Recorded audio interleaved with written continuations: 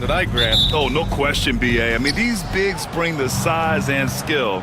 Who has more tools in their toolkit? I mean, we're about to find out. Looking at the starting five for the Minnesota Timberwolves. Nickeil Alexander.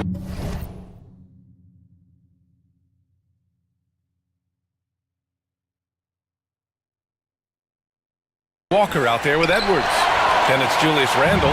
Then there's McDaniels. And it's Minot in at the 4. Now here's Suggs.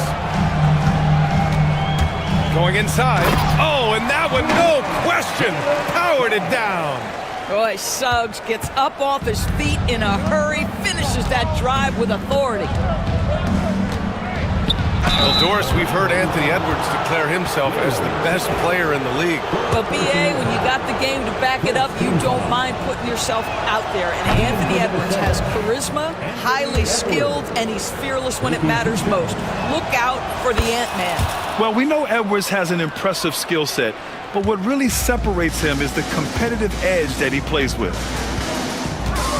And Caro outside. Over Randall, and Bancaro gets it to go. Yeah, this is a part of Bancaro's game they'd like to develop here in the league. And just about a minute into this first quarter. Edwards, the pass to Alexander Walker. In transition, the Magic on the run, and the dunk by Isaac. The best way to get a clean look is with those quick hitters on the break. What a beautiful fast break opportunity, and the finish pretty good. I just love the strong finish there inside. Man, he's got that dunker's mindset, doesn't he? Always ready to pounce.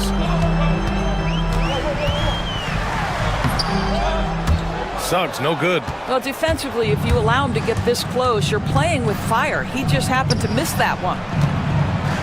Edwards a screen on Bancaro. McDaniels passes to Edwards.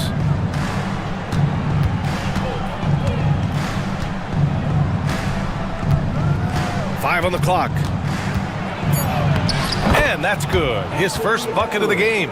Man, that strength and concentration from Anthony Edwards. Yes, there's contact. Doesn't bother him. To the middle. Here's Wagner. And he throws it down. What a terrific lead pass. Great finish. What a setup. Terrific ball movement there. Here's the pick. Edwards, the pass to Alexander Walker. Great D that time from Suggs. For Orlando, they've gone 4 of 5 so far. Looking sharp. Here's Wagner. Outside, Caldwell Pope. Pulls up on the wing. Minot pulls it in. Well, he's a quality mid-range shooter, but he can't get that one to go.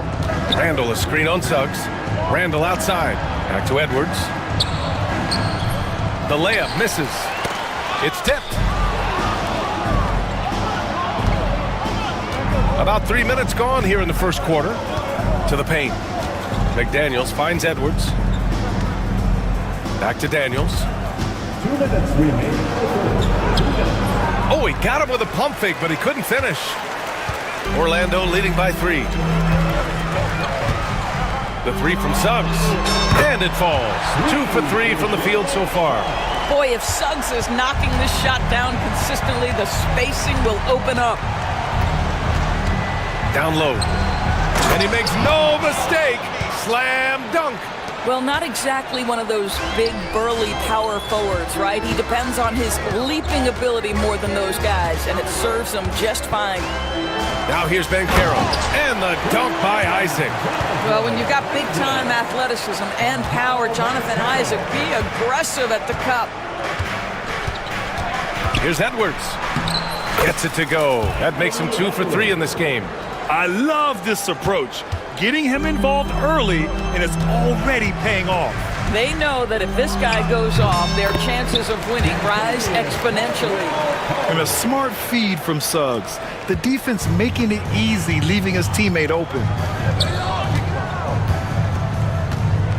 Isaac against Randall. McDaniels, a screen on Isaac. Randall, the pass to McDaniels. It's rebounded by Bancaro. A chance to go 2 for 1. And you really must play this just right. The shake. Soft touch off the glass.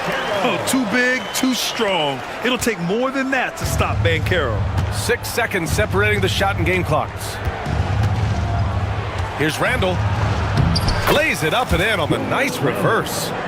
Randall's got his second basket. You won't see many better finishes than that. Goes under the bucket, takes the defender completely out of the play. Suggs, the pass to Wagner. Banchero with a screen on Randall. To the inside. And Banchero with the bucket. And the assist by Wagner. Banchero's got 6. Getting enough shots in close to play inside out. Here's Edwards. And no good. Tried to get that one to fall. And so it's Orlando up by a healthy 8 points at the end of the period. What has them in front right now, by and large, they're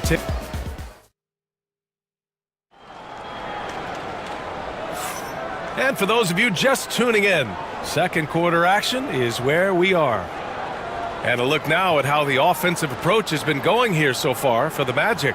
They've done a great job facilitating shooters. Their early game has seen a lot of hot passes and has kept the defense guessing as well. I think the other thing they've done a great job of is making their presence felt inside, converting tons of paint opportunities. Setting the floor for the Timberwolves. We've got McDaniels, Anthony Edwards out there with Nickeil Alexander-Walker. Then it's Julius Randle, and it's Minot in at the 4. And it's Wagner missing. Boy, if you're going up against this guy in this close a range, you've got to defend with everything you've got. A tremendous job defensively. Pass to Randle.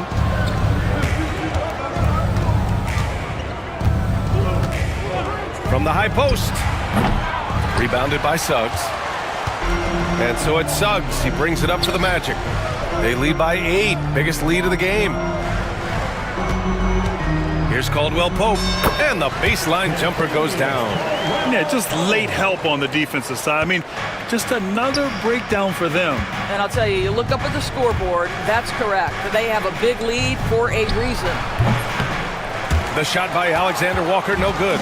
That's the shot they wanted. It just didn't fall. I think expect them to go back to it because that's the kind of shot this offense is designed to generate. Isaac, the pass to Caldwell Pope. Pass to Isaac. Banchero the screen. Suggs against McDaniels. And it's going to be a 24-second violation. They turn it over. Boy, not sure what happened on that one. Just an unforced error.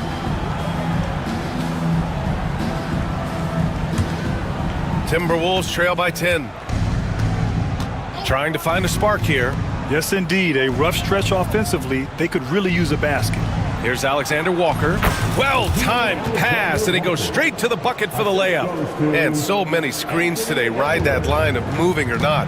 Doris, you think players get away with too much movement on picks? I think, Brian, it definitely feels like there's a lot more gray area. You have these things now called drag screens. A lot of screens today feel like maybe 30 years ago they would have been a foul. So, hey, I always say, B.A., officiating in this league with the speed and the skill is really, really difficult. Oh! Edwards packs it home!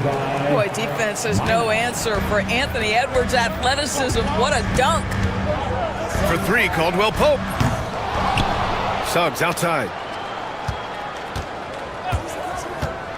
Banchero outside. Isaac with a screen on Randall. Here's Banchero. Minot pulls it in. Timberwolves trail by 6. Pass to Randall. And he drives in. It's hauled in by Isaac. For Orlando, they've got nothing to go out of 5 attempts so far this quarter. Here's Wagner. From out on the wing, he knocks it down. And the Magic lead by 8. And he did that so well in college. Suggs sharing it well in the league, too. Edwards against Banchero. Right side, McDaniels. Edwards a screen on Banchero. McDaniels sinks that one after missing his first 2 attempts. Now 1 for 3. Minute 32 left in the first half. Now here's Caldwell Pope, covered by Alexander Walker. Outside, Caldwell Pope. Banchero outside, just 5 to shoot. Now here's Caldwell Pope. The D's right on him. And they turn it over. Shot clock violation as the buzzer sounds.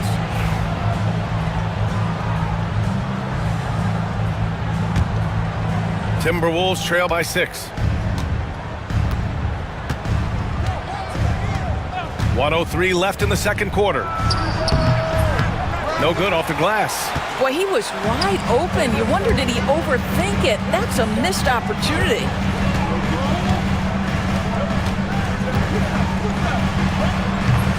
The rebound by the Timberwolves. And it's McDaniels off the drive. And he jams it home with authority. Oh, what ferocity on the throwdown. I just love when he goes up with purpose. Where was the D right there? The effort lacking big time. Yeah, and give him credit for taking advantage in a close game. Those are the types of plays that can swing things in your direction. Oh, Banchero throws it down. And this is why you must push Banchero out of the paint, or else he'll slam it all over you. Here's Edwards. It's Edwards on the wing. Randall right side. It's stolen by Isaac. Oh, and a fast break for the Magic. Up ahead. The kick out to Banchero. From distance.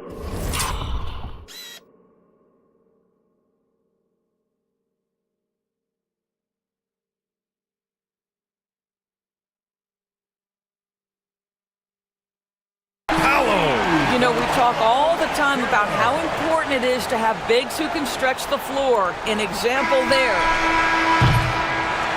And so it's the Orlando Magic. They have a nice 9-point cushion at the end of the quarter, appearing in control, but could still use a little more of a push to feel totally comfortable in this one.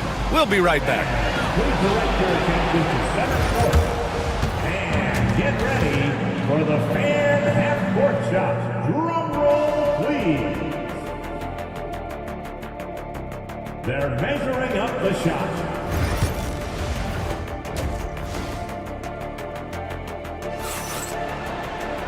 Well, for those just tuning in, thanks for being with us. Second half of this game still to play. Paolo Banchero with a strong contribution so far in this one. When he got good position and they got the ball to him, he was automatic. Well, you can see why they would continue to play through him. He was tough to stop, super assertive down low, just great work. And Chris Finch has called timeout.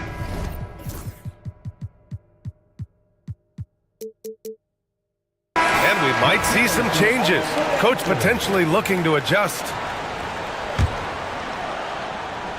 And stolen by Edwards. We've got Kentavious Caldwell-Pope. Wendell Carter is out there with Gary Harris. And it's De Silva in at the power forward. So that's the lineup on the floor for the Magic. Shots good by Black. Probably a play they drew up in the locker room at half. Well, there is nothing better than catching a rhythm as early as possible. And boy, that's a terrific start right there. Edwards, the pass to McDaniels. Oh, and there's a one-hand jam. And what an aggressive move to the rim. He's really trying to fire up his teammates right now. Boy, it's not hard to feel inspired after a teammate makes that kind of finish. Where was the defense? No help. You can't afford to give up these kinds of buckets. Carter from outside. Reed with the rebound. He is too good a shooter, guys, to be left open like that. The defense just dodged a bullet there. And a foul called on the way up. And they want a second opinion on that call. The signal for the coach's challenge has been made. People Alexander Walker at the line for 2. The NBA was smart to adopt this challenge policy in 2019. You know, one thing this does for a coach is let his players know he's got their back. If they're adamant that the call was wrong, he'll back them up and make the refs take another look. So they see clear evidence of a bad call, and they're going to overturn it. Probably the right decision. And give credit to the officials for recognizing the mistake and correcting it. Nobody likes to say they got it wrong, but they fixed it in a hurry. Doris, one of the most physical guards in the NBA, Anthony Edwards. If you want to talk about a prototypical NBA body, it's Anthony Edwards. He's got size, strength, athleticism, but beyond that, he's so skilled. Three-level scorer, versatile on the defensive end, fearless when it matters. Anthony Edwards may be the next face of the league. Suggs is checked in for Orlando. Third quarter of basketball. We're about a minute and a half in. Edwards gets the bucket. Anthony Edwards has got his rhythm, and he's got a well-rounded offensive game. Look out. And that one is hammered home. Back to the basics, unleashing the one-hand flush. Boy, he makes the basics look pretty outstanding, though, huh? That's true. I like that. I mean, some physical play inside. He's not about to give up any easy baskets. It's his first trip to the line. No good on the free throw. At the line for the Timberwolves, Alexander Walker. So he comes up empty, missing both. Magic leading by 4. The three, here's Harris. Gets the three ball to go. Now the pass finds Gary Harris in the right spot. He gets to the rise and fire quick. Edwards against Harris. Oh, the finish inside by Edwards. Assertive move. You can tell the game's heating up a bit. Here's Caldwell Pope, and another basket for Orlando. Well, this guy plays with such confidence and an ability to score in a variety of ways. Nice. Edwards looking it over.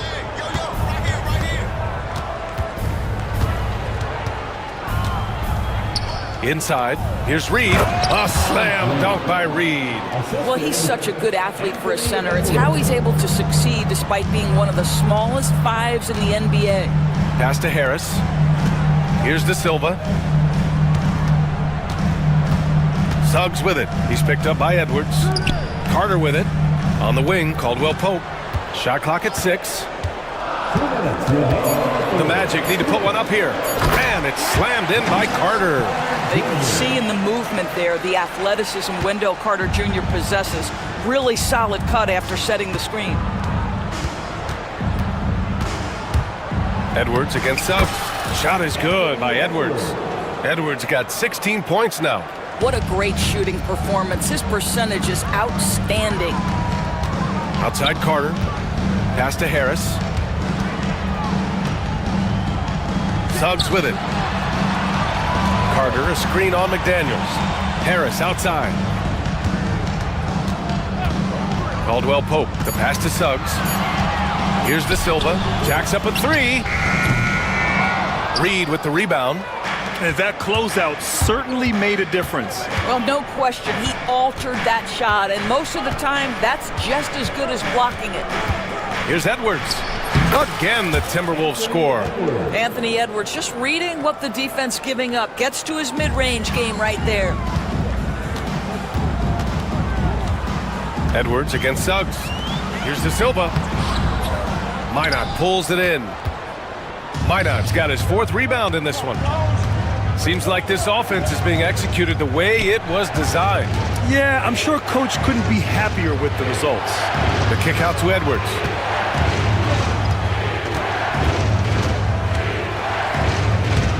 That one goes, and that's his 9th made shot in 12 attempts. This guy reads situations so well, and he knows how to execute. On the wing, Caldwell Pope. Give him 8. Yep, count it. And so it's Edwards who brings up the ball for the Minnesota Timberwolves. It's a 3-point game, and Chris Finch calls timeout here. He wants to give him a breather and talk things over. You could really see his squad was losing steam. Smart timeout to give them a breather.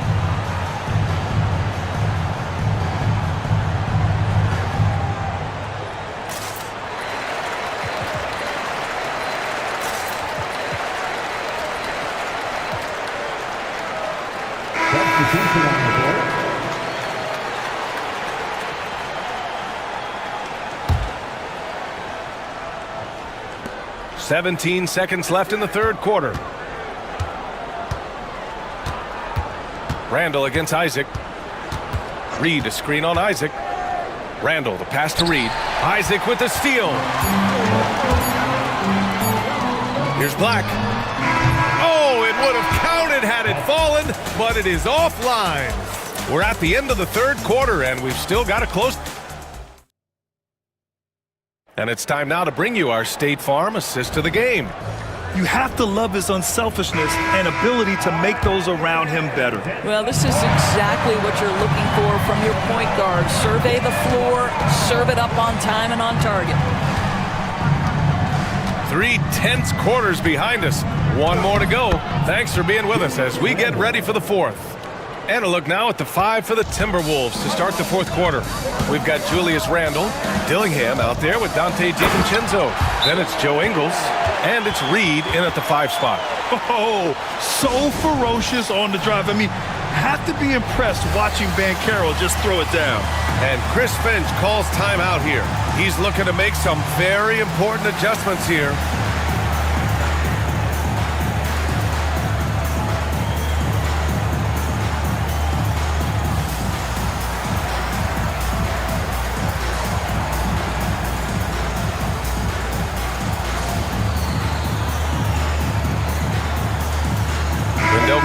He's checked in for Orlando. Suggs comes in for Black. And Minnesota will go for a different look here. And from the sideline, let's catch up with Hallie. I was able to listen in on what Chris Finch was going over with his team. Coach delivered some inspiration for his team. He said, quote, "We're close. We are inches away from it. Do you feel it? I feel it. This is ours if we want it." Back to you, Ryan. Great work, Hallie. Thanks. Edwards against Suggs. 6 on the shot clock. Such a wide open look.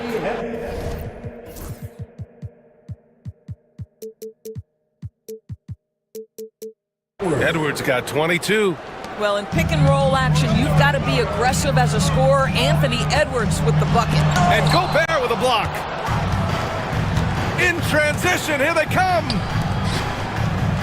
Back to Edwards. We're just over a minute into this final quarter of play. Edwards driving. Oh, a sensational slam by Ant. Oh, Anthony Edwards thinks this game is a dunk contest. Go ahead, young sir. What a finish. Good. They're going at it on offense. Neither team backing down. I'll tell you, we have seen great execution from both teams. Neither one giving an inch here. And just about a minute and a half gone by in the fourth. And it's Randall with the jam. Wow, Julius Randle with a little flavor on the finish. Wagner, the pass to Banchero. Isaac outside. Suggs surveys the D. Ooh, and they immediately answer back with a dunk on the other end. Now, this is a guy putting his physical gifts to work. Jalen Suggs, no doubt on the dunk. Here's Edwards. Gobert with a screen on Suggs. Randall. And he tries it off the glass, but it's no good. Orlando's gotten 3 of their 7 threes to find the net in this matchup. Outside Carter. Pass to Banchero. Now Suggs. Banchero with a screen on Edwards. Suggs, the pass to Carter. To the inside. And it's slammed in by Carter. Carter Jr. demanding that he be the guy to deliver in the big-time moment. Okay, Wendell. Randall against Isaac. Here's Gobert. Strong finish by Gobert. Rudy Gobert is so competitive. Doesn't want to let a big moment go by. Nicely done. Suggs, the pass to Banchero. Ooh, McDaniels with a steal. It's a one-on-one situation. On the wing, Alexander Walker. 1:43 left in the game. Can't get it to drop. Oh, great D that time from Isaac. And so it's Banchero who brings it up for the Magic. Alexander Walker with it. He's picked up by Banchero. Jumps up, and it's Randall with the jam. Julius Randle under tremendous pressure with the big bucket. Wagner against Randall. Carter, the pass to Banchero. Suggs outside. Clock at 6. Banchero no good. Minnesota in the lead. Down low. Here's McDaniels. Off target at the rim. For Orlando, they've gotten 4 shots out of 6 attempts to drop so far in the fourth. Isaac with a screen on McDaniels. And Carroll finds Carter. To the paint. Yes! Great to see guys who don't back down under pressure. To me, more often than not, when you attack, good things happen. And Edwards, here we go. We know this about Anthony Edwards. He is fearless in these moments. That's a big-time clutch delivery. Ooh, Gobert with a steal. Grant, they'd love to milk the clock here. No question. They're in a great situation right here. 3-second difference between the shot clock and the game clock. Here's Edwards. It falls! You expect he's going to find a way to pull through in the clutch. And looking to even the score with a huge 3. Greg, this is all about execution. Can you free an open man from the three-point line? That's what it comes down to.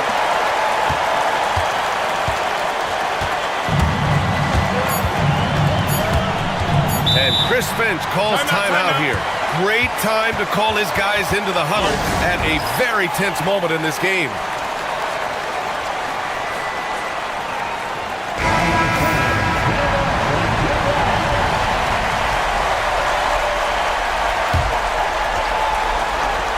And here's Edwards outside. Ooh, no good there. Potential game winner was off the mark. Time expired. And now we get set for overtime in what has been a stirring contest. Here we go.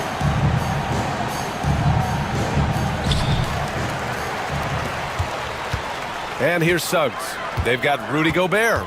Jaden McDaniels out there with Julius Randle. Then it's Nickeil Alexander-Walker. And it's Edwards in at the point. Isaac, the pass to Suggs. Wagner on the wing. Shot clock at 5. And so he draws the foul, and they're not happy with the call here. Good idea in such a close contest. People were worried that this would slow the action down. But with so many close calls in every game, the NBA was smart to adopt this challenge policy in 2019. You know, one thing this does for a coach is let his players know he's got their back. If they're adamant that the call was wrong, he'll back them up and make the refs take another look. So they see clear evidence of a bad call, and they're going to overturn it. Probably the right decision. And give credit to the officials for recognizing the mistake and correcting it. Nobody likes to say they got it wrong, but they fixed it in a hurry. Here's Gobert. No luck on that one. Oh, nice D from Carter. Banchero outside. Pass to Suggs.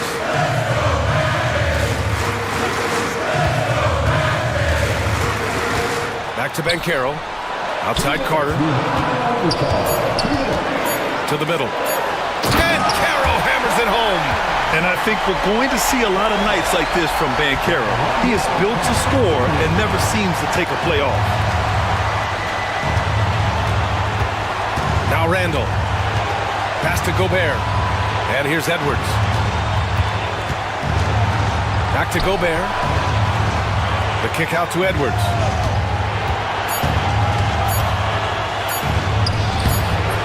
Rebound by the Magic. They've led by as much as 10. A little over a minute and a half gone now in overtime. Suggs against Edwards. And the powerful Beautiful one-handed slam. Jalen Suggs, a big-time bucket. This guy is fearless. Randall with the drive. Count it. His nimbleness makes him a unique threat at the rim. And Suggs has got the ball here for the Magic. Up top, Carter. Kicks it out to Isaac.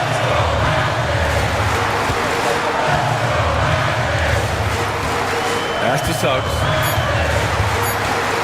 Carter on the wing. And the jumper from the wing offline. Important possession here. Yeah, we'll see how they execute under pressure. Here's Gobert. Tries again. Outside Edwards to take the lead. Oh, he knocked down the trifecta. Anthony Edwards relishes big-time moments, and he delivers right there. It's Suggs with a drive. And it's in. And Jalen Suggs, despite his youth, proving he's willing to step up when his team needs him. Edwards against Suggs. Outside Edwards.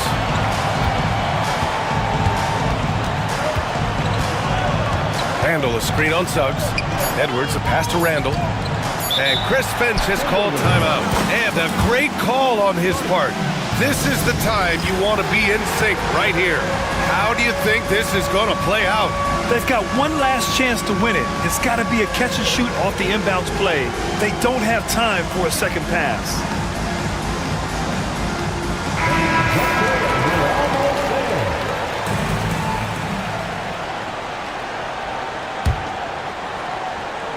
And Chris Finch has called timeout.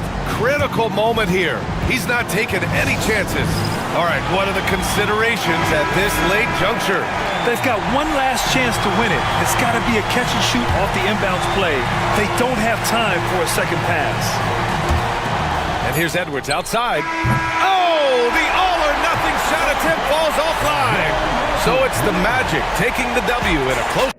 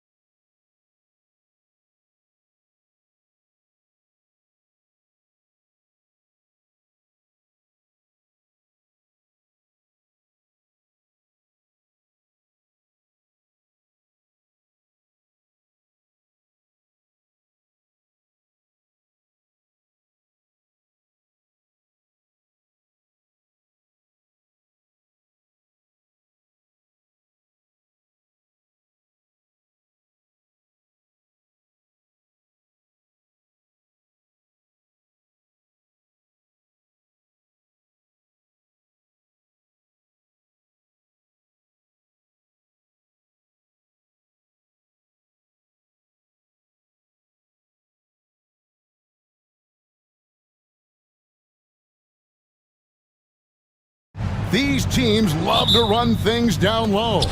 Yeah, it's going to be a heck of a matchup, Kevin. A little bit of bully ball, you could say. Having a center you can run your offense through makes the rest of your offense that much better. Look at the 76ers starting group. Joel Embiid out there with Kelly Oubre. Then there's Tyrese Maxey. Then it's Paul George, and it's Martin in at the 3. Now, here is George. Shoots over Towns. Outside for Martin. 6 to shoot. Here's Embiid. And Karl Anthony Towns pulls it down.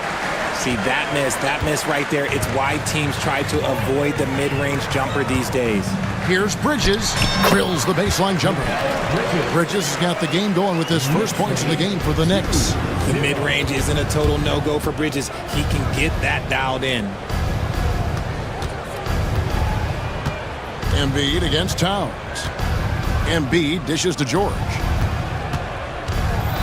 Oubre outside. And a miss there on the triple. And it's Towns with the ball.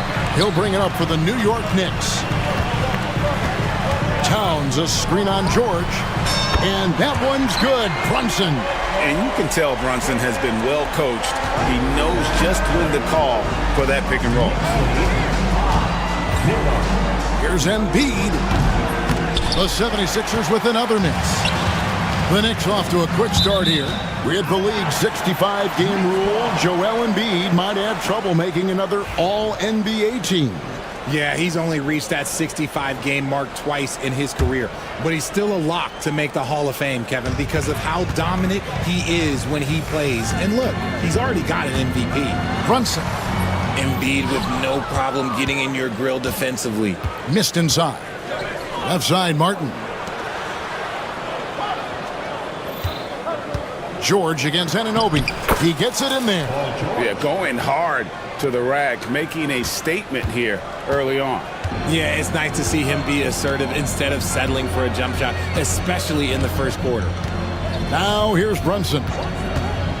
To the inside. And Anunoby slams it in. Yeah, I mean, maybe could have tried for a more memorable dunk than that one. And we know he's capable of those memorable ones. Maxey against Hart. Maxey, no good. That's a surprise. I mean, really out of character for him to miss when the defense is not right up on him. The kick out to Towns. Back to Bridges. A beautiful reverse layup. Nimble inside play by Bridges, working his way to a close-range shot. Let's send it over to David Aldridge, who caught up with head coach Tom Thibodeau. DA? Well, we talked about how difficult a matchup Joel Embiid can be for a defense. Coach told me it's all about not letting him get established down low and making him try to beat us with longer shots. If we do that, I think we'll be fine. Of course, saying it on the sidelines is one thing, and doing it on the court, quite another. Guys? Thanks, David. And Nick Nurse, Greg, the 26th head coach in 76ers franchise history. And Kevin, known for his creativity and that outside-the-box thinking, I think it's a good fit with this forward-thinking front office. Now here's Brunson. That's good from Bridges on the assist by Brunson. Brunson's got 3 assists now in this one. Nice move. And Embiid finishes inside. The footwork, the patience, watching Embiid go to work inside is just a treat. There's 1:38 left here in the opening quarter. Anunoby finds Towns. Bridges outside. George against Brunson. And Tom Thibodeau decides to call timeout. And coach has decided they need a moment to talk things over.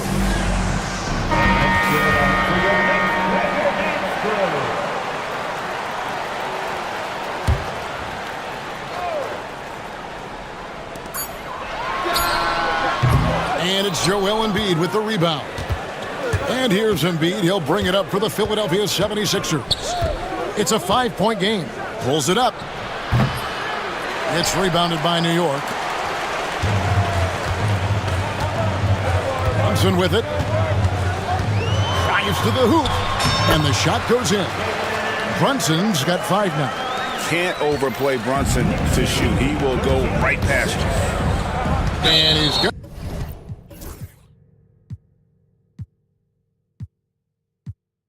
to get whistled for that foul, G. That was intentional, but not exactly logical. How about pointless to foul there? I mean, I don't know where his head is, but it's not in the game. Now, here's George.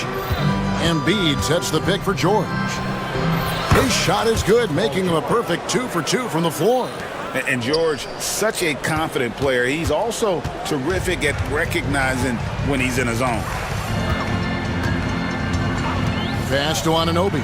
Jacks up a 3. And Joel Embiid pulls it down. The 76ers trail by 5. Here's Martin. Nice finish. And a strong finish with 2 hands. And yep, we thought we might see it. And the coach's challenge has been triggered on the personal foul call. Martin Jr.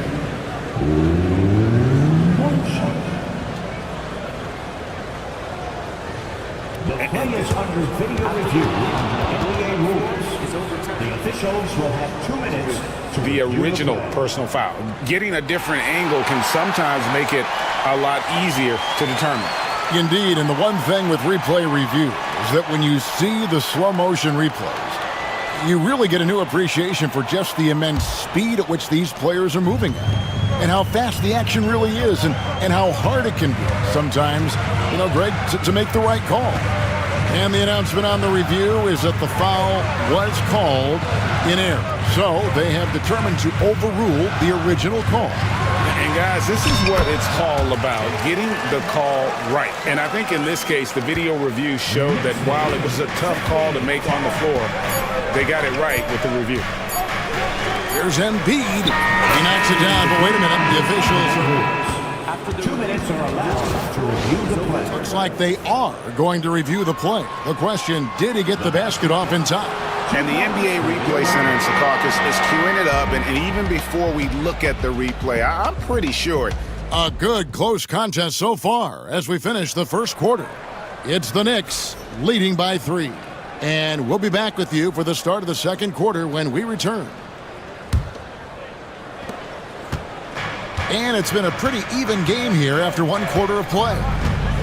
And a chance to catch up on some numbers here. The scoring breakdown for the Knicks. The story so far has been their mid-range shooting. The analytics might not like it, but elite offenses still knock it down from that area. And one other thing they've done well today, guys, share the ball. I mean, set up teammates and just playing unselfishly.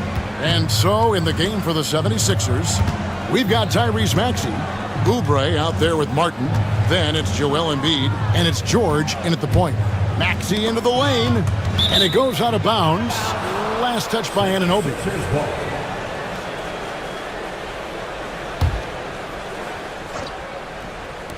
Martin, the pass to Maxey. 4 on the shot clock. Fires the 3, and the 3 ball is good. Maxey's got 5 now. Richard, we've seen how far basketball has evolved from 10 years ago to 5 years ago to now. What is it looking like when you go ahead 5 or 10 years? I think in 5 to 10 years, we're going to see more and more centers that are just so skilled. Taller players, more Kevin Durant's. You're going to see more Wembys. You're going to see more Chet Holmgrens because they're not just putting the tall guy underneath the basket. They're giving him the ball and teaching him how to run pick and roll now. Connects from 3-point range. Now that's confidence right there. This is when you know Maxey is feeling it. Brunson surveying the D. Hart, that's good. The real. Come at us, and we're coming right back at you. Yeah, I love the competitive fire right there. You drain a triple on us, and I'm coming for my revenge. Knicks have gone 2 of 3 from the field here to open the second quarter. Brunson kicks to Hart. And that one is stuffed right through. Those plays can make a difference in a game like this. Well, you know it's going to fire up, Greg, everybody on that bench. And you can feel the jolt of energy that he sent through his team. That is a huge boost in a tight game like this. Yep, that one goes in there. He has 6. when we talk about guys 7 feet plus, is Embiid the top shooter? I can't think of anyone that's a little bit better. And talking about the Knicks, GA, do you feel they took a step forward last season? I do. I mean, losing in 7 in the conference semis with all the injuries they had, that really kind of set them back. They ended that game 7 with the Pacers missing 4 of their starting 5. So, no doubt, expectations will be high. And the bucket is good. 3-point play chance here for him.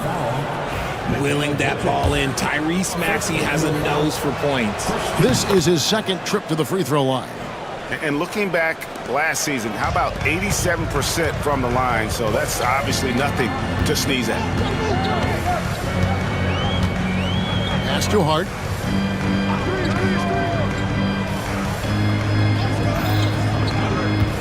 Brunson, right side. Now here's Towns, and the dunk by Towns. Plenty of power on that slam. Towns was not messing around. 26-23. George against Anunoby. George passes to Embiid. George looking over the floor. Plays it up off the glass. George has got 6.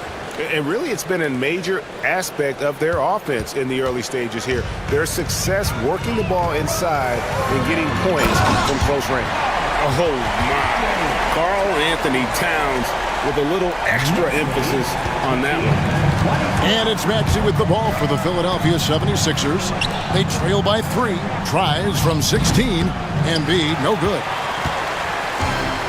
Knicks have gotten all but 1 of their 7 shots in the second quarter to drop. Pretty impressive. Bridges with it, and it's Martin picking him up. Hart. Good work defensively by Martin. The 76ers trail by 3. Oubre, a screen on Towns. Embiid wide open. Again, Philadelphia. Just such a well-rounded offensive player. He's got a little bit of everything. And it's Hart penetrating. Oh, what a find. The ball just comes out of Brunson's hands on time. Maxey on the wing. Defended by Hart. Maxey, no good. The Knicks leading by 3. Pass to Hart. There's 25 seconds left now here in the second. Now, Anunoby, covered by Martin. Knocked away. Stolen by Martin. And now here's Oubre. Fast break chance. Oubre sets the screen for Embiid. Knicks with the rebound. Hart's got his 4th rebound in this one. Here's Towns. And Towns throws it down. Oh, taking it to the rack with power. Hammering down the 2-hand slam. Timeout. And we will have a timeout called by Nick Nurse. He wants a minute here to get things straightened out with his team.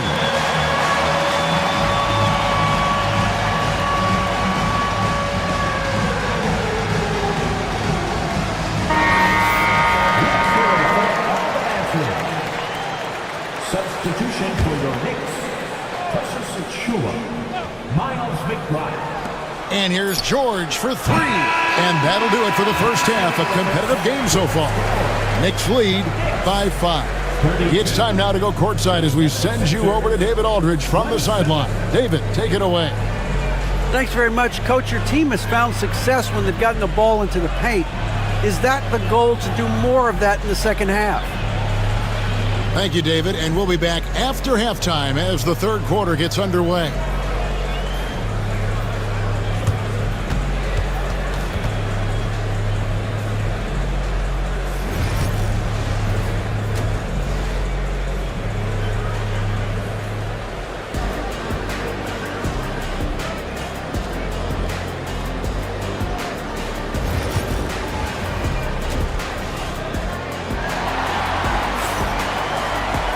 And in that first half, we saw a pretty tight battle. We'll soon find out what sort of adjustments were discussed during the half.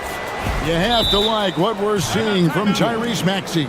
And how about the amount he's contributing in the scoring column through 2 quarters? He has been terrific. He always wants to be a go-to guy for them. I'm sure he'll be calling for the ball even more in this half. New York leading by 5. Josh Hart out there with Anunoby.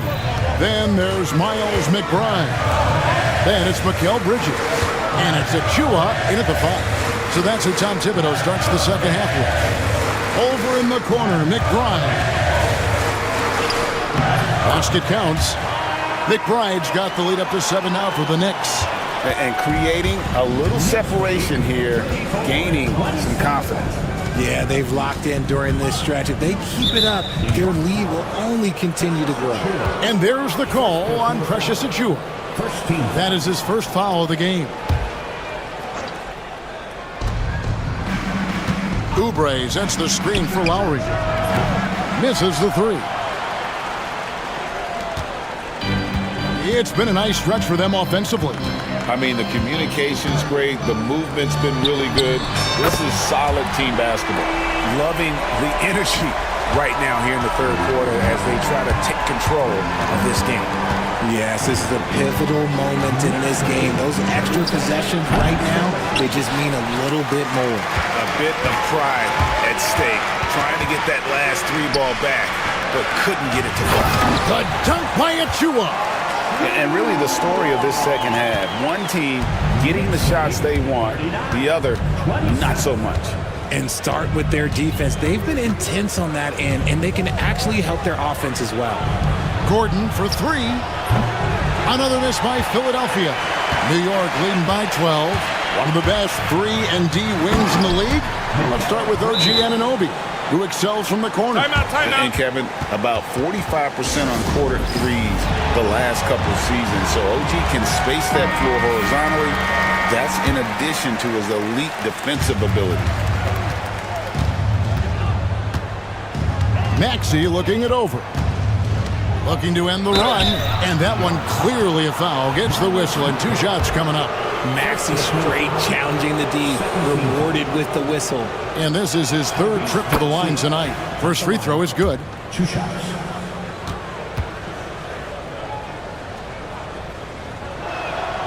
Maxey hits them both. For a star like him, you get lots of opportunities at the line, and he's great at cashing them in. Anunoby outside. On the wing, Bridges. Anunoby a screen on Maxey. Bridges passes to McBride. 6 on the shot clock. Here's Hart. And that'll be 2 free throws coming. And it looks like, yep, it's a coach's challenge on the personal foul.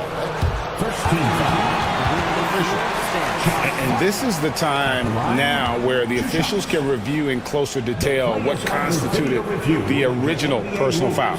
Getting a different angle can sometimes make it a lot easier to determine. Indeed, and the one thing with replay review is that when you see the slow motion replays, you really get a new appreciation for just the immense speed at which these players are moving and how fast the action really is and how hard it can be sometimes, you know, Greg, to make the right call.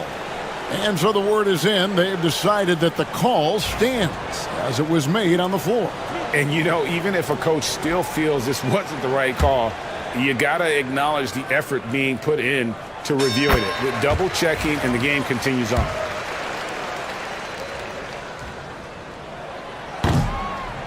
And so he makes both from the line. Here is Lowry. Still scoreless. Outside, Maxey. That's tipped, and it's out of bounds. The 76ers able to retain possession here for the Knicks. Karl Anthony Towns checked in for Precious Achua, and it's Jalen Brunson in for Miles McBride. Towns with the steal. And with an update from the sideline, let's check in with David Aldridge. Hey, Kevin, even with an MVP and Joel Embiid, the Sixers can't be a one-man show. Embiid says, I watch a lot of games and I see what's working. Good basketball means cutting, moving, guys getting off the ball, and it's moving and not sticking. But you need the right guys to execute that system. And I think we've got the right guys. Kevin? Well, you and I agree they do, David. Thank you very much. The shortest 3 in the game, Maxey, solid from that corner. Right around 3 minutes into the second half. Brunson with a clean look. Moves back up. 2 free throws coming up, and they call the shooting foul. It's on Kelly Oubre.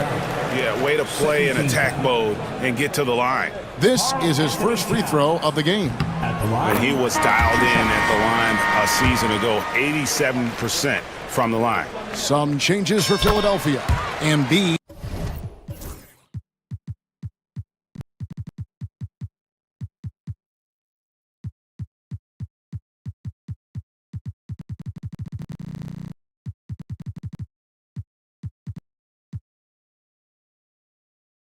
He's checked in for Drummond.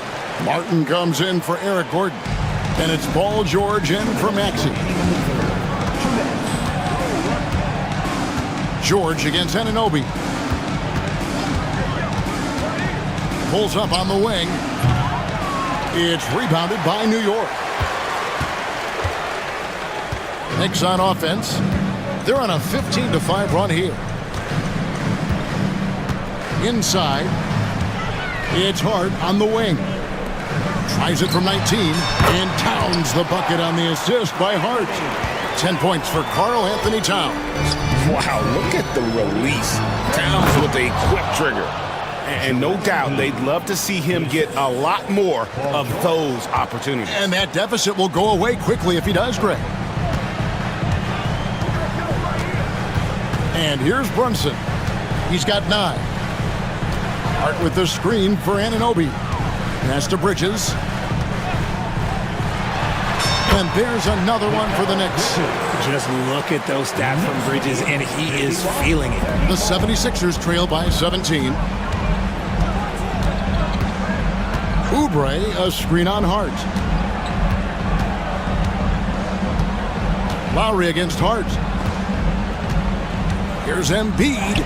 Embiid just overpowers the defense inside.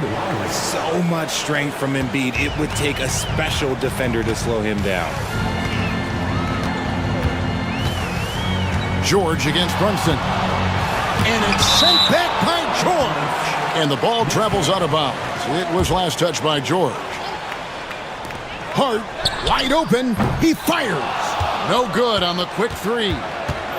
Philadelphia's gone 1 of 4 in three-point shots here in the third. Here's George, and that one drops for him. George has got 8. I love seeing George be so assertive down low. Certainly doesn't lack confidence. An accomplished scorer. George against Brunson. Here's Hart. Down low, stolen by George. And we will have a timeout called by Nick Nurse. Looking for a breather and maybe just 1 or 2 things to talk about.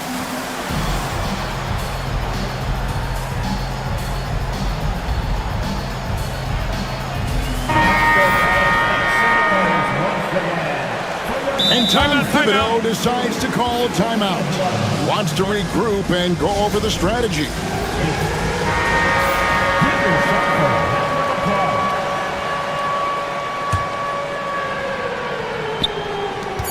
Embiid in the corner.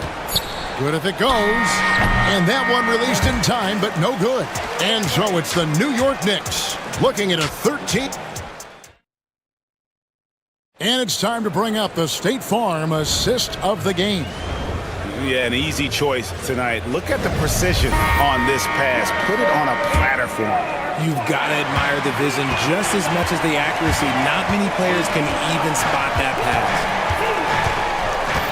And 1 quarter to go in a game that to this point has not been an evenly fought contest. On the court for Philadelphia to start the 4th. We've got Kelly Oubre, Tyrese Maxey out there with Paul George. Then it's Martin, and it's Embiid in at the center position. Anunoby outside. Gets it to go from beyond the arc. Anunoby's got the first field goal of the 4th quarter here for the Knicks. George against Anunoby. And George, here we go. And George with the stuff. Punishing the rim there. When George makes up his mind he's going to dunk it, there is not much you can do. Brunson against George. The shot's good from Brunson. And the Knicks lead by 16. And with the lead, I like the strategy here. Continue to get the ball to guys who can do something with it. This is when good players really get after it. He can sense that they're reeling, and he's going to put his foot on the pedal. Here's Embiid, and the 76ers tack on 2 more. In the mid-range, Embiid is pretty confident. He goes right up and drains that jump shot with ease. Brunson against George. Towns up top. Over Embiid. Offensive rebound. And let's get your take, guys, on the scoring breakdown for New York. They're moving the ball around so well, guys. Quick passes, letting the next guy do the work if you don't have a look. And something else that stands out is how efficient they've been from the mid-range, making the most of their opportunities. And New York making a change here. Bridges checks in. Anunoby against George. Pass to Embiid. The tray. And the 76ers get it back.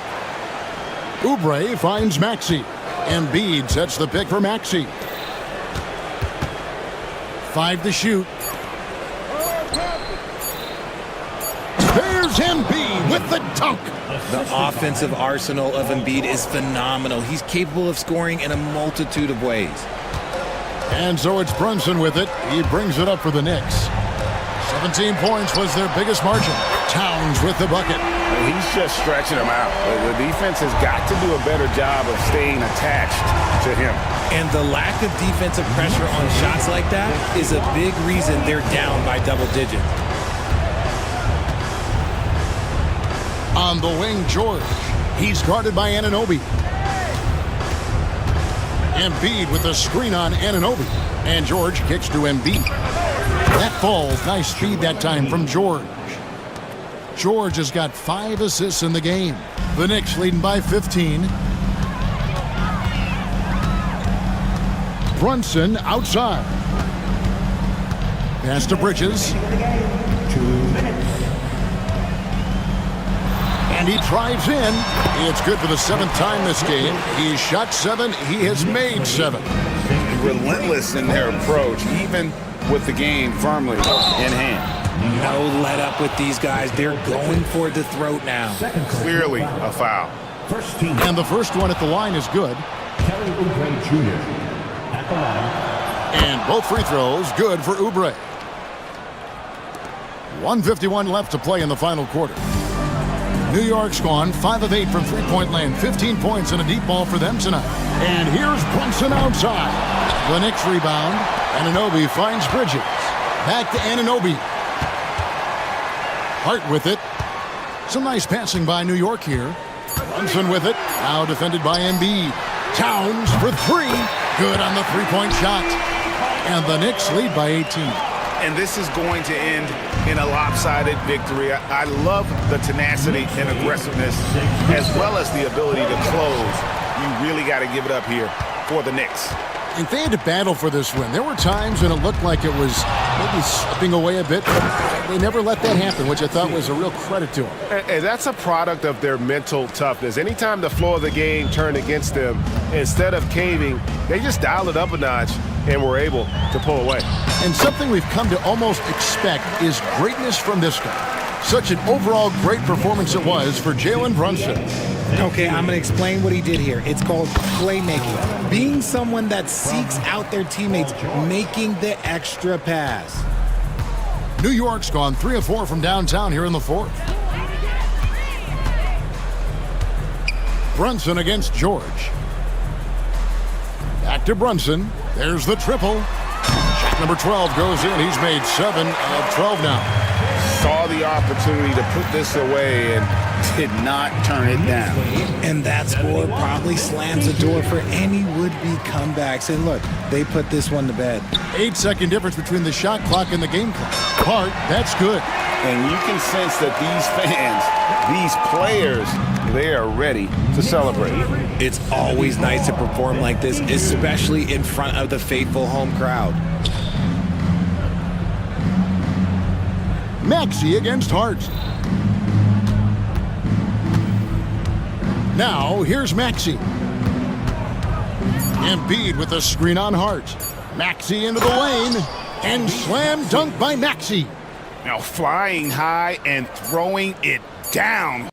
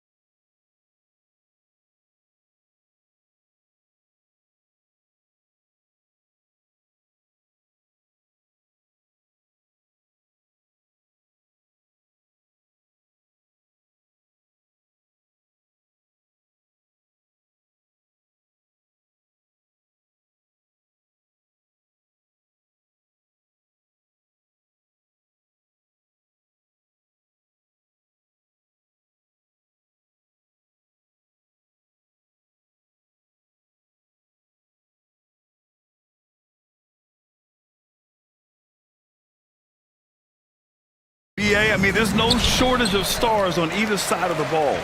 These tend to be statement games, sending a message by imposing their will.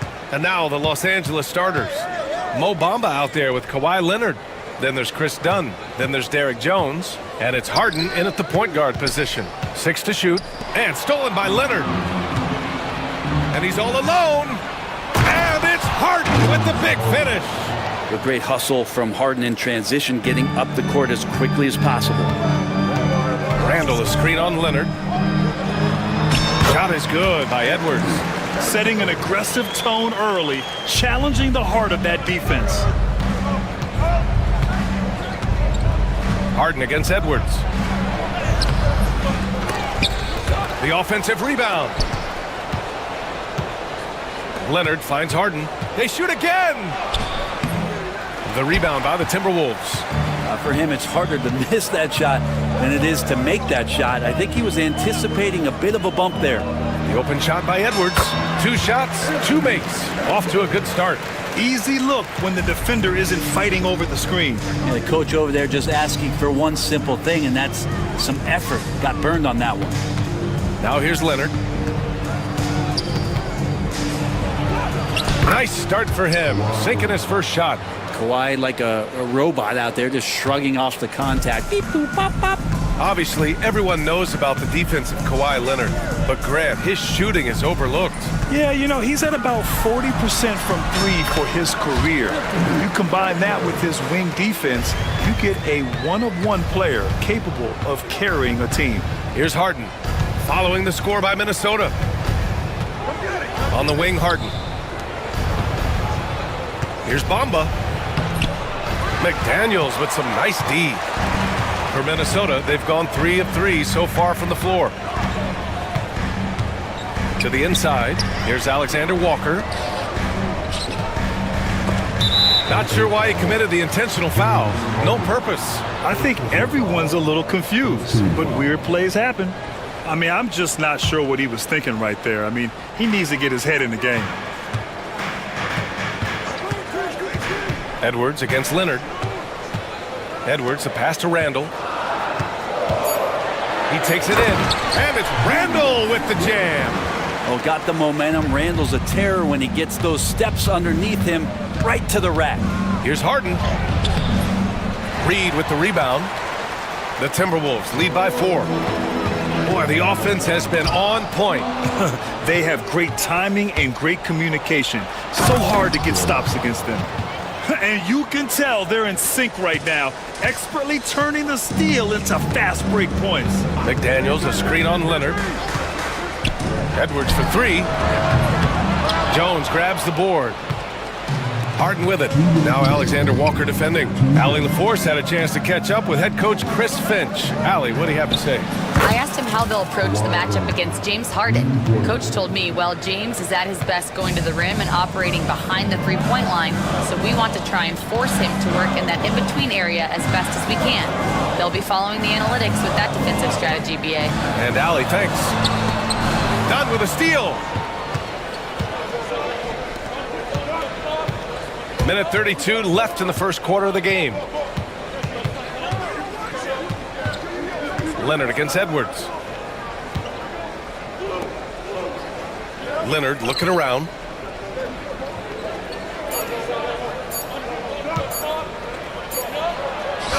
He drains it as the shot clock ticks down. Leonard's got 7 points in the game. What an advantage it is to have someone like Leonard. Everyone knows the shot clock is running down, but they also know that he'll get up a good shot either way. Yeah, we're not used to seeing him get bottled up like that. Wow.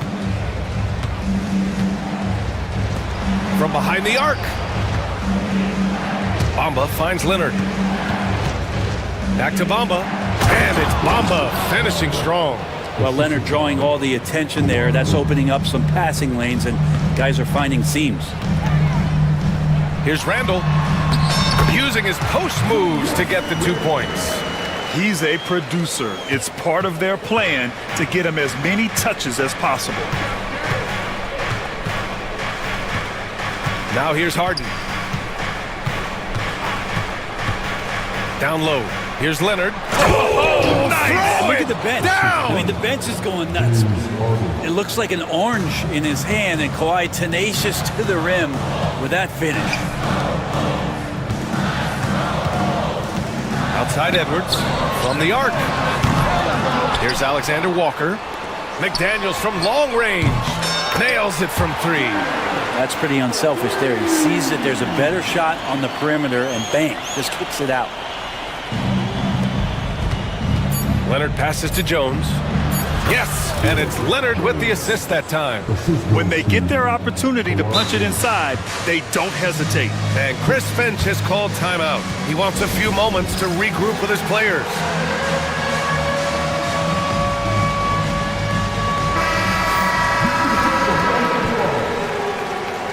Substitution, number 24, Norman Powell. Here's Alexander Walker. Deflected! And so it's Kawhi Leonard making highlights for the Los Angeles Clippers. Hunting for opportunities, leading to 9 points in the quarter. All right.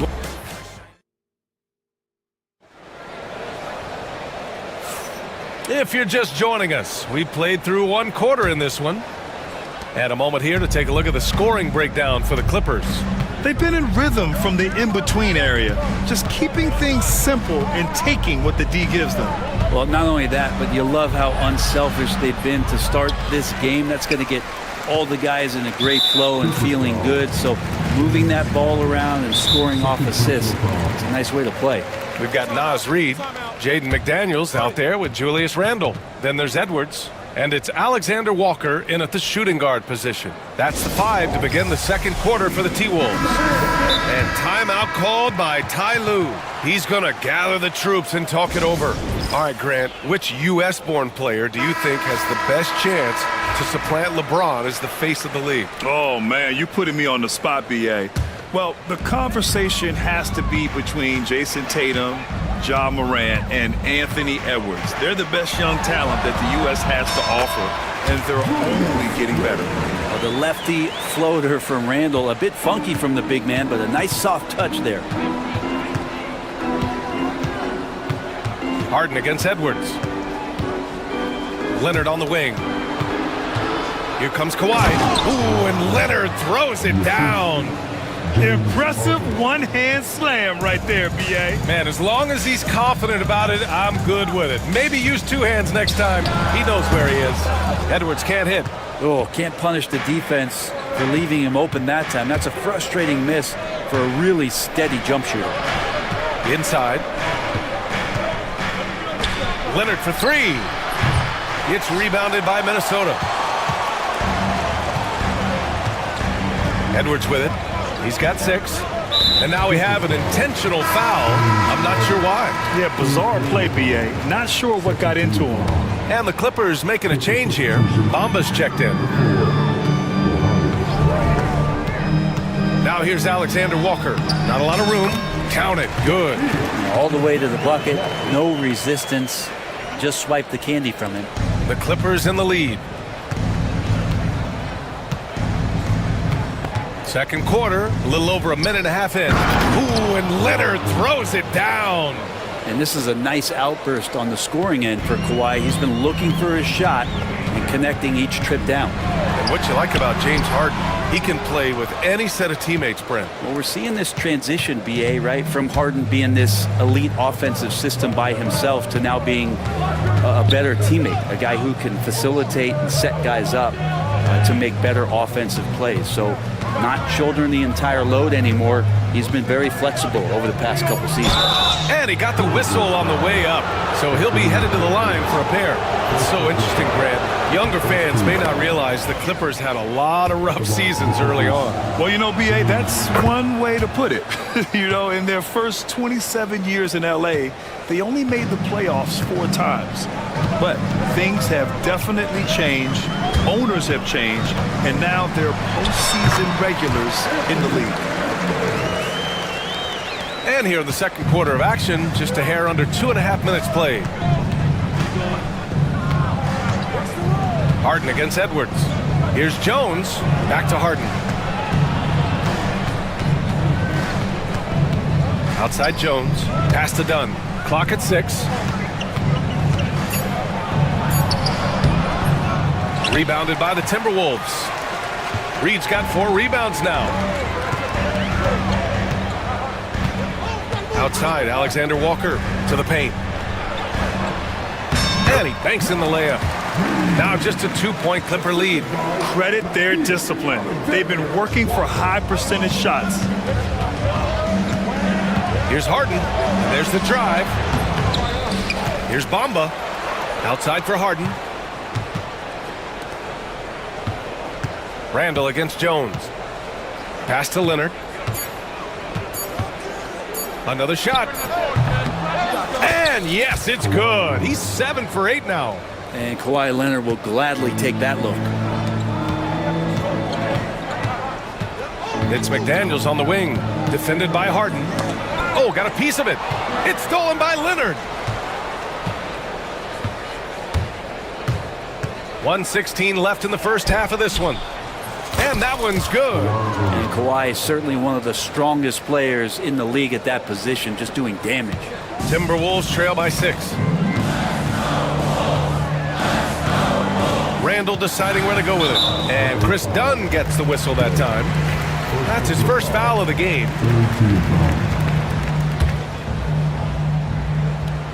Here's Edwards. Give him 8.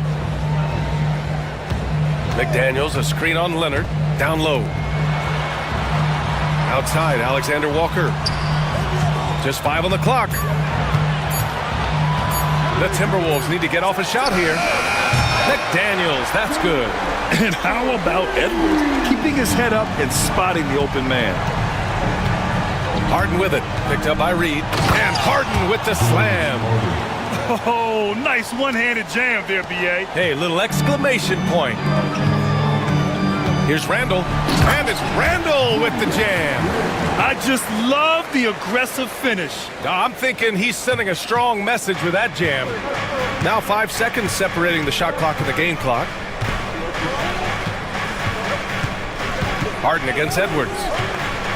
Pass to Leonard.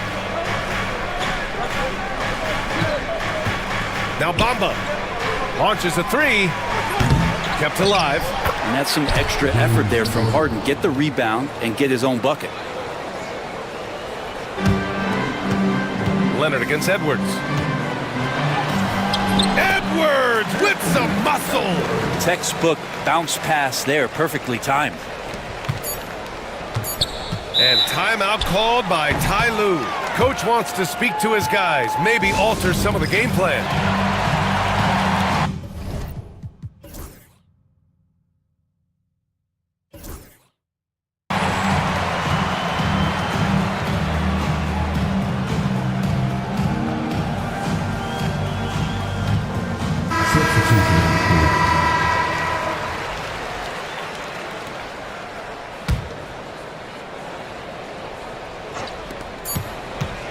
Got it up. He got it up in time, but it would not fall for him. And so it's Kawhi Leonard making highlights for Los Angeles. 8. Appreciated, Allie. And we'll be coming right back after this break, ready for the third quarter.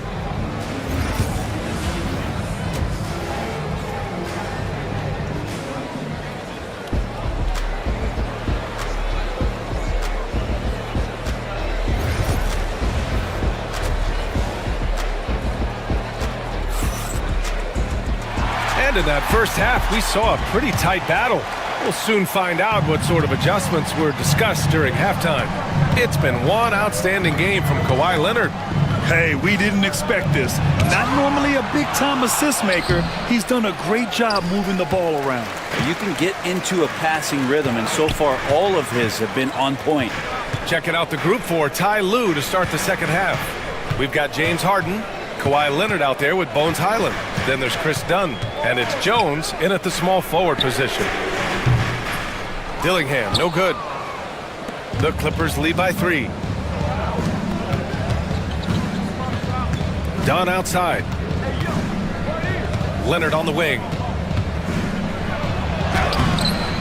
McDaniels with the rebound. Minnesota's shooting continues to impress. 65% from the field. And out of bounds, Los Angeles will have it. Bamba's checked in for Highland. And Ty Lue has called a timeout. He wants to review the game plan.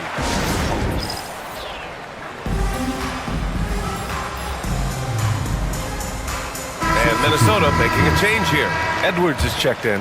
And the Clippers making a change here as well. Tucker's checked in for Kawhi Leonard. Here's Harden. That one's good for 2. Harden's got 10 points.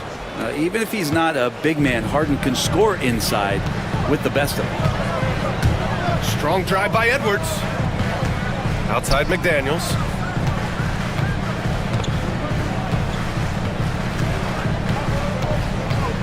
Back to Edwards. Shot clock at 6. Pass to McDaniels. Shoots over Harden. McDaniels can't hit. And Harden's got the ball here for the Clippers. They haven't given up any points here in the second half. Well, an excellent passer, Harden taking pride in finding an open teammate. Outside, Alexander Walker. Oh, and he got fouled on his way up. He'll head to the line to shoot 2. The officials were right on top of that one. First trip to the free throw line for him in this one. That one's off.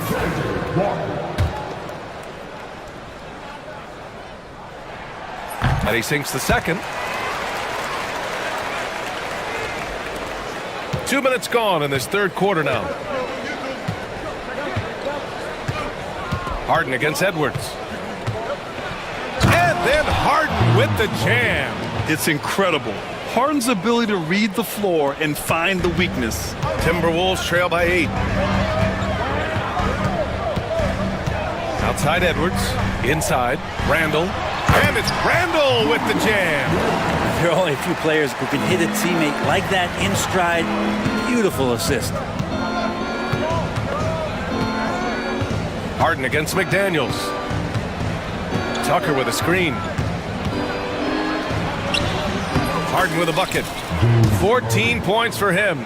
Now that play never gets old. The pick and roll will still be an offensive staple 100 years from now. Trust me. Edwards looking it over. McDaniels a screen. Randall outside. And Chris Finch has called timeout.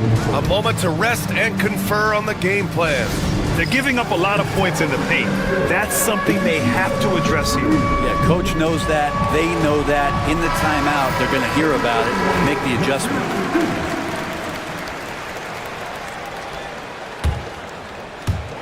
Three minutes gone now in the third quarter. 4 on the clock. Outside Reed for 3. It's rebounded by Los Angeles. Outside Tucker. Outside Harden. Stolen by Reed. It's Edwards with a drive. And Edwards slams it in. Oh, my goodness. Anthony Edwards. Wow. Randall against Harden. 1:25 left to play in the third quarter. Fast break, Minnesota. Up top, Randall. Checked by Tucker. To the inside. Oh! Edwards packs it home. And certain nights, Edwards just goes off. Very tough to stop when he's in the zone. Here's Harden. And then Harden with the jam. Come on now. This kind of powerful finish gets guys going. Yeah, especially when it's coming from your point guard. What a flush. Yeah, great read. Calls his own number and then sends it home. No way he's going to pass that shot up. The D is way too far back and relaxed in getting out on it. Harden against McDaniels. Outside Tucker. Now here's Harden. He's closely guarded. Laid it in with a nice touch off the window. Harden's got 10 points in the quarter. Well, Harden just outworking them inside. Could we say he wanted it more? And Chris Finch has called timeout. He'll take the opportunity to regroup.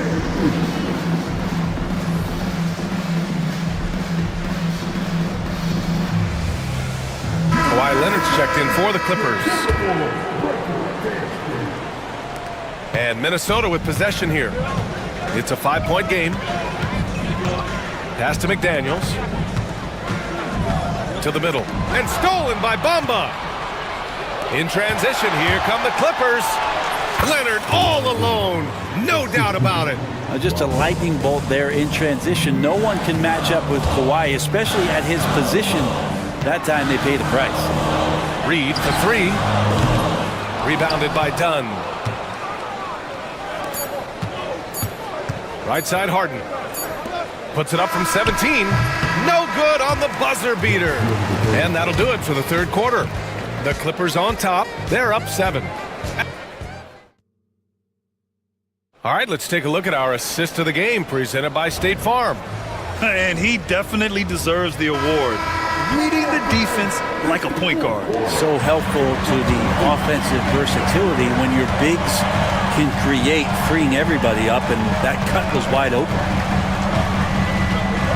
The fourth quarter has arrived. So good to have you with us. Julius Randle out there with Naz Reid. Then it's Jaden McDaniels. Then there's Edwards. And it's Alexander Walker in at the 2. So that's the lineup for Minnesota. Harden, the pass to Bamba. Back to Harden.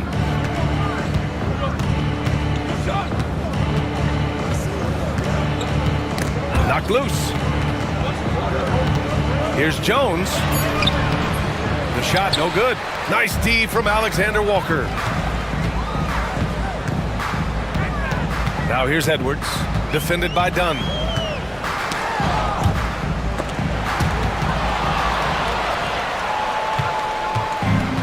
Fourth quarter of basketball. We're about a minute into it.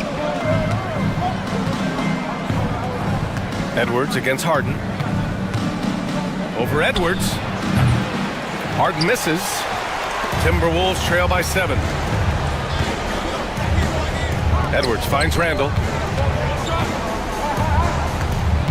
And for some reason, he decided to foul there. Yeah, B.A., that's an odd move. Maybe there's something else behind it. And Ty Lue has called a timeout. He wants their game plan to be crystal clear at this point. And let's swing it over to the sideline and hear from Allie. During that last break, Coach Tyronn Lue had some advice for the team. He said, keep it going, guys. Ride this wave of momentum. We're playing great right now, but we can't let up. Guys, back to you. Okay, good stuff. Thank you, Allie. And Chris Finch calls timeout here. He wants to make sure they're purposeful with the game plan.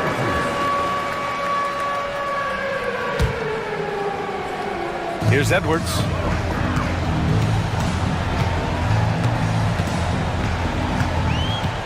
Six on the shot clock. To the inside. And there's McDaniels. That one's good on the assist from Edwards. Great awareness from Ant to locate his teammate for the score. The Clippers lead by 5. Harden surveying the D to the paint. Here's Jones, and he goes in for the dunk. Oh, what great action we've seen tonight. Hard to imagine a more entertaining game. No, this is about as high octane a game as you're going to find. For 3, Randle. Jones with some nice D. Just enough of a shot contest to bother him.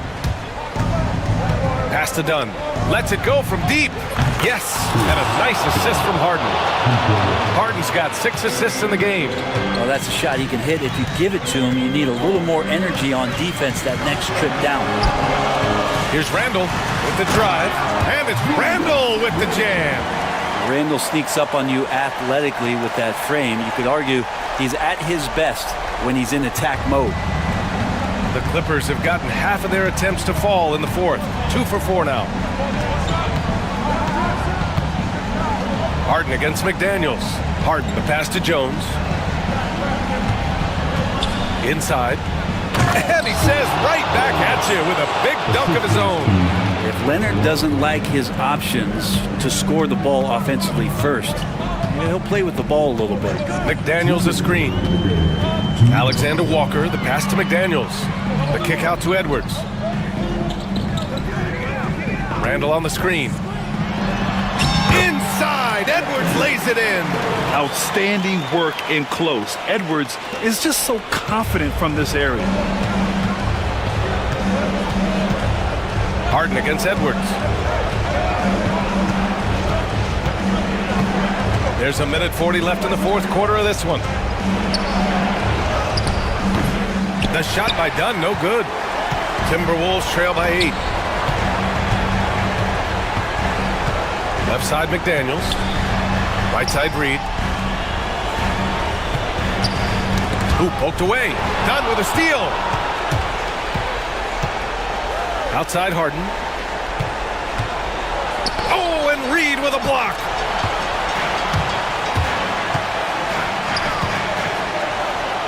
Randall, the pass to Reed. 59 seconds left in the fourth quarter. He may give up a little size, but has the bounce to hold his own. Leonard on the wing. McDaniels covering. Leonard passes to Harden.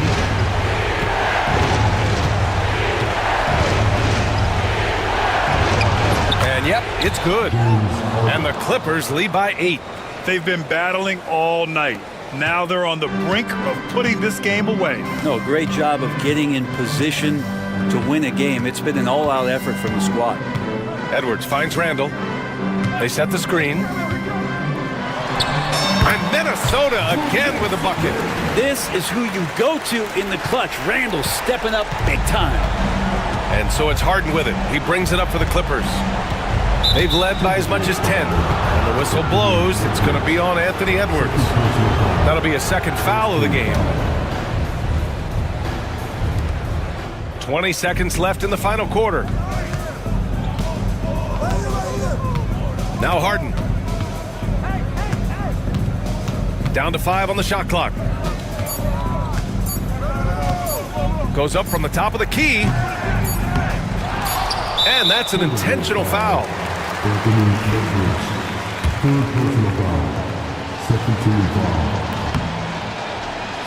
So the first one drops, and that makes it a 7-point lead.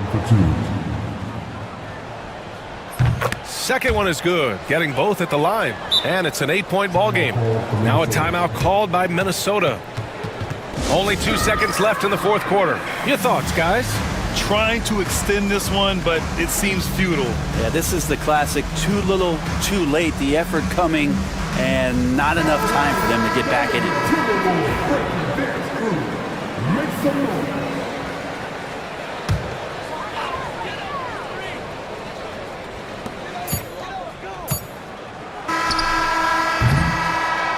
So the Clippers win it. It ends up being a fairly All right, Allie, thank you. And that'll do it, folks. So along.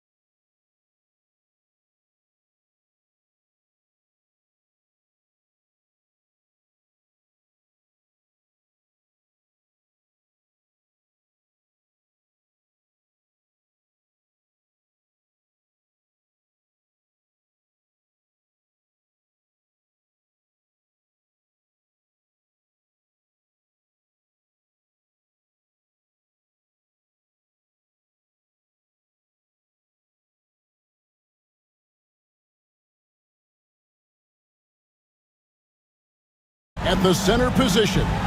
Yeah, and Kevin, the way the game has changed, we don't see these kind of big men matchups much anymore. And so it's great to see one where two great big guys going at it, and they're going to go after each other. And Stan, you know what you're talking about. You've had the opportunity to coach some great big men. Oh, I have.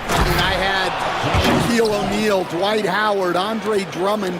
I seem to always have good centers. A look at the Magic starting group. In the backcourt form, it'll be Suggs and Caldwell Pope. Isaac in the front court along with Wagner. And it's Banchero in at the 5 down low. Clock at 6. Here's George diving in, and George with the stuff. And this is George at his best, taking it at the defense, playing downhill. Banchero passes to Wagner. Oubre pulls it in. That's not the type of opportunity he fails to convert very often. Martin for 3. And it's Orlando with the rebound. I can't believe he missed that 3. Regardless, that's not a shot the defense should be giving him. And for his position, Banchero, great vision and willingness to make the extra pass. The first overall pick, and Stan, we have seen this kid, 6'10" Paolo Banchero. How impressive have you assessed his passing skill? Well, Kevin, it was the thing that surprised me most about him when he came in the NBA. I knew he could put the ball on the floor and attack the basket, get to the free throw line, but he is one of the best big playmakers in this league, making the game easier for all of his teammates. Wow, what a great asset. You aren't kidding. Caldwell Pope against Maxey. Shot from the wing, and the shot clock expires. 24-second violation.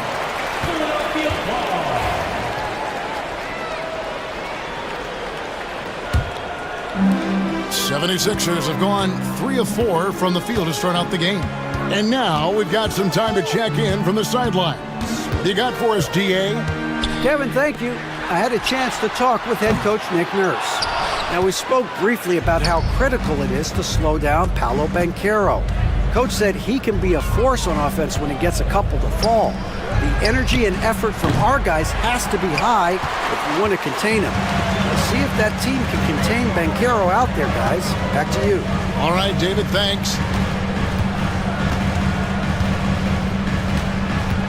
Banchero against George, and it's good off the back of the rim and in. George has got 6.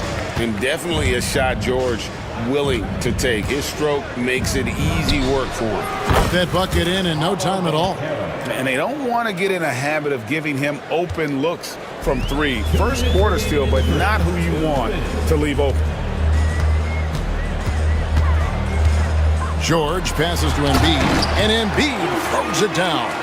And seeing a guy as big as Embiid being so fluid in terms of his movement, jaw-dropping. The 19-foot shot, Banchero, that's good. 5 points in the game. Good way to start this game. You want to get him rolling as early as possible. Yeah, and I'll tell you what, if he gets into a good rhythm early, watch out. Oubre, a screen on Caldwell Pope. Oubre passes to Maxey.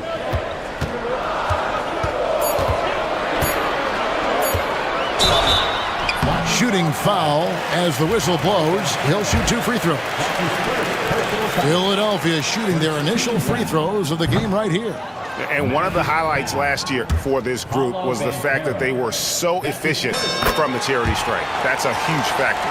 Well, Coach Van Gundy, you spent a number of seasons with the Orlando Magic franchise. And looking back at that time, what stands out?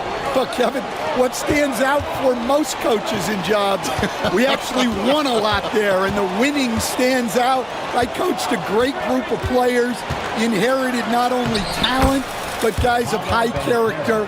It was winning, and it was fun. You did a lot of winning down there. We did. No one near Maxey as he lets it fly. It's good from long range. Take your focus off Maxey for 1 second, and he will let it fly from out there. Here's Suggs.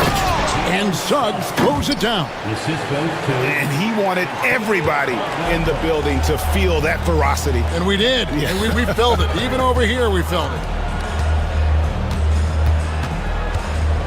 Embiid against Isaac. George looking around.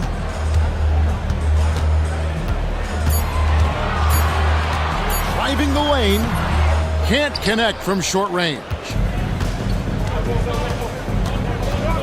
Here's Caldwell Pope. Still yet to score. Tries from 16. And a big bounce off the rim, but it sinks right in. Well, maybe the defense thinks they can live with that, but he's pretty consistent from that mid-range area. And the officials signal the backcourt violation. Not very careful there.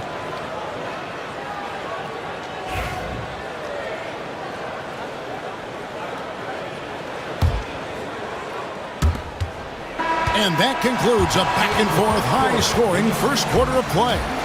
Magic lead by 2. Live from Philadelphia, you're watching 2K Sports.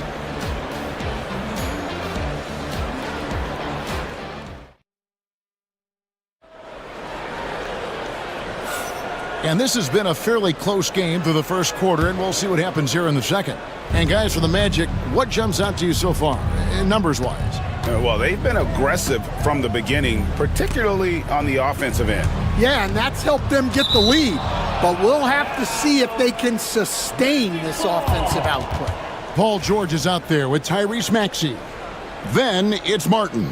Then it's Joel Embiid. And it's Oubre in at the power forward. That's the group on the floor for Philadelphia. Isaac with a screen for Banchero. 5 on the clock. Isaac misses. The 76ers trail. Outside, George. Embiid with a screen on Suggs. And George, here we go. And it's George finishing it off. Punishing the rim there. When George makes up his mind he's going to dunk it, there is not much you can do. It's tipped. And here's the fast break. Maxey leading the way. And George with the stuff. Good job of stepping up to the plate there, seizing back the momentum for his team. Yeah, plenty of lead changes in this game. It's gone back and forth. Quarter number 2 with just over a minute gone. Outside, George. Pass to Embiid. Outside, George. Back to Embiid. Isaac with the steal. Banchero is screened for Caldwell Pope. Second quarter, we're a little over a minute and a half in. Another miss by Orlando. And you don't want to give up that kind of look too often. Embiid with a screen on Isaac. Maxey kicks to Embiid. And Philadelphia with another turnover here, where there's a lot of emphasis on three-point shooting. Greg, what's your opinion of that? Well, Kevin, you know, stretching the D isn't just about how far out they have to defend. It's the distance between that and how far in you have to defend. That's why analytics favors shots at the rim and from distance. Quarter number 2, we're about 2 minutes in. Kicks it out to Wagner. Banchero is screened for Wagner. And there it is for him. Wagner's got the game tied up here for Orlando. See, now that layup isn't possible without the help of the pick. A moment now to hear from our sideline reporter, Hall of Famer David Aldridge. David. Kevin, thanks. At this point in his career, Paul George says he's in bully mode. He said, every night I'm on the floor, I'm there to dominate. Whether it's being more physical or going right at whoever I got to go at, you're going to feel me. I'm having that approach every time. I'm there to destroy you. Kevin? Wow. Love it, though, D.A. Got to admit it. Awful powerful. Thank you. And we will have a timeout called by Nick Nurse. He's made the decision. He wants to huddle up with his guys. We're just over 2.5 minutes into the second quarter. And if they know what's good for them, that's the way they'll defend against him every time he takes the ball in the three-point lane. Get up, Jalen Suggs. This guy also a terrific football player in high school. Maxey, the shot's good on the assist by George. Maxey's got 6 points. And guys, they continue to put a lot of pressure on the interior defenders with their work down low. Banchero, that's good. And he's got a nice fluid motion on his long-range shots. I think Banchero will be a consistent three-point shooter at the NBA level. Back in 2022, the #1 overall pick was Paolo Banchero. What do you think of his game? You have to love his game, Kevin. I mean, handles the ball as a big guy at 6'10", makes plays for other people, scores, gets to the free throw line. All-star game in his second year. And on that team, he has really, really looked to defend. This guy's future is bright. And their coach is another guy from the Seattle area, right, who has come on the NBA and starred. There have been quite a few of them. And guys, that strength will serve Banchero really well in the league, and we're starting to see signs of it already. And so George will bring it up for Philadelphia, trailing by 4.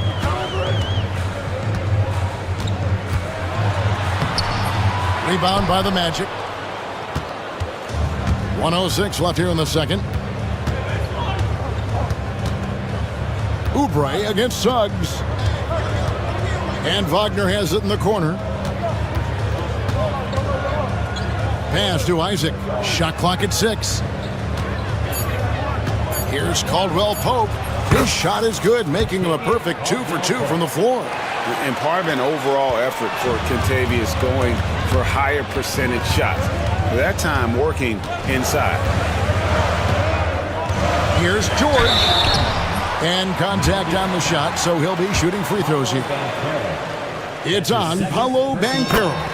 Really the right play defensively. If you can't block, force him to the line. And you know, George is a tough cover. The length, the range, smooth athlete, very difficult to match up with. Banchero is screened for Caldwell Pope. And foul on the shot, so he'll get a chance at the line. Yeah, KCP steady there at the line. Nice work to draw the contact. The Magic shooting their second and third free throws tonight. And so he hits both. Well, he's been very good at the line, and we all know free throws can make or break you in the end. On the wing, George. He's covered by Suggs. And Bede sets the pick for George. And it's sent back by Isaac. And that long wingspan of Isaac aids him there in turning away shots, but it's also the timing he displays when he attacks the shooter.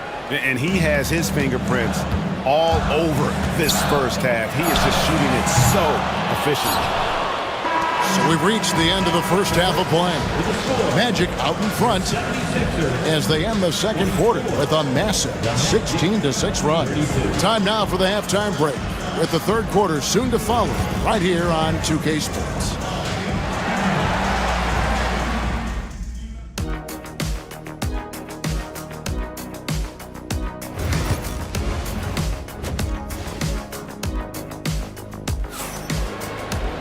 And we've got third quarter of basketball for you, 2 quarters in the books. You know, Paolo Banchero, guys, has been exceptional. Yeah, it's been a great performance from him, really staying focused on quality shots. Yeah, he's found his spots, been patient with his shot selection, and it's paid off for himself and the team. Checking out the group for Jamal Mosley to start the second half. In the backcourt form, it'll be Suggs and Caldwell Pope. Isaac in the front court along with Wagner. And it's Banchero in at the center position. And we know George can score from all 3 levels, which is why he's capable of catching fire. Wagner kicks to Banchero.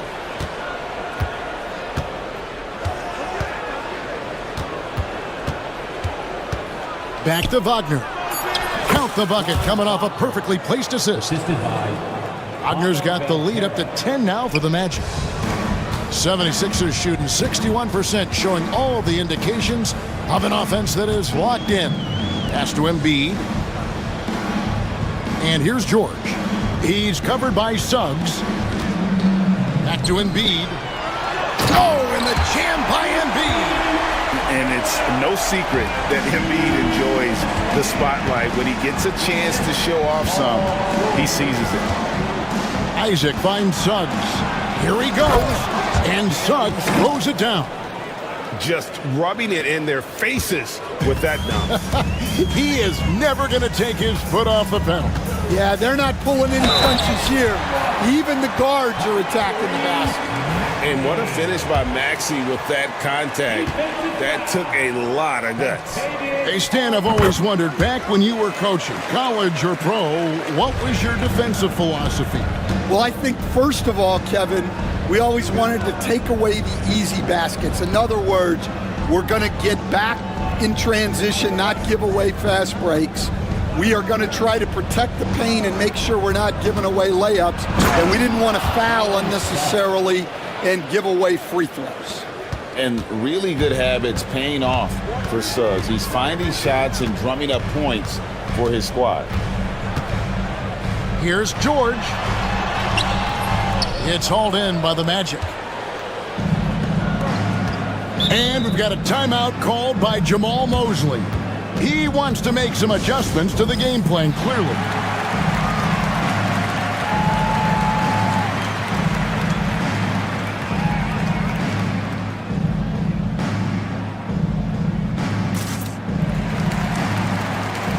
And the 76ers will go for a different look here. Drummond's checked in for Joel Embiid. Martin comes in for Oubre. Eric Gordon, he's checked in for Martin. And Kyle Lowry subbed in for George. Carter with a screen on Martin. Back to Carter. And then Carter with the dunk. And out of pick and roll, Carter does a great job of positioning himself for catch and finish opportunities. Well, there's a unique profile for Wendell Carter Jr., a tremendous rebounder and shooter, and now he's playing on a pretty good team, and he's a big reason why. He sure is. Look, he's really big at 6'10", 270. All right, top 20 in the league in rebounding and effective field goal percentage. Can shoot the three. Great blend of size, skill, and toughness. Magic leading by 9. Just over 2.5 minutes gone by here in the second half. Here's Harris. Out to Carter. And stolen by Drummond. And now Philadelphia on the break. Here's Maxey. Cranes it from beyond the arc. Maxey's got 14 points. And one of the many ways Maxey can hurt you with his shooting, lightning fast on that release. Carter outside. Pass to De Silva. That one falls, coming off Carter's feet. De Silva's got himself going with the triple, his first basket of the game. Maxey against Caldwell Pope. Drummond sets the screen for Maxey. Good for the 5th time in 5 shots. He remains perfect. And Maxey plays with so much energy. That time he wheels that one in off the contact. Black kicks to Carter. No good from outside. The 76ers trail by 7. Outside Lowry. Driving to the basket. In the corner, Drummond with it. And that's out of bounds. Philadelphia will retain possession. And he jumped out to that ball immediately. Great reaction on that deflection. Yeah, and you know they're tracking the tips and deflections because that tells you who's affecting the game. To the paint. And it's Drummond with the jam. So much force. Easy money for Drummond. Caldwell Pope outside.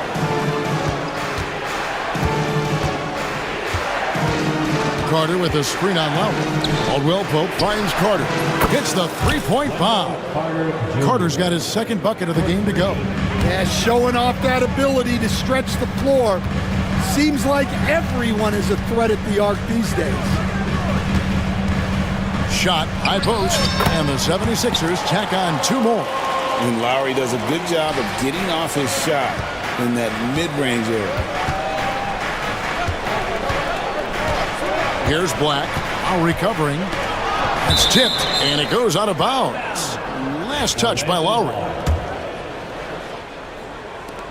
There's 21 seconds left in the third quarter. Out to Carter. Pass to Harris. Shot clock at 5. Maxey against Caldwell Pope. Off the mark there with the three-point shot. And we will have a timeout called by Nick Nurse. He wants to talk to his guys.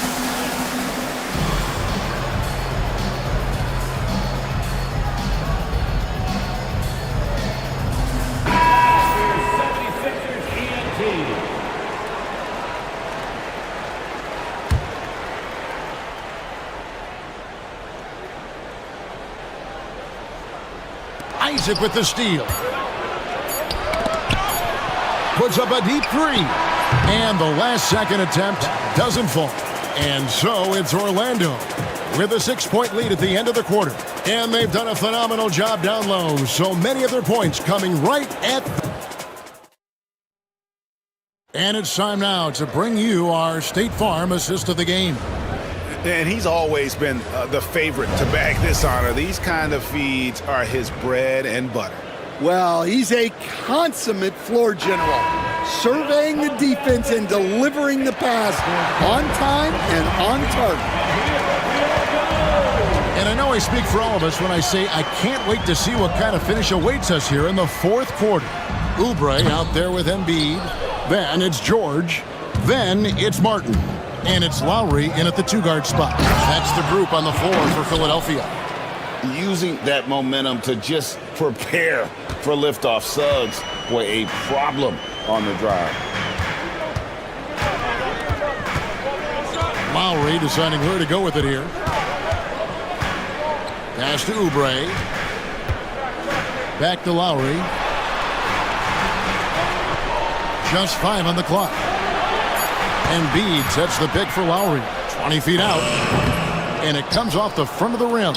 Well, that's a miss you can live with. I expect they'll go to it again, especially if the defense continues to concede it. The offensive rebound. Here's Wagner. Lets it go from the baseline and nails it. And the Magic lead by 10. Love that they're continuing to attack despite being up big.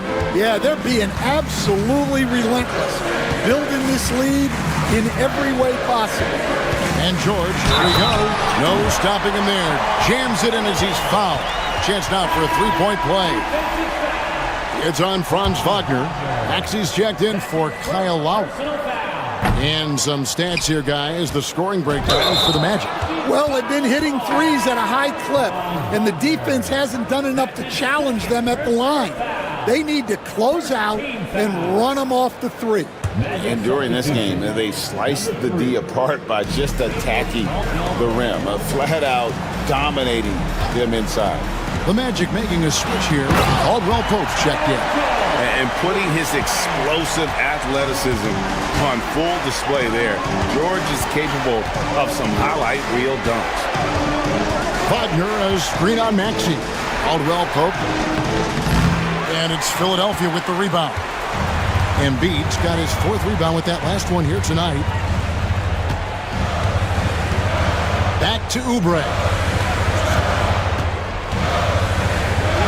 Lays it up and banks it in. Crafty at cash it in from there. Oubre Jr. enjoys working on his interior game when given the opportunity. Kicks it out to Wagner. Banchero against Embiid, and finished off by Banchero. If you came to watch a scoring battle, you're in the right place. Yeah, and how great have these offenses been for these teams tonight? Just fantastic execution. Embiid against Isaac. Embiid inside. Yes, that goes in. And in the big moment, Embiid is your guy. He's always ready to go on the attack. And he's good on the 3 ball. And that's just cold-blooded right there. He's taking no prisoners.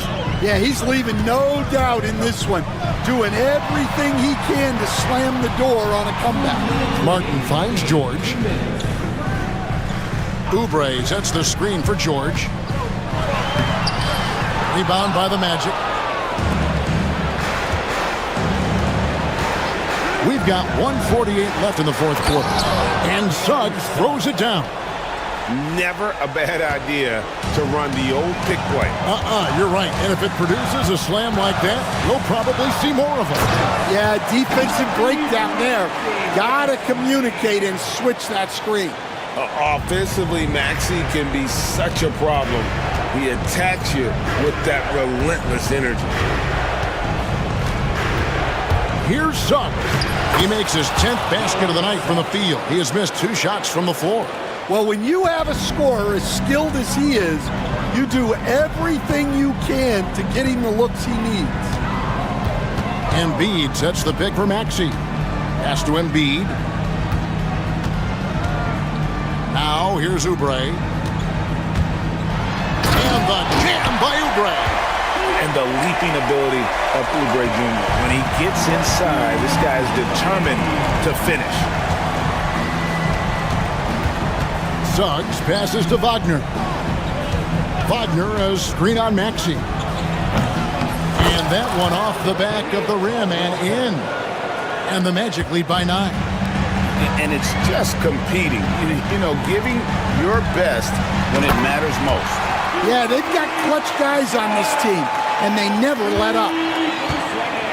So it's Orlando now. And here is Suggs. Wagner kicks to Suggs. And he banks in the layup. And this is a guy who is really comfortable with the ball in his hands. Suggs, so dangerous in the pick and roll. About 7 seconds separating the shot and game clocks. George, no good. And Wagner's got the ball here for the Magic. They have a 9-point lead. Caldwell Pope against Maxey.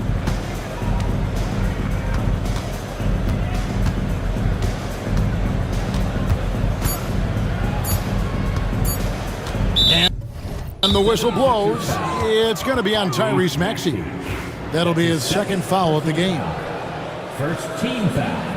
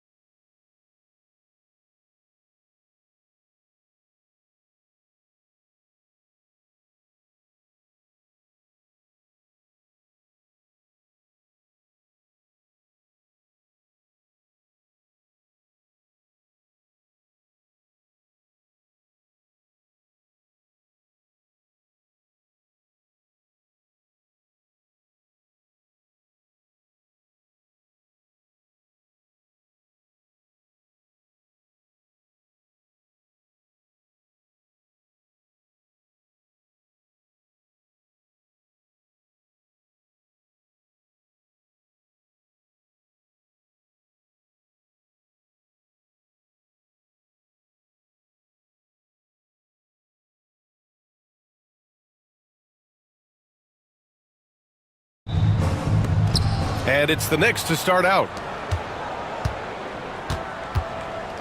And now the opening lineup for New York. They've got Josh Hart. Mikal Bridges is out there with Jalen Brunson. Then it's OG Anunoby. And it's Towns in at the pivot spot, manning the middle. Well, this is the very definition of Jalen Brunson's game. His ability to get past defenders and create for himself or his teammates. That is nicely done. It's stolen by Hart. Bridges finds Brunson. Out to Bridges. Outside Brunson. Towns on a screen. Brunson with it. Bamba covering. Towns for three. The rebound by Bamba. Harden against Towns. And now they decide to foul intentionally. You don't want to stop the clock right there. I'm not quite sure what he was thinking. And so here are the Clippers. Down low. Here's Leonard. It's good. Off the assist from Harden. Now, this is a small forward who, because he's 230 pounds, can hold his own down in the low post. That is nicely done. Towns a screen on Jones. And Bridges, here we go. Oh, it's blocked by Bamba. And it's out of bounds. The Knicks able to retain possession here.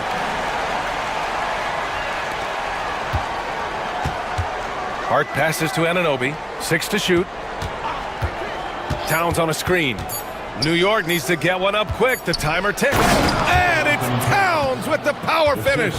Boy, when these bigs like Karl Anthony Towns show off that power, you've got to love it. Doris, it's hard to believe the Knicks title drought has gone on for over 50 years now. Oh, that fan base is just dying for an opportunity to win the championship. And here's the thing, B.A., what I love about that fan base, through all the years where the Knicks struggled, on any given night, that building is as electric as any in the league. Now here's Leonard. Here's Bamba. Good on the bucket. Well, Mo Bamba, if he gets that kind of position, turn the lights out. The Knicks have gone 2 for 5 here in the first. All right, let's check in with Allie LaForce. Moments ago, Tyronn Lue and I were able to chat, and he said when you watch film on Karl Anthony Towns, his size is impressive, but when you're actually standing next to him, he looks a whole lot bigger. And he knows how to use that size on the blocks and on the perimeter, which makes him an especially tough cover. Brian? Thanks for that, Allie. Now here's Leonard. Shoots over Hart. Shot by Leonard, no good. And it didn't fall, but still a great look. You know, it can be frustrating when you make the right play and fail to reap the rewards. You just have to stay with it here. And Chris Dunn gets the whistle that time.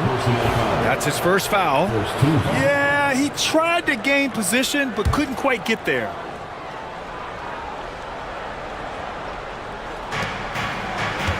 Towns a screen on Leonard.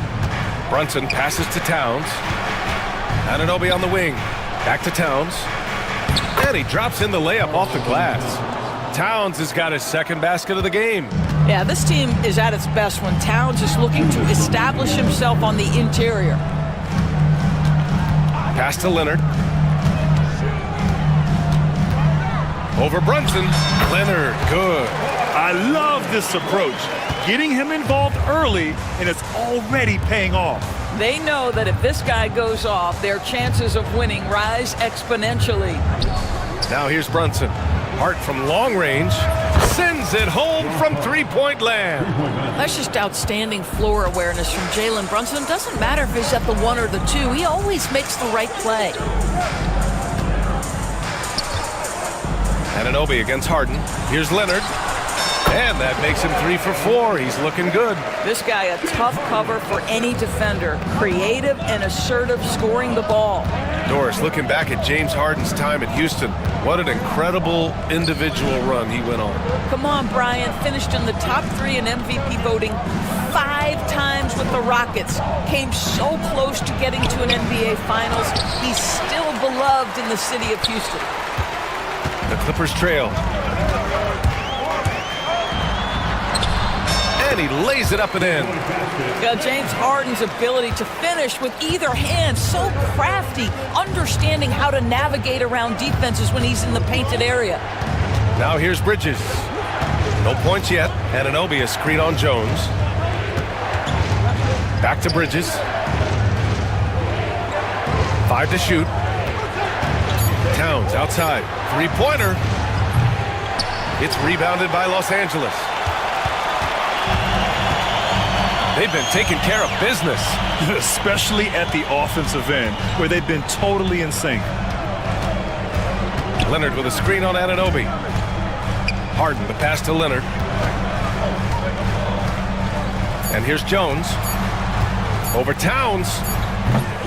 And at the end of one, a closely contested game so far. It's Los Angeles.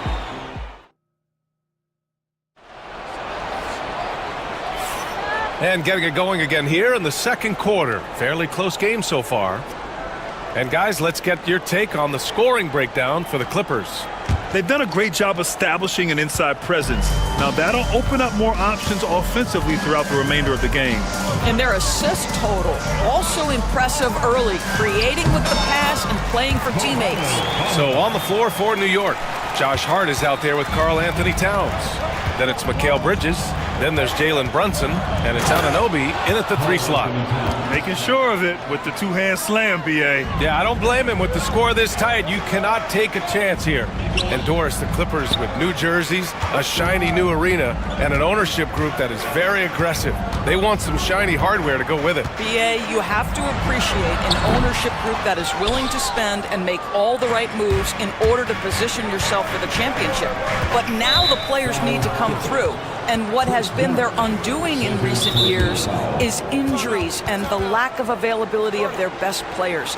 Age and health still hover over this organization. And Ty Lue has called a timeout. He's going to talk it over with his guys.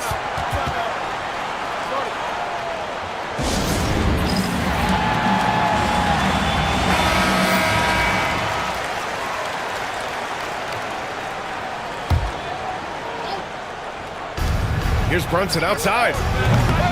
Yes, sir! Brunson for 3. And you can't forget to guard these corner spots, or guys like Brunson will hurt you. Screen by Bamba. Leonard passes to Bamba. And it's Bamba finishing strong. I'll tell you what, it's good to be his age. Yeah, I don't have memories like that at my age, though. And it's powered home by Towns. That one rocked this arena. That's the kind of dunk right there that makes you think he's going to rip down the rim. Bamba, a screen on Hart. Leonard for 3. The Knicks pull it in. Second quarter of basketball, just over a minute and a half played so far. Here's Hart. 2 shots, 2 makes. Off to a good start. You know, guys, that's the selfless attitude of Mikal Bridges, so willing to give it up to an open guy. Harden finds Leonard. Shoots over Hart. And there's Leonard on the assist by Harden. Leonard's got 8. You have to have the vision to find the open man. Beautiful pass.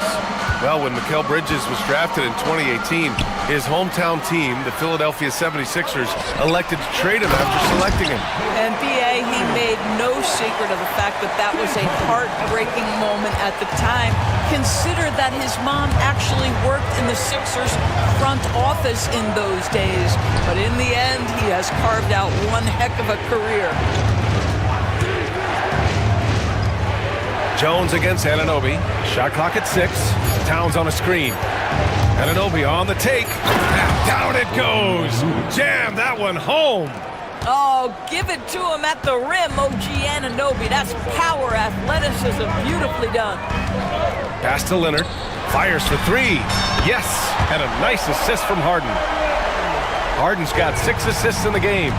He's been playing great, unselfish basketball, really putting the rock in the hands of the right shooters. And he has shown a terrific feel for how the defense is playing him and then taking advantage of that. Outside Jones. Back to Harden. There's a minute 47 left in the first half. And the shot goes in. And the Clippers lead by 3. This is just where James Harden's decision-making, his ability to read the floor. You want to concede the mid-range? He's going to say no problem. Bridges passes to Hart. Bridges feeling it out a little bit.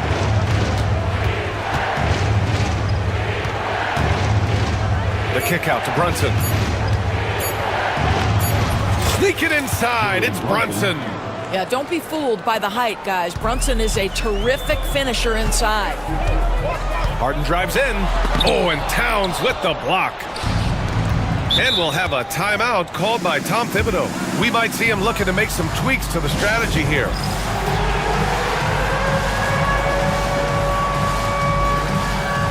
And the Clippers making a change here. Batum's checked in. Achua's checked in for New York. 1:03 left in the second. Brunson against Leonard. Kicks it out to Anunoby. Pass to Hart. The three. And he recovers it. It's stolen by Dunn. In transition, here come the Clippers. And down it goes. 2 points. Leonard's got 9 points in the quarter. Well, that's about recognizing a transition opportunity when it presents itself. Nice job by Kawhi Leonard. Here's Anunoby from outside the arc. Basket is good. Off the assist from Brunson. Anunoby's got 5 points. His three-point shot looks so pure. The defense allowing him to get comfortable out there. Right side Harden. Pass to Leonard. Jones with a screen on Hart. Here's Leonard. Nice balance from Kawhi Leonard there. Starting to look like one of those nights for Kawhi Leonard when he's absolutely dominant on the offensive end. 4 seconds left. Jones with some nice D. And so it's Kawhi Leonard making highlights for the Clippers. 11 points in the quarter. He's up. Allie, as always, thank you. We'll be right back to begin the third quarter right after this. Fans, please bring your attention to center court and get ready for the fan half-court shot.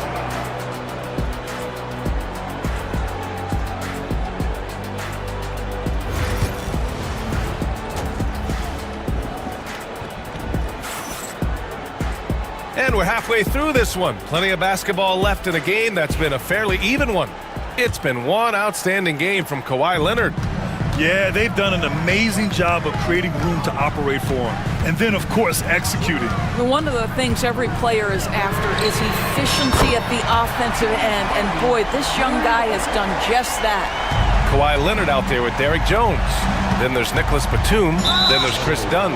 And it's Harden in at the point. That's who's out there for the Clippers. You're a good person to ask this, Doris. Why do so many point guards turn into successful coaches? Yeah, I think, obviously, Brian, as a point guard, you're responsible for knowing every position on the floor, where they're supposed to be at all times. And you're also sort of thinking like a coach already. This person hasn't had a bucket in a while. How do I get them in a position to make them successful? So I think you're in control of so much as a point guard that it naturally translates to coaching. 4 on the clock, and we'll have a timeout called by Tom Thibodeau. I think right now he must be looking at some adjustments. Doris, how about the emergence of Jalen Brunson?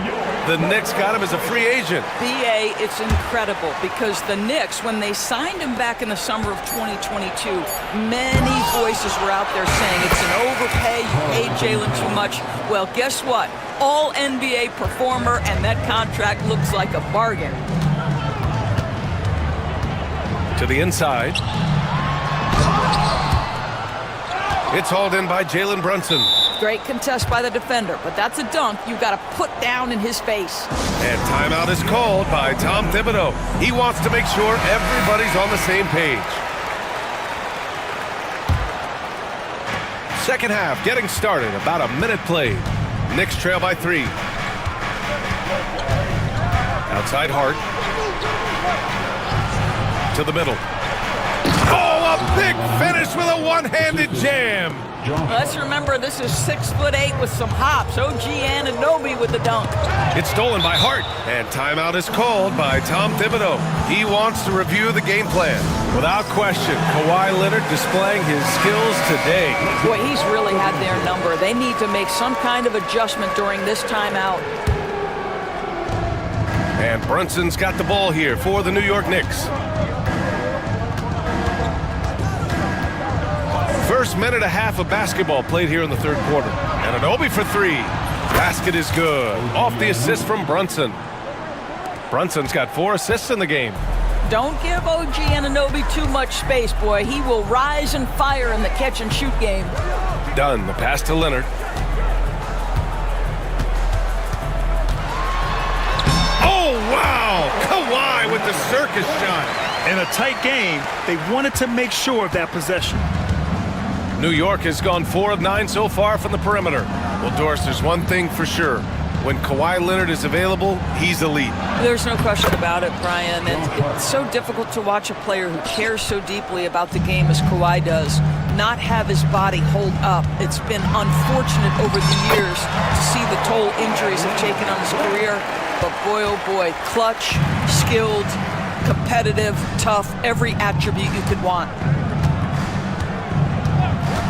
Pass to Anunoby.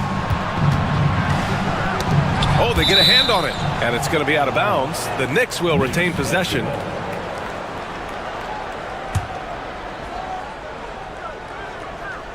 Here's Hart. Oh, it's blocked by Bamba. That is a combination of length and defensive instinct. Send it back, Mo Bamba. Well, we're into the third quarter, just over 2.5 minutes played. The Clippers have gotten 3 of 4 shots to fall so far in the third. And an intentional foul right there. First personal foul. First team foul. And the Clippers with the ball. Outside Jones.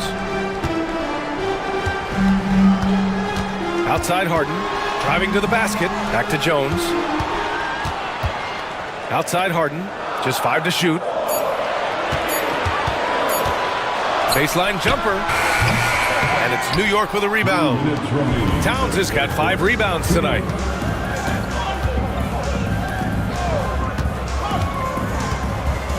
Pass to Brunson. We've got 1:48 left in the third quarter of the game. And for Los Angeles, they're shooting 67% for the game. Just outstanding. The shot by Dunn, no good. New York has gone 1 of 2 shooting from the perimeter since halftime. And Kawhi Leonard gets a whistle that time. That's his first foul. Second team foul. 1:32 left to play in the third quarter here. Towns on a screen. Bridges finds Anunoby. And a miss there on the triple. Doris, not long ago, the Clippers were not associated with star power. It's very true, BA, but they are now. And it's not just the talent that they have, it's the experience that their guys bring to the court. They now have a core of big-time players who've been through virtually everything in the league. Bamba, a screen on Anunoby. Here's Harden. Pass to Bamba. From downtown, pure from three-point range. Bamba's got 9. Wow, the kind of touch Mo Bamba has at 7 feet to make the 3 ball really, really big time. Brunson with it. Bamba covering. Leonard against Towns to snap the cold streak. It's rebounded by Los Angeles. Harden's got 6 rebounds in the game. And so they foul intentionally. These are his first free throws of the game. That's his third personal foul. Third team foul. First free throw is good. James Harden brings tremendous versatility. He can score it, he can distribute. Whatever you need from him offensively, he can provide it. Achua's checked in for New York. Well, this guy has multiple ways to get to the free throw line, and boy, has his stroke been on the money. Bridges against Jones. Fires from 14. And it's Harden who pulls down the rebound. Harden's got his 7th rebound here tonight.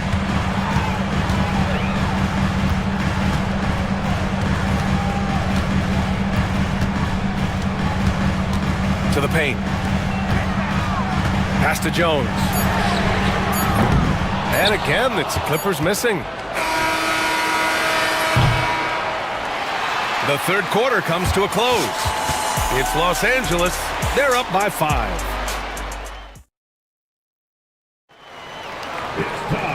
We've reached the fourth quarter in what has been a very competitive game. Should be an exciting finish. Knicks trail by 5. And on the floor for New York here in the fourth. Mikal Bridges is out there with Jalen Brunson. Then it's Josh Hart. Then there's Precious Achiuwa. And it's Anunoby in at the three.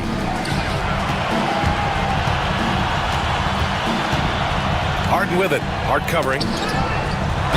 Because Kawhi Leonard has such a well-rounded offensive game, it's easy for him to put the defense in a bad position, draws contact there. And a moment here to take a look at some hustle stats for Los Angeles. Their defense has been on point all game long. They're out hustling the shooters and swatting down plenty of shots. And another theme in this game, to me, guys, has been how lethal they've been in transition. Attack on the break and make sure you convert. Towns, he's checked in for Achiuwa. Brunson passes to Hart. Just 5 on the clock. He gets it in there. And this is just typical of him. Always making an impact at crucial moments in the game. This is a player who understands when the game is hanging in the balance. He knows it's winning time. And timeout called by Ty Lue. He clearly wants to talk it over and make sure everyone is focused. And the Knicks making a change here. McBride's checked in. Time now to hear from our reporter, Allie LaForce. During that last break, Coach Tyronn Lue had some advice for the team. Well, Coach is thrilled with their three-point shooting, saying in the huddle, guys, let's keep it up. Continue to shoot it from deep. It's working. They've been on fire from distance so far. Okay, thank you, Allie. Hart against Harden. The Knicks with the rebound. Brunson looks it over. Boy, that foul looked intentional. Not exactly what you'd expect here. Yeah, I know. It just doesn't make sense given the situation. A little over a minute of the fourth quarter gone now. Towns a screen on Leonard. Brunson passes to Towns. And it's Towns with the power finish. Now that Towns is rolling, boy, you just deliver the ball on time and on target. He will do the rest.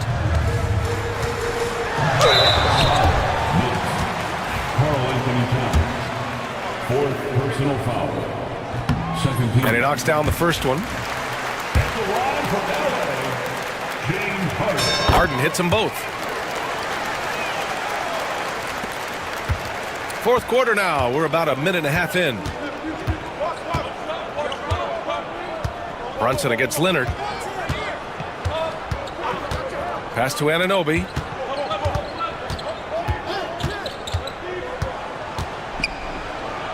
Now here's Towns. And stolen by Bamba. Harden with it. Dunn outside. And here's Jones.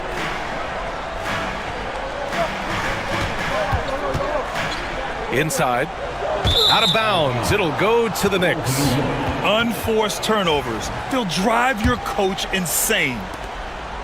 And so it's Brunson who brings up the ball for New York. Trailing by 5. Bridges outside. Back to Brunson. Towns a screen on Leonard. Kicks it out Towns. The three ball. And it's Harden who pulls down the rebound. Harden's got rebound number 8 here already in the game. Pass to Dunn. Anunoby against Harden. Banked it in off the glass. Harden's got 4 points now in the quarter. I tell you what, James Harden has got the kind of frame that he can absorb contact and play right through it. And he's going to the line for 2. The officials saw and they stopped the action here. They're using their coach's challenge to see if they can get this foul overturned. Mikal Bridges, shooting 2. The play will be reviewed under NBA rules. 2 minutes are allowed to review the last play. The NBA was smart to adopt this challenge policy in 2019. You know, one thing this does for a coach is let his players know he's got their back. If they're adamant that the call was wrong, he'll back them up and make the refs take another look. And they've made their decision. The call will stand. And as much as it hurts to lose a challenge, I think Coach would challenge that call again if he could. He really disagreed with the foul, and he's still peeved.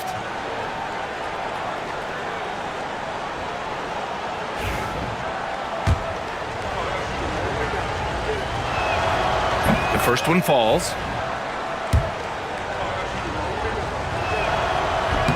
So he hits one of two from the stripe. Los Angeles leading by 6. And we're about 3 minutes into the fourth now. Leonard passes to Bamba. To the paint.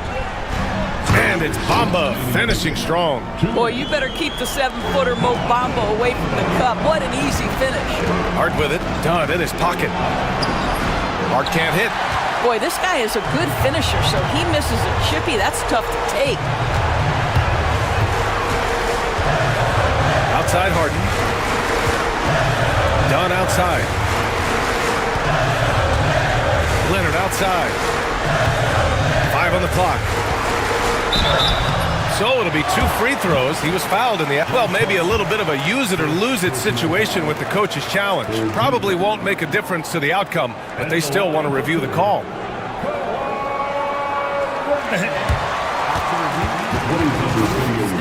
Many of these personal foul calls still disputed even after the video review. There's no doubt there's going to be a gray area in a lot of these calls, but at least we have the option to take a second look, so the officials can be sure they get it right. And they've made their decision. The call will stand.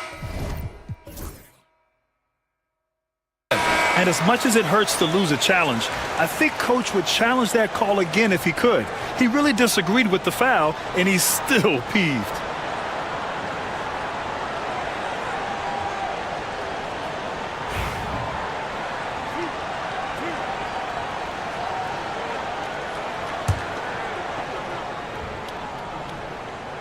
Oh, the first of 2, no good. A heartbreaker. Kawhi is known as a low-key guy, but don't let that fool you. He's as competitively tough as they come. Knicks trail by 9. Here's Bridges. The rebound by Bamba. Los Angeles has gone 3 of 6 from deep so far. Outside Jones. Pass to Leonard. That's in. Coming off an assist from Jones. Leonard's got 10 points here in the second half. Looking to close things out, that might have been the nail in the coffin. Well, at this point, they're so far up, it would take a real collapse to give this game away at this point. And they had an advantage tonight. Came out sharp and did what was needed. Nice win here for the Clippers. Free throws were a major factor tonight. It's nice to get a lot of shots at the line, but then you need to convert them. They did that, and it paved their way to a win. And as it was happening, as it was building, you knew this was a monster game for Kawhi Leonard. They simply can't stop him right now. This guy playing with passion and focus. Leonard outside, beyond the arc, gets the 3 to fall. Leonard's got 30 points. Their home crowd has energized them all game. Now they're closing it out. Well, for all intents and purposes, this game is over. Just a matter of time here. Brunson against Leonard. 3-pointer, Bridges. The rebound by Bamba. Now the Clippers with it. They're on a 13-4 run. Brunson against Jones.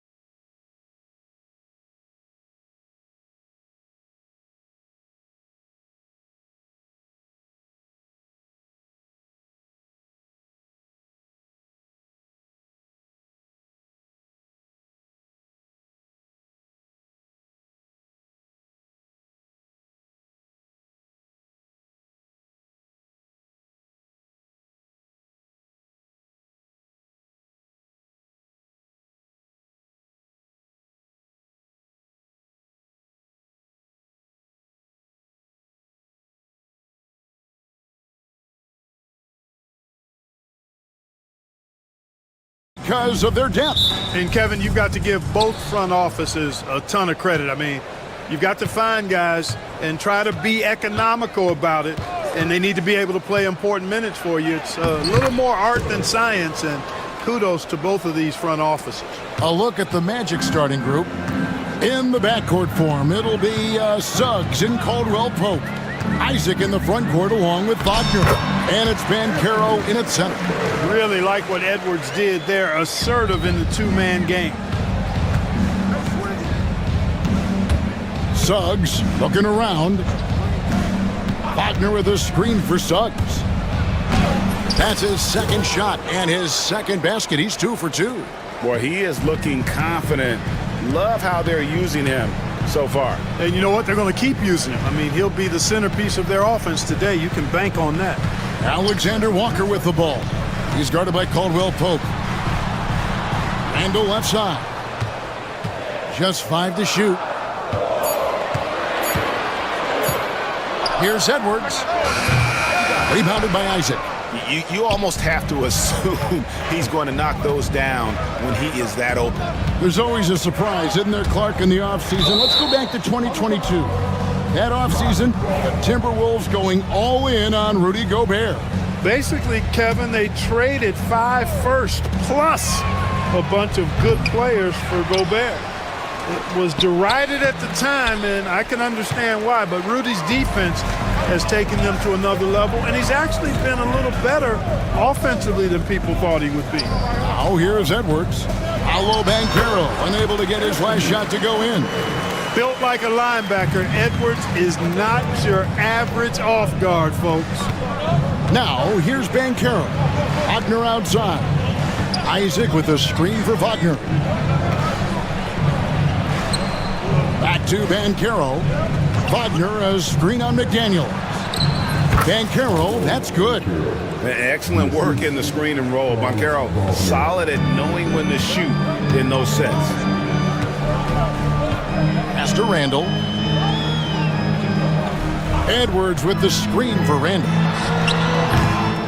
It's hauled in by the Magic. Suggs kicks to Banchero. To the middle. Here's Wagner. And finished off by Wagner. Good decision that time by Wagner, taking it straight line to the rim. The defense had no chance to stop it. No one near Randall as he lets it go. Rebounded by Isaac.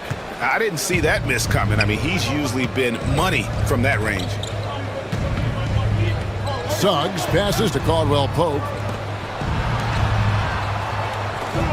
Banchero is screened for Caldwell Pope. Back to Suggs. And Suggs throws it down. Get up, Jalen Suggs. This guy also a terrific football player in high school. Edwards against Suggs. Fires it up. And once again off the mark by Minnesota. Orlando leading by 6. Banchero kicks to Caldwell Pope. 1:36 left to play in the first. Fires from 18. On the wing, Isaac. Banchero against McDaniel. And it's Banchero missing. For Minnesota, they've gone 2 of 6 from the field. Minot, good. And a nice job here early of establishing an inside presence. Caldwell Pope on the wing. Defended by Alexander Walker. Banchero, that's good. And the paint is where you love to watch Banchero work. With his size and athleticism, he can attack so effectively inside. Now here's Randall. No scoring in this one. Edwards. And he finishes nicely on the layup. Just reliable, guys. He's just always trying to make the right play. Caldwell Pope up top, defended by Alexander Walker. Caldwell Pope passes to Wagner. Pass to Isaac. Now Suggs. Edwards defending. Wagner from long range. His second shot goes in, off to a good start, 2 for 2. Attacking right away. Once Wagner has the ball, he doesn't even think about it. Take it and go. Suggs against Edwards. To the left side wing. McDaniels finds Edwards. Randall with the ball. Shoots from 12. That shot off. You can't look at the result of that shot. They'll take that whenever they get it. Well, you know, I hear you. That's a good look. But And so it's Orlando heading to the bench with a 7-point lead as we wrap up the quarter. Their shooting has been the big key. Their percentage from the field so far has been terrific. We'll take a quick break and then back to the action here. And thanks again for tuning in. If you're just joining us, we've played through 1 quarter of action so far. And guys, let's get your take on the scoring breakdown so far for Orlando. getting downhill has really been impressive to me, not settling from the outside. They're going right to the rack. You also have to admire how they've challenged the defense inside, getting a lot of points in the paint. So on the floor for Orlando, in the backcourt form, it'll be Suggs and Caldwell Pope. Isaac in the front court along with Wagner. And it's Bancaro in at the 5 down low. It's tipped. Here's Alexander Walker. He's guarded by Caldwell Pope. Alexander Walker passes to Edwards. Edwards, a screen on Wagner. A tad short, but it's good off the front iron. You know, Randall has a nice package. He's got a good touch, good mechanics, and he's a capable mid-range shooter. Isaac, a screen on McDaniel. Bancaro passes to Isaac. It really does make the game easy for your teammates when you can lead them to the rim that well with the pass. And the call on the shot that sends him to the line. And you know, Greg, we're seeing so many teams utilizing the dribble handoff. And it really forces the defense into a bad spot. Can create situations where the offense has an advantage, and then it allows you to kind of seek out the matchup. Well, he's certainly been on target with the free throws. Such an advantage when your bigs can knock them down from the line. Suggs against Edwards. Suggs kicks to Wagner.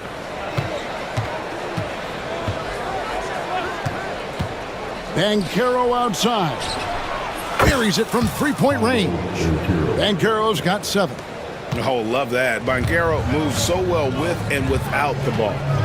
Alexander Walker finds Edwards. And he goes big with the dunk right over Jalen Suggs. Show us what you got, young fella. Anthony Edwards. Love to see you operate like that. Randall against Wagner. And they call the foul, so a chance at the line for one more coming up. Yeah, terrific. And here we go. Coach's challenge happening right now. First team foul. After the review, the ruling is overturned. And I think when it comes to some of the more difficult calls to make, personal fouls can be tough. The action is so fast that it's really tough to catch everything in real time. The wonders of technology. We've seen replay reviews so effectively, and involving the coaches by being able now to challenge like this is something a lot of people have been hoping for. And the announcement on the review is that the foul was called in error. So they have determined to overrule the original call. And guys, this is what it's all about, getting the call right. And I think in this case, the video review showed that while it was a tough call to make on the floor, they got it right with the review. First team foul. And for those of you just joining us, we're almost 2.5 minutes into the second quarter. Caldwell Pope kicks to Isaac. Down to 5 on the shot clock. Isaac with a screen for Bancaro. And finished off by Bancaro. And once Bancaro gets going, boy, it's hard to stop him. Given his size and speed, he's going to be a handful. A shot by McDaniels, no good. Magic leading by 6. Wagner has screen on Edwards. Caldwell Pope outside. driving inside. And he gets the whistle. 2 free throws coming up. And now, yep, this will be a coach's challenge. We thought that might happen. And I think when it comes to some of the more difficult calls to make, personal fouls can be tough. The action is so fast that it's really tough to catch everything in real time. The wonders of technology. We've seen replay reviews so effectively, and involving the coaches by being able to challenge like this is something a lot of people have been hoping for. And so the word is in. They have decided that the call stands as it was made on the floor. And, you know, even if a coach still feels this wasn't the right call, you got to acknowledge the effort being put in to reviewing it. The double checking, and the game continues on. And he knocks down the first one. And Caldwell Pope drops them both. Free throw shooting is about mechanics, confidence, and your mental approach. He's locked in from there most every night. Edwards passes to McDaniels. Out to Edwards. Now here's Randall.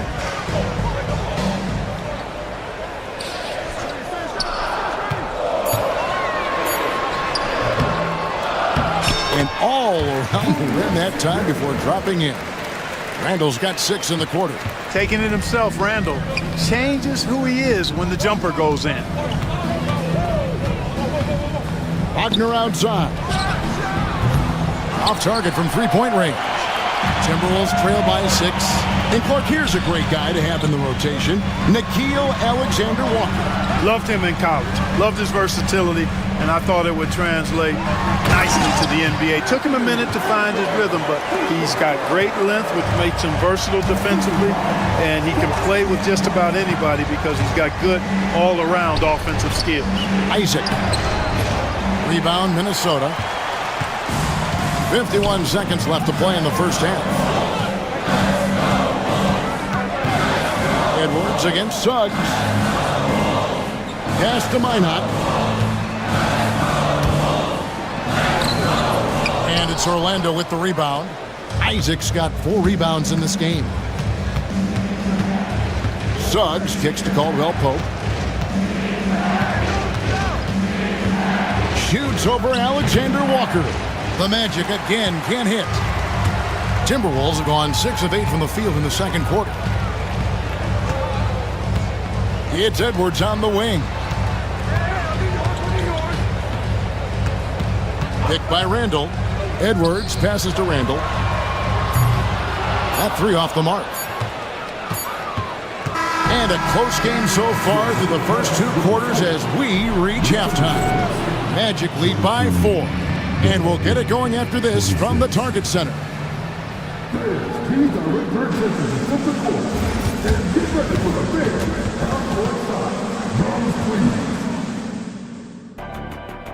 They're taking about the shots.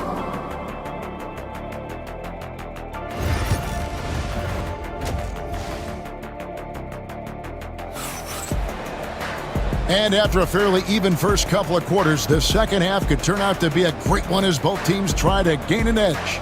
You know, Anthony Edwards has been exceptional here, guys. Man, he's been running wild on them through that first half.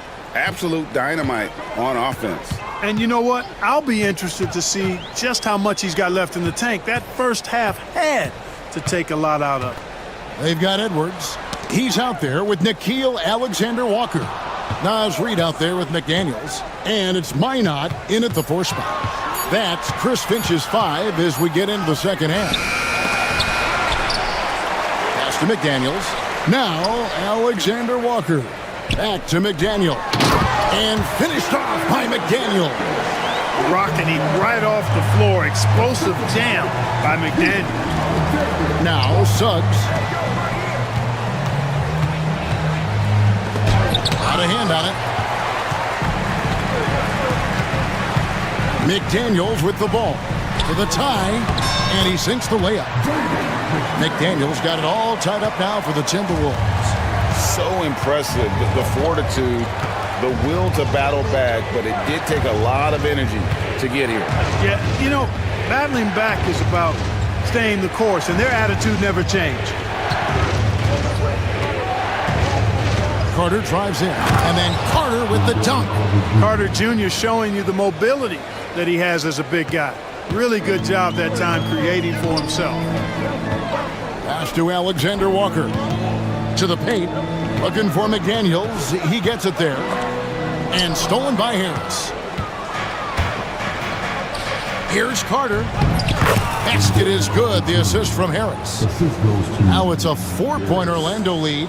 Rustling feathers inside. Carter Jr. getting to the bucket one way or another. Not to be denied.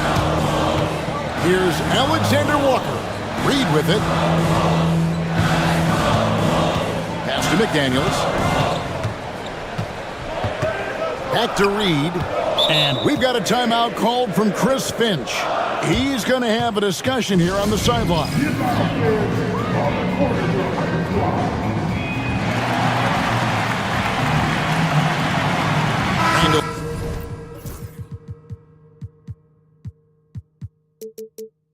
Checked in for the Timberwolves.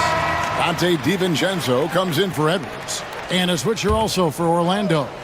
Anthony Black's checked in for Suggs. A shot by Alexander Walker, no good.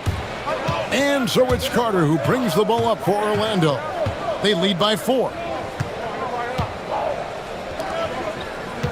Just under 2.5 minutes into the third quarter now. Black, no good. Timberwolves have gone 2 of 4 here to start the second half. Pass to DiVincenzo.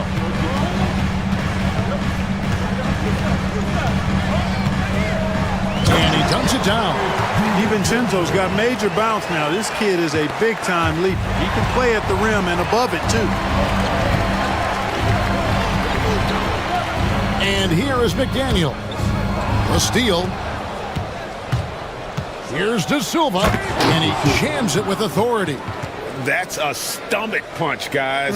Turn it over and give him a free run to the bucket. Oh, you're so right. No question who has the momentum now. You know, those kinds of plays can be difference makers, game changers, momentum shifters, especially in a close contest where 1 or 2 possessions can impact the outcome. Carter outside. 1:41 left in the third. Clock at 6. And it's good. 2 points. Carter's got 6. When they get it to Carter Jr. down low, it's normally a fruitful trip. Picked by Randall. Here's Alexander Walker. Played in with a nice touch off the glass. And the lack of effort to fight over the screen there makes that an easy shot. Well, I'm going to credit the screen. I mean, that's a good, strong pick he lays there. Here's McDaniels. Reed finds DiVincenzo. Back to Reed. For the tie. Count the basket and the foul. It's going to be on Wendell Carter. How about that one? Able to maintain control and finish the play. Yeah, we call that playing through the whistle. You know, he didn't give up on it when he heard the whistle. He kept his focus, his concentration, and he found a way to get the shot up and down. And Jamal Mosley has called timeout. Wants to talk some things over. Might be seeing some things to adjust.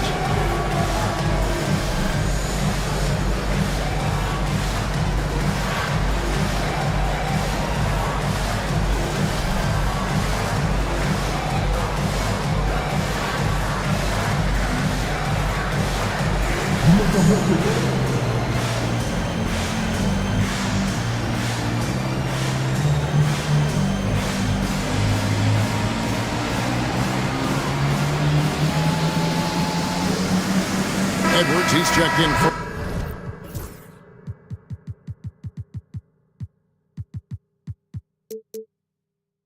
Minnesota.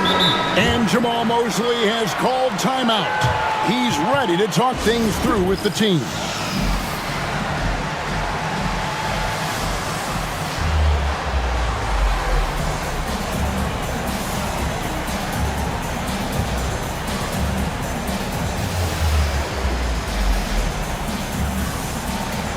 Suggs, he's checked in for Orlando. There's 49 seconds left here in the third quarter.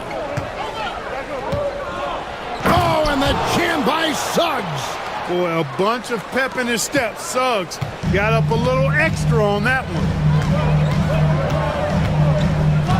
Edwards kicks to Randall. McDaniel sets a screen for Randall. And that one, good. Randall's got the lead up to 1 now for the Timberwolves. And look at how quick he was to bite on the pump fake. Left his feet way too soon. 7-second difference, shot and game clock. Black dishes to Banchero. And it's Orlando with another. Oh, good to see that Banchero has options. If he can't penetrate, your game has to be multifaceted in the league. Randall a screen on Suggs. Edwards passes to Randall. And so Chris Finch calls for the timeout. He wants to check in with his team and regroup.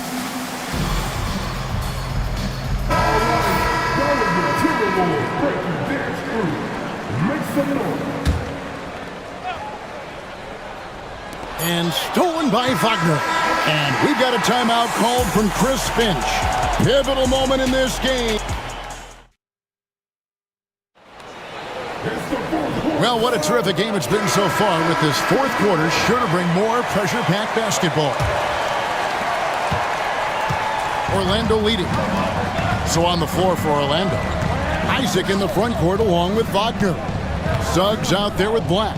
And it's Banchero in at the center position. Isaac with a screen for Banchero. 5 to shoot. A nice shot by Black. Black's got the fourth quarter going with the first basket of the period here for Orlando. Edwards looking it over.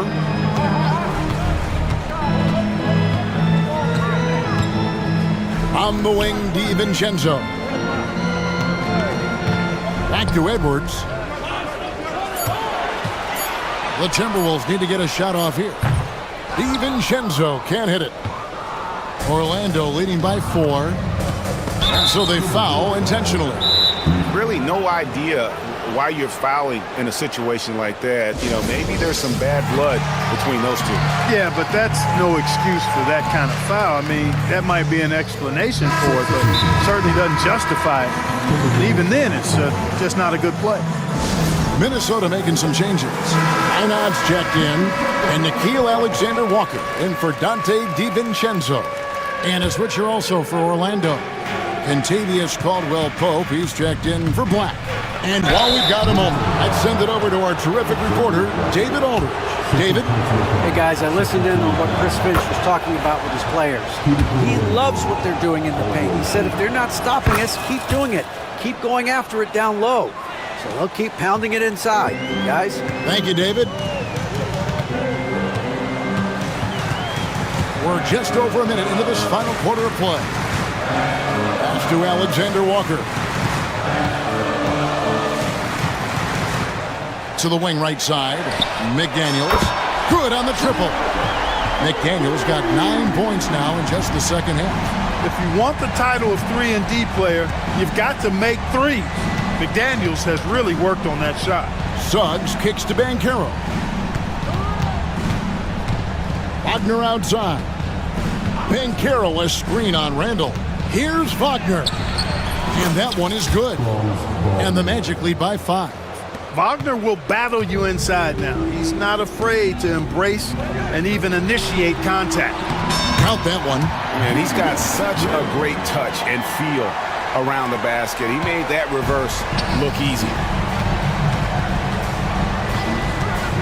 Edwards against Suggs. Here's Banchero. Isaac with a screen for Banchero. Caldwell-Pope on the wing. A baseline J. And the shot falls short this time. And the well is running dry for him right now. Nothing falling. And, you know, you can sense his frustration. This is going to be a test of his resolve here.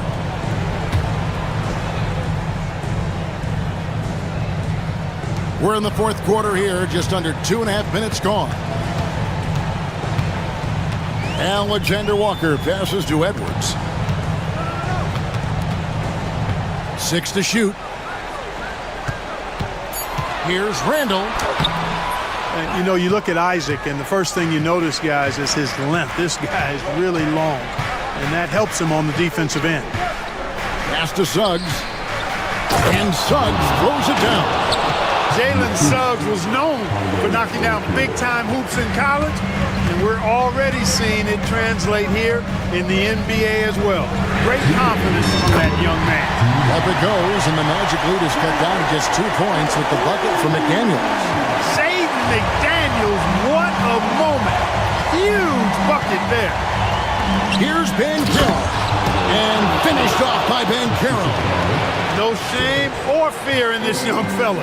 And Carroll will take on any big shot. Love seeing that from him. And it's Randall, top of the key. Misses off the left iron. Orlando leading by 4. It's Caldwell Pope with the drive. He's so quick on these drives. As quick as a hiccup. Can't let him, Caldwell Pope, get into the lane like this. McDaniels against Ben Carroll. And the whistle blows. It's going to be on Jalen Suggs. That's foul number 2 for him. Yeah, clearly he had an established position there. Yeah, and I like this call because you want the refs in that situation. If there's any doubt, err on the side of giving the benefit of the doubt to the offensive player. That should have been a block, and it was. Suggs kicks to Wagner.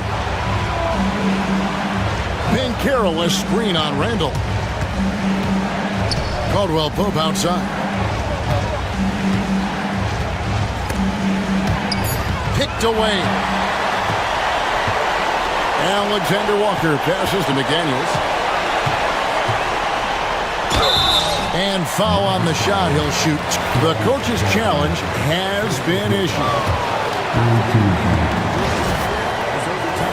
And I think when it comes to some of the more difficult calls to make, personal fouls can be tough. The action is so fast that it's really tough to catch everything in real time. The wonders of technology. We've seen replay reviews so effectively, and involving the coaches by being able now to challenge like this is something a lot of people have been hoping for. And the announcement on the review is that the foul was called in error. So they have determined to overrule the original call. And guys, this is what it's all about, getting the call right. And I think in this case, the video review showed that while it was a tough call to make on the floor, they got it right with the review. Pass to Minot. Money! And now they trail by just 4.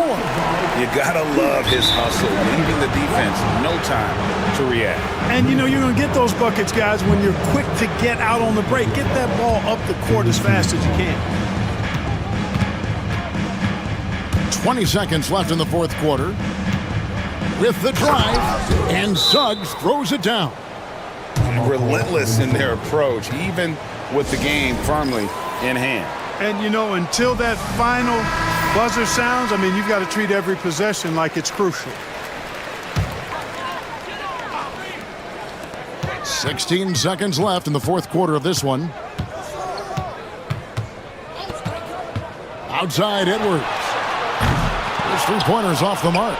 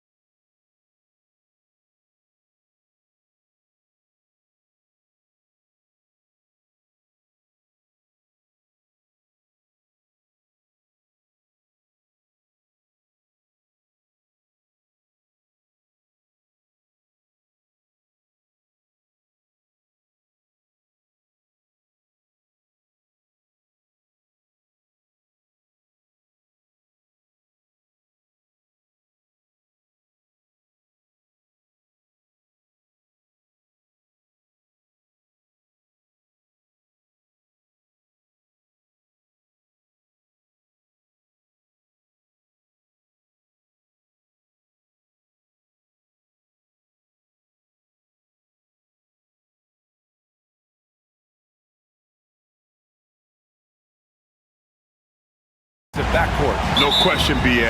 And I get the sense that bragging rights are on the line here. Everything you can do, I can do better. Expect some exciting back-and-forth action in this one. And here's the starting group for the New York Knicks. Josh Hart is out there with Karl Anthony Towns. Then it's Mikal Bridges. Then there's Jalen Brunson. And it's Anunoby in at the 3 slot.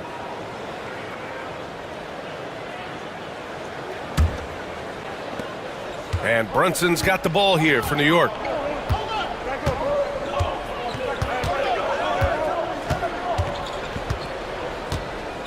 Pass to Bridges. Back to Brunson. Clock at 6.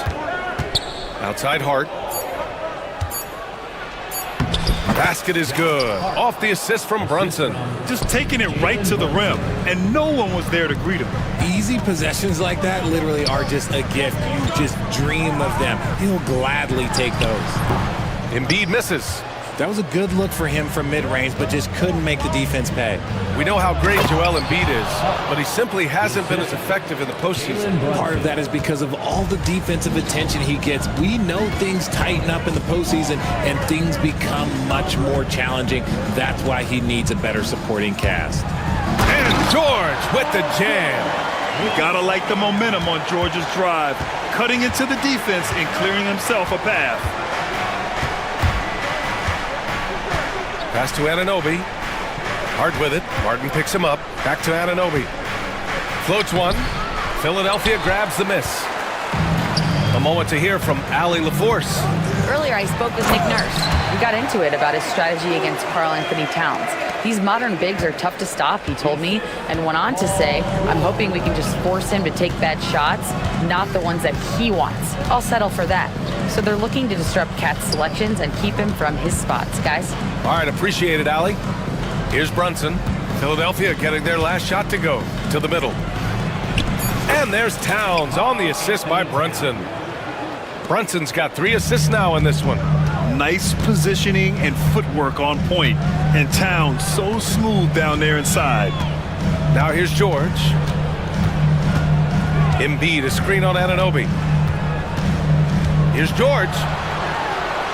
And the layup is good off the glass. Yeah, muscling his way for the bucket. George doing what he does best. Brunson on the drive. Towns passes to Brunson.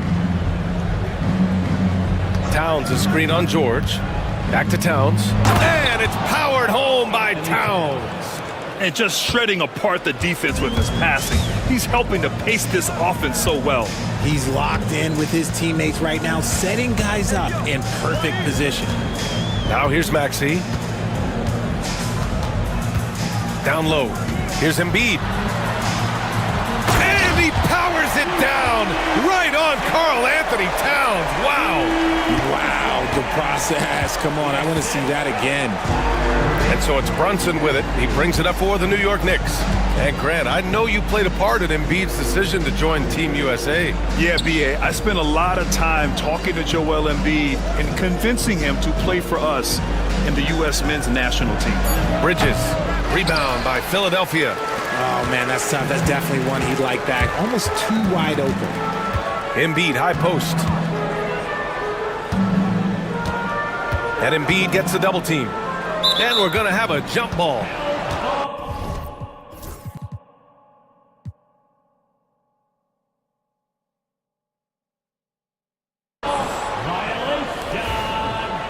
That'll be a jump ball.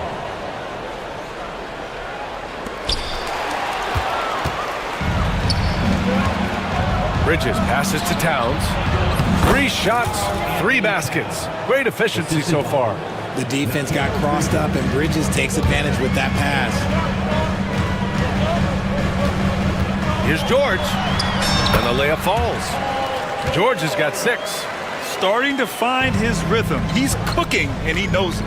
Yeah, when he gets engaged this early in the game, it's bad news for the defense. He can roll this start throughout the rest of the game. Personal foul. First team foul.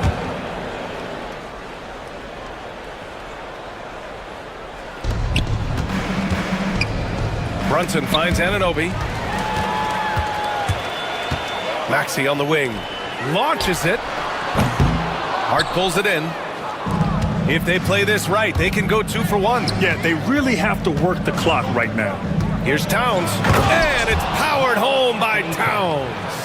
Yeah, strong flush from Towns. I like whenever he plays with an edge inside. Maxey against Hart. Oubre, a screen on Hart. Pass to Embiid. Back to Maxey.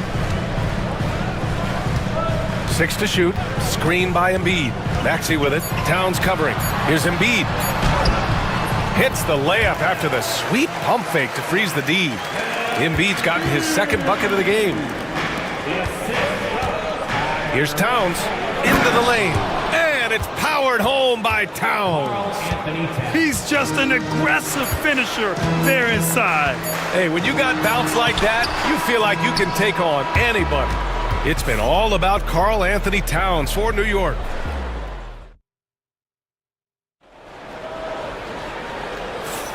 And some good action in the books as we get back to a game that's been pretty close so far here. And a chance for a moment to check out the scoring breakdown for the Knicks.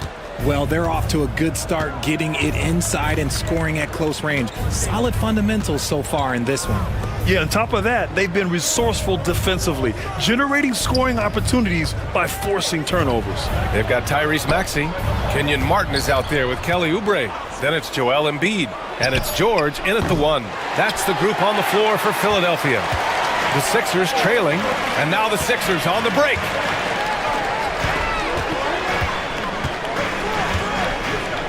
Oubre, a screen on Anunoby.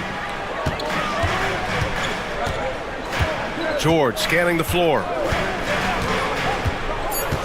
Late clock, the Sixers need to put one up here. Oubre can't hit. And New York has possession. Gives us a chance to catch up with Allie LaForce. When you have an MVP talent in his prime, the focus has to be on winning the title. The Sixers' Joel Embiid said, quote, "The only thing I care about is winning. That takes a lot, and everybody has to contribute. I'm always going to believe in myself. I love the guys that we have. We are going to go and fight every single night." Great perspective there. Thanks, Allie. It's George on the wing. Anunoby covering. Here's Embiid. And then Embiid with the dunk. Get out of that man's way. Embiid throwing down that power forward. Well, Grant, you often hear about how smooth Paul George's game is. Yeah, I'll tell you this. Young players could learn a lot by watching his footwork. His timing, his ability to find the space he needs, it's just tremendous. George drives in. Pass to Embiid. Oubre, a screen on Towns. Embiid with it. Towns on him. Embiid misses. And we'll have a timeout called by Tom Thibodeau. He's going to gather the troops and talk it over. And this is a star-driven league. But talk about the importance of role players, Grant. Oh, B.A., a lot of times they're the ones who carry the day. You know what you'll get from your stars, but when the X factor ignites, that can make the difference. Achua's checked in for Towns. Up top, Anunoby. George against Brunson. Back to Anunoby. Nice pass, nice catch, and a resounding dunk. Attacking the rim with power. Tremendous finish. George against Anunoby. Embiid, a screen on Anunoby. Pass to Embiid. Back to George.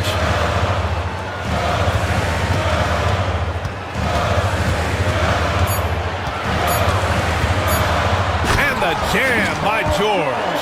He's not going to take it easy when he gets to the bucket. George will hammer it home. New York leading by 4. Anunoby, a screen on George. Here's Brunson. Unable to get that one. And George with some nice D. 1:57 left in the second period. Throws it up high. Yeah, really nice feel from George. Making the correct decision in a two-man game. And so it's Brunson with it. He brings it up for the New York Knicks. They've only given up 6 here in this quarter. To the inside.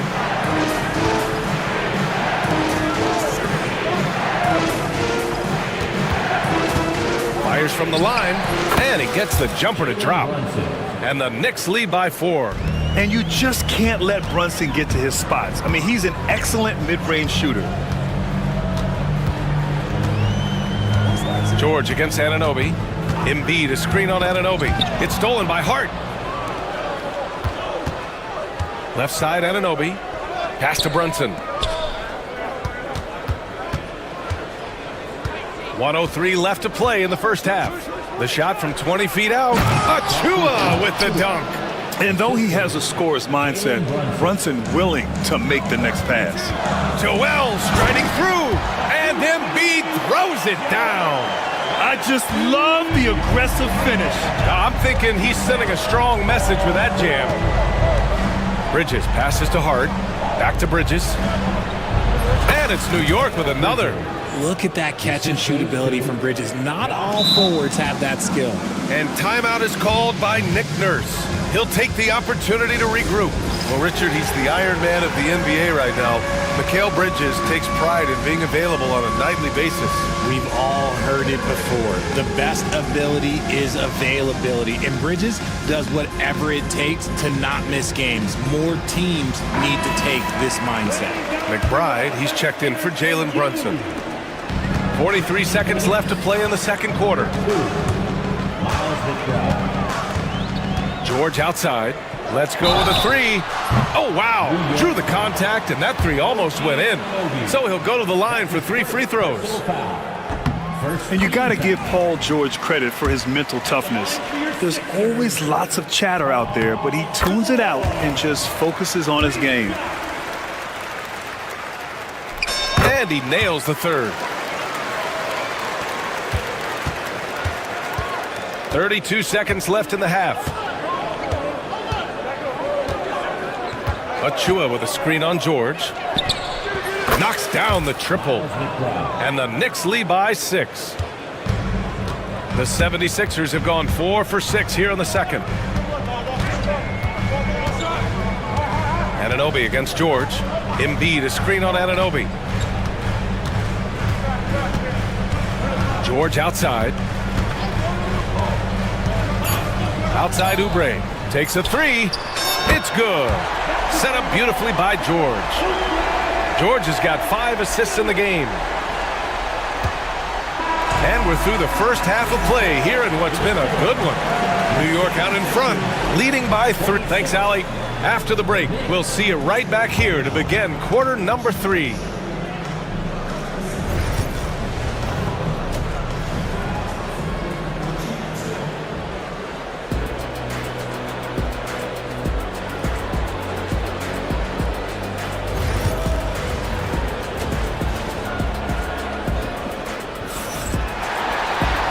We've got second half action for you. Thus far, a pretty evenly contested game. You know, Karl Anthony Towns has been exceptional here, guys. Through the first 2 quarters, he's been on fire. Explosive offensive performance. If they don't change their approach in the second half, let's just say his success will continue. And on the floor for Tom Thibodeau as we get into the second half. Karl Anthony Towns is out there with Josh Hart. Then it's OG Anunoby. Then it's Mikal Bridges. And it's Brunson in at the 1. And he almost made them regret defending him so loosely. Pass to Brunson.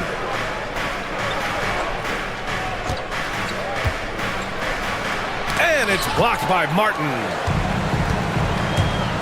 Oubre with it. And Bridges picks him up defensively. And Oubre gets it to go. And here's Brunson. Second half rolling along, about a minute played here. Pass to Towns, takes the 3, yes, and a nice assist from Brunson. Towns has got 17 points. And that's what makes Towns so dangerous offensively. He's a threat even when he's playing off the ball. Oubre into the lane, and he drains it. A solid 5 for 6 now. Used the pick to perfection and got all the way to the rim. Here's Brunson.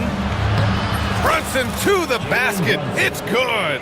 Now you see Brunson with that quick dribble. I mean, that is a nice play. 76ers trail by 6. Left side Maxey. Martin outside. Pass to Embiid. Over Towns. Again, the Sixers score. In the mid-range, Embiid is pretty confident. He goes right up and drains that jump shot with ease. Towns, a screen on George. Brunson with it. Picked up by Embiid. And it's powered home by Towns. Throws it down emphatically. He's got serious hop, right? You add that to his ability to penetrate, that's 2 easy points. Down low, here's Embiid. And he powers it down right on Karl Anthony Towns. Wow. The offensive arsenal of Embiid is phenomenal. He's capable of scoring in a multitude of ways. All right, let's get a report from Allie. You gotta love Tyrese Maxey's approach to the game. He said, quote, "I really have a simple life. I have this joy about playing basketball. I like putting in the work, so I'm extremely focused, extremely competitive, and I'm out here having the time of my life. I get to do what I love every single day, and it's a blessing," unquote. Ryan, he's such a positive guy. Yeah, he really is. Thanks for that, Allie. The Knicks making a switch here. McBride's checked in. Embiid finds Martin. And here's Oubre. Shot clock at 5. To the paint. Kicks it to George. This one for 3. They get the rebound. And so they choose to intentionally foul. And timeout is called by Nick Nurse. Coach wants to speak to his guys, maybe alter some of the game plan.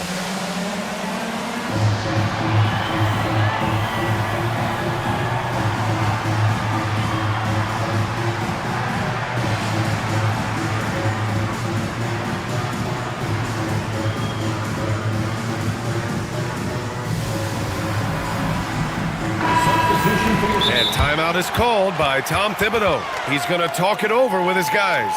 And something fans don't always get to see, some of the closely guarded secrets that happen in that huddle. And we see it so often. One little tweak to the game plan and everything falls into place for a team.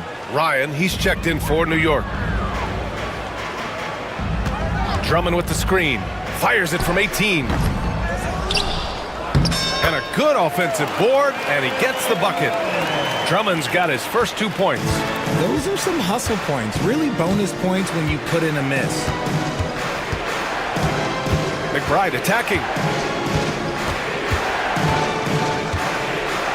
A minute and a half left in the third. Towns, a screen on Lowry. Kicks it out, Towns. And Towns slams it home. And that's a powerful man right there. Towns is never going to pass up a chance to finish with authority. Knocks it loose. Drummond passes to Lowry. That one falls, coming off a Drummond feed. Lowry's gotten himself on the board with a 3 there. And what kind of defense was that? You can't give up wide open threes like that. What are you doing? 3 on 3. Hart from long range. Rebound by Philadelphia.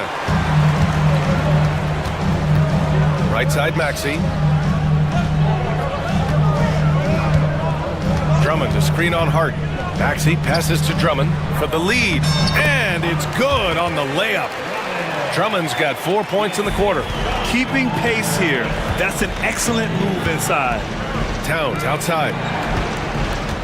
Driving inside. And it's Towns with the power finish.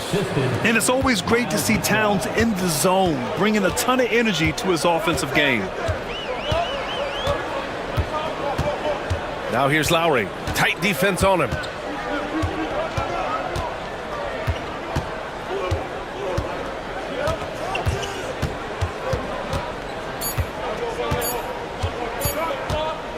Here's Drummond. Oh, and the release was before the buzzer, but it's off target. It's been all about Karl Anthony. And let's take this opportunity to show you our State Farm assist to the game.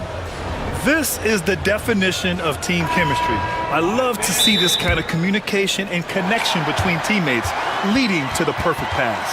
Serving it up on a platter, that is a beautiful dish. And 2 teammates on the same page, woo. Man, I know I speak for all of us when I say I can't wait to see what kind of finish awaits us here in the fourth quarter. Let's check in with our reporter, Allie LaForce. Thanks, guys. I was able to hear Tom Thibodeau coaching his team during that last break. Coach was blunt with his assessment.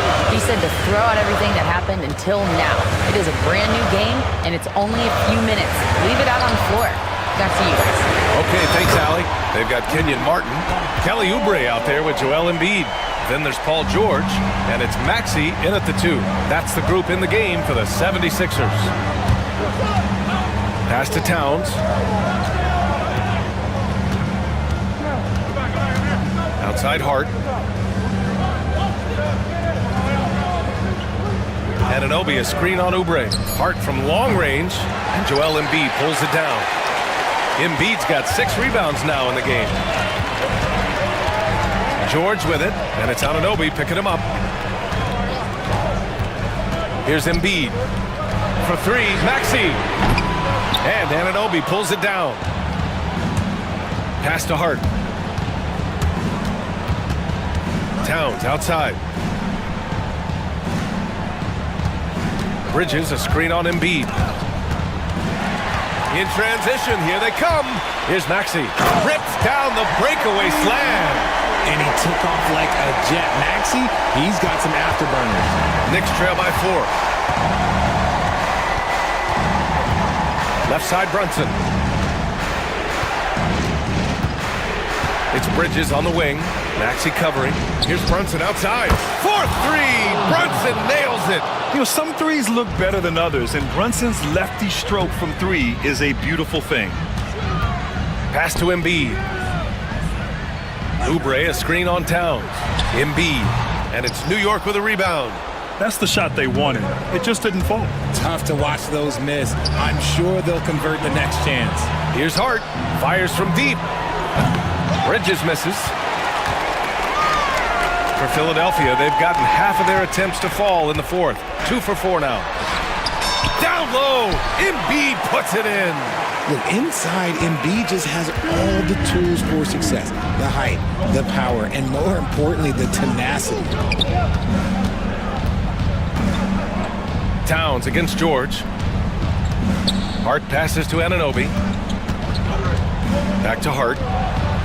Down to 5 on the shot clock. Pass to Towns. And it's powered home by Towns.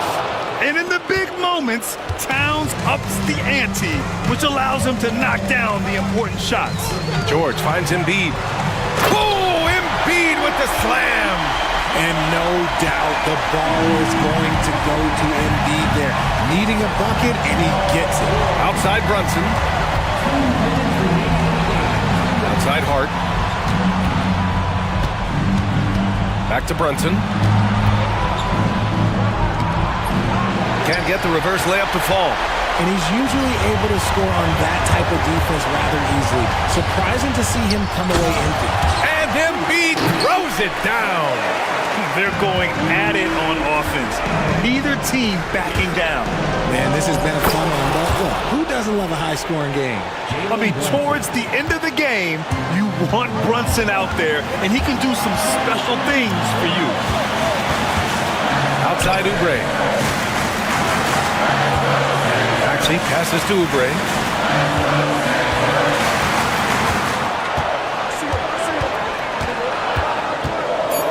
The kick out to Maxey. Knocks it down from distance. And the 76ers lead by 6. When it comes down to crunch time, Maxey wants the ball in his hands. To the left wing. Towns for 3. The rebound by Embiid. Philadelphia has gone 4 of 9 so far from the perimeter. George against Hart. Embiid, a screen on Hart. George passes to Embiid. Over Hart. And he sinks that one, hitting the back of the rim on the way in. And now it's an 8-point 76ers lead. George against Brunson. Ooh, nice D from George. Philadelphia with the ball. They're on a 16-7 run, and that's a foul called on OG Anunoby. That's his 3rd foul of the game. First team foul. 24 seconds left in the fourth quarter. George with the bucket. And guys, that's got to be the dagger. This is how you finish a game. And it felt like they just flipped the switch to go on that run and seal the game. Saving their best basketball for the end. Always smart. Here's George.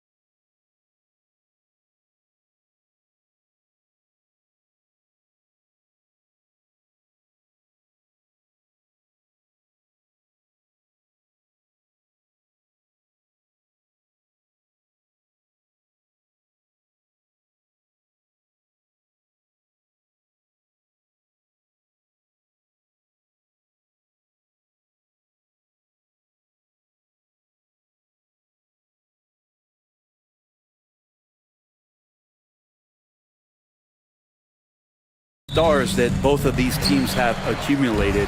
That gets me pretty excited. These are the type of games that for fans, they love to see the star power shine, and you never know. That expected greatness could be on display for us here tonight. And checking out Minnesota's opening lineup.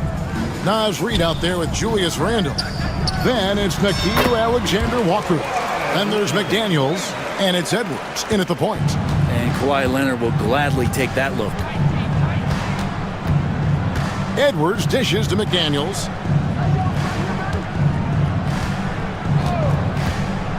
Back to Edwards. There's the pick. 6 on the shot clock. Misses the layup.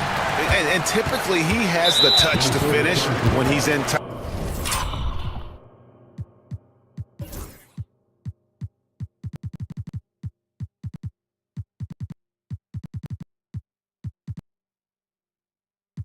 Right, but not sure on that possession. First personal foul. First team foul. And Greg, it didn't take long for Anthony Edwards to prove himself in the NBA. There's so much to like about his game. As outstanding as his offense is, his defense cannot be overlooked. He is a lockdown presence when he needs to be. And the Timberwolves with possession here. Harden missing his last shot. Alexander Walker passes to Edwards.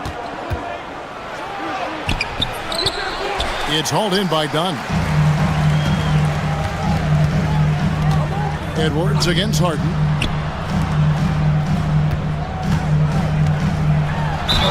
Count the bucket, and he's got a free throw coming up as well.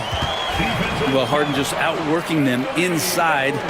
Could we say he wanted it more? Talk about confidence. Greg, what do you think about Harden's quote from a couple years ago when he said, "I'm not a system player, I am the system"? Kevin, I laughed when I heard it because most guys couldn't say that, but Harden absolutely can. He's an elite scorer turned elite passer. Your offense has to orbit around him when he's on the floor. Such a critical part of how their offense is going to flow. Things are only working when he seems to be on the floor. Here's Harden. That's basket number 2 with his third shot off to a fast 2 for 3. Even if he's not a big man, Harden can score inside with the best of them. Edwards against Leonard. For the 3. And Bamba pulls it down. Clippers have gone 3 of 4 from the field to start out the game. Outside Leonard. It's stolen by Edwards.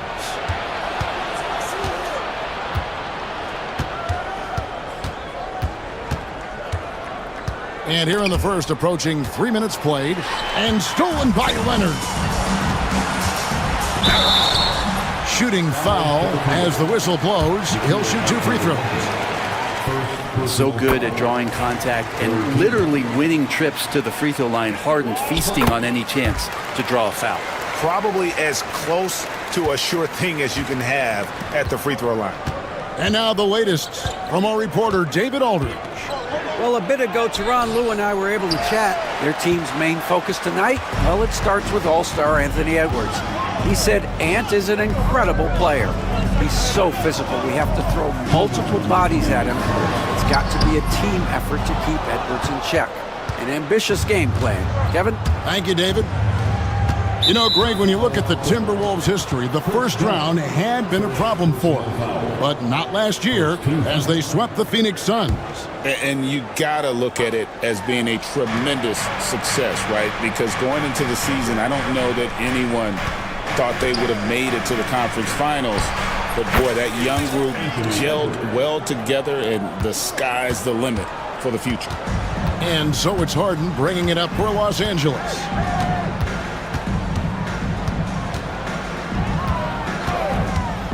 Pass to Bamba. Now, here is Harden. 7 points in the game. The three-pointer, no good. We've got 1:18 left to play in the first quarter. Outside for Randle. Banked in off the glass. Yeah, Randall's not passing that one up. Fantastic job at converting when he's got the kind of position like that. Jones with the screen on McDaniels. Leonard finds Jones. And they're on the break. Randall no good. Los Angeles leading by 3. There's 38 seconds left here in the first quarter. Here's Harden. Hits the J after faking out the D with the quick up fake. Harden's got 9. And they've scored several times already here in the first quarter on the inside. Here's Alexander Walker. It's hauled in by the Clippers. Leonard on the wing. Fires the 3. A three-pointer is right on target. Leonard's got his second basket. Nice teamwork. The right guy ends up with the ball in his hands, and Kawhi finishes that possession. Edwards, no good. With 1 on the clock. And so it's the Los Angeles Clippers holding on to an 8-point lead heading into the break. Defensively, they have gotten after it, contesting every shot.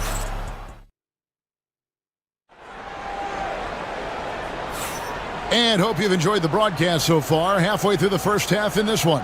And taking a look at Los Angeles' performance here, what have they been doing or not doing? Well, pounding the boards is one way to gain an advantage. They simply owned the glass in that first. Well, if you get physical out there, you can control the glass, and that helps you to control the pace of the game. Harden out there with Dunn. Then it's Bamba. Then there's Kawhi Leonard. And it's Jones in at the 3-side. They're the group out there for the Clippers starting the second quarter. Brent, I've always thought the stoic demeanor of Kawhi Leonard was very imposing for an opponent. Well, there's just no rattling, right, Kevin? How many times have you seen Kawhi Leonard get outside of himself, react to a call, become emotional? Now, as a teammate, you have to have an understanding that he might not motivate you in that way, but certainly as an opponent, it's intimidating. I remember playing against John Stockton and Karl Malone much in the same way. Emotionless, relentless, that's sometimes intimidating for an opponent. Harden and the Clippers getting another bucket right there. Well, a master from the mid-range. Harden so good at finding available space from that distance. Edwards looking it over. Oh, Edwards! Yeah, he just punched the ticket on that one. That'll get the job done. Powerful two-hand jam. Harden outside. Gets the three-pointer to fall.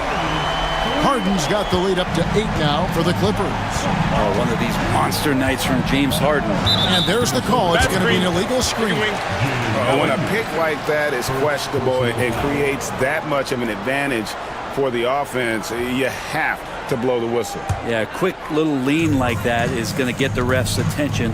Foul call. Harden dishes to Bamba.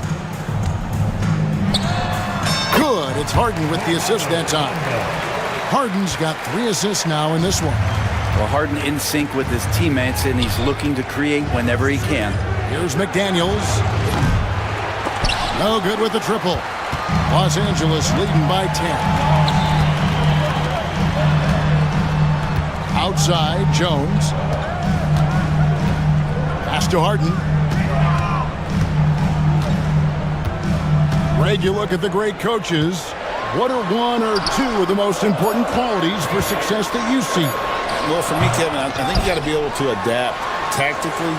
I mean, that's huge, and especially in the playoffs. But most important, can you motivate and unify a locker room? That leadership quality is what really puts a coach over the top.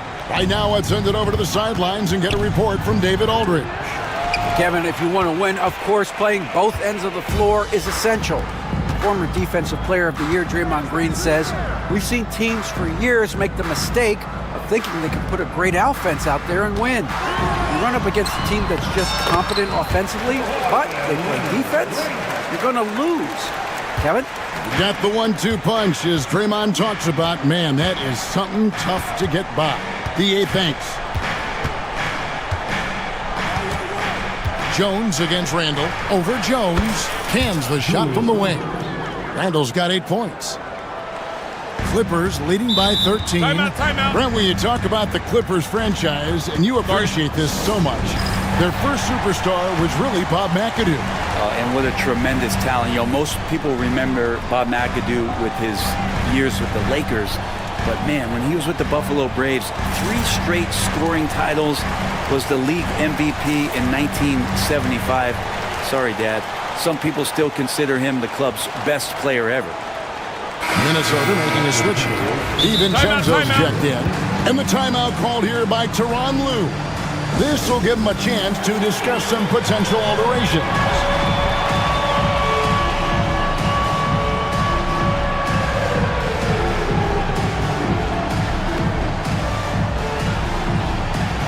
Nicholas Batum, he's checked in for Los Angeles. P.J. Tucker comes in for Leonard. Edwards has come in for the Timberwolves. And in the second quarter, a little under 3.5 minutes played already. Here's Harden, and he's fouled pretty hard on that shot, but he's got the chance to pick up the points at the line. It's on Anthony Edwards. And what's remarkable is how complete Harden's game is. Making shots or making passes, he can create points in a number of ways. Greg, this is some kind of note. Last year, Minnesota, for just the second time, had ever won a series in the postseason. Yeah, they've been bounced in the first round, 10 of 12 appearances. But last year's team was different. Their elite defense fueled the conference finals run. The shot's good from Alexander Walker. Oh, nice read there from Edwards. He's all for sharing the wealth.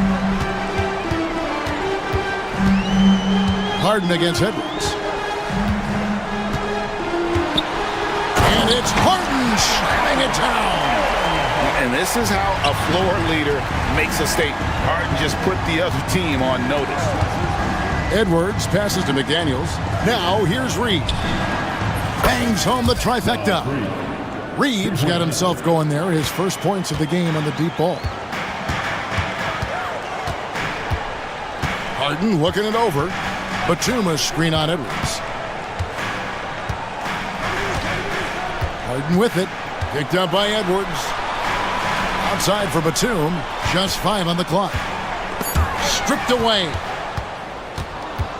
Just 2 seconds between shot clock and game clock. Edwards passes to Reed. Shoots over Batum. Kept alive. Out to Edwards. Second chance shot. It's deflected, and that's out of bounds. Minnesota will retain possession.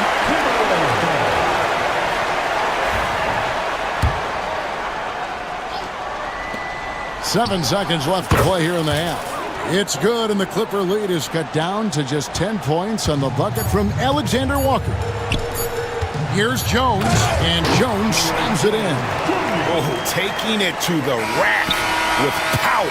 Hammering down the two-hand slam. James Harden getting it done for Los Angeles. He finished it. Thank you, David, for that interview, and we'll see you back here after the break for third quarter basketball.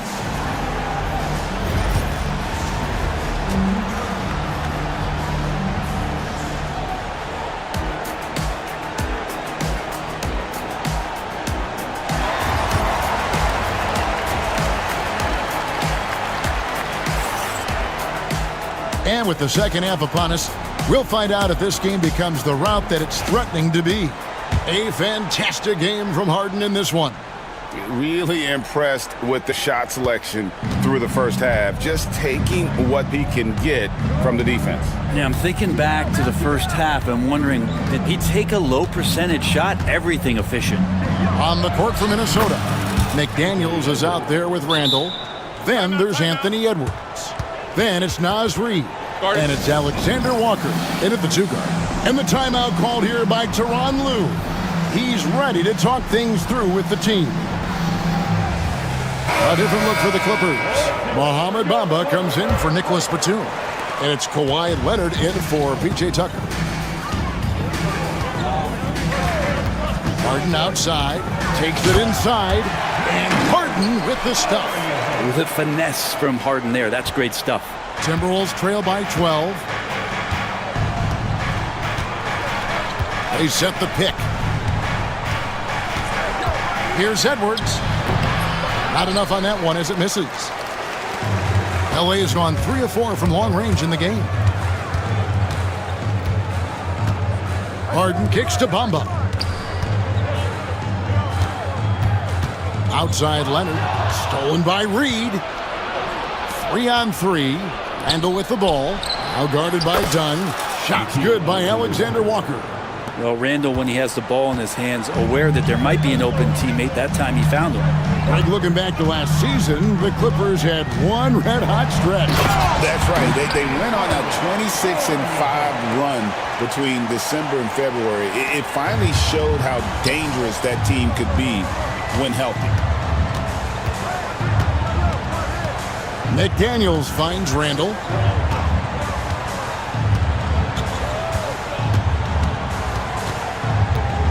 McDaniels sets a screen for Randall. 6 to shoot. Over Jones. Randall no good. The D giving him that shot, and that's probably not a good idea, but I guess they knew what they were doing that time. Here's Harden into the lane. A few guys with better handles than James Harden. Really a magician with the rock. It's Edwards on the wing. He's covered by Leonard. Edwards passes to Randall. And he sinks that one, hitting the back of the rim on the way in. 10 points for Julius Randle. Yeah, that's one way to get back into this game. Keep getting him the ball and let him make the shots. Not quite 2.5 minutes played here in the second half. Harden with it. Picked up by Edwards. Edwards against Harden. Reed with the rebound. Reed's got his 4th rebound in this one. Out left to the wing. Here's McDaniels. It's hauled in by Los Angeles. Bamba's got 6 rebounds now in the game. Harden kicks to Bamba. It's Harden with the drive. Add that basket to his impressive total. Brings him to 10 for 14. And a staple of Harden's attack. Sometimes it seems he's better finishing through contact on the drive. And we've got a timeout called from Chris Finch. He wants to check in with his team and regroup.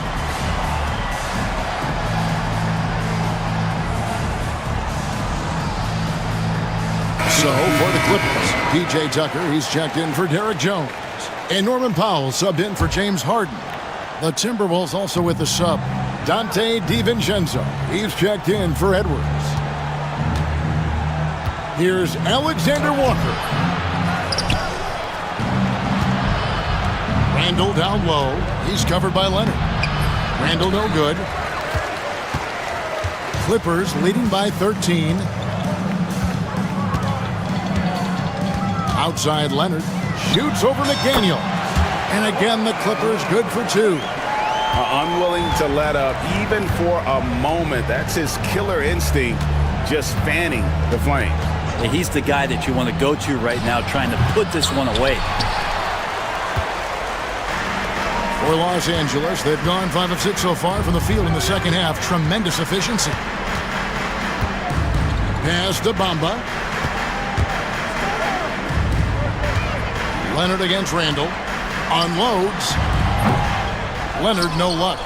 He loved to make them pay for giving up that wide open jumper, just unable to do so. And he drops in the layup off the glass. McDaniels got 5. That kind of looks like a predictable shot, one that they want. The defense has to prevent the ball from getting into that sweet spot. Powell, the pass to Tucker. Over Randall. No good off the front iron. Well, if you believe in the numbers, that mid-range shot is not a high-value shot. Oh, that was something else! Oh, that's nuts. Randall getting up there, turning a little bit, and putting on a bit of a show here. 4 seconds separating the shot and game clocks. Leonard with the screen on DiVincenzo. It's Powell with the drive. Making the most of the screen. That's how it's done. And it's in the perfect spot, Greg. Frees him up to get all the way to the bucket. Really not enough help there. Lack of communication on the backside. Over in the corner, Randall. Fires for three. That shot, no good. And no good. And as we end the third quarter, a double-digit deficit will make it tough to come back.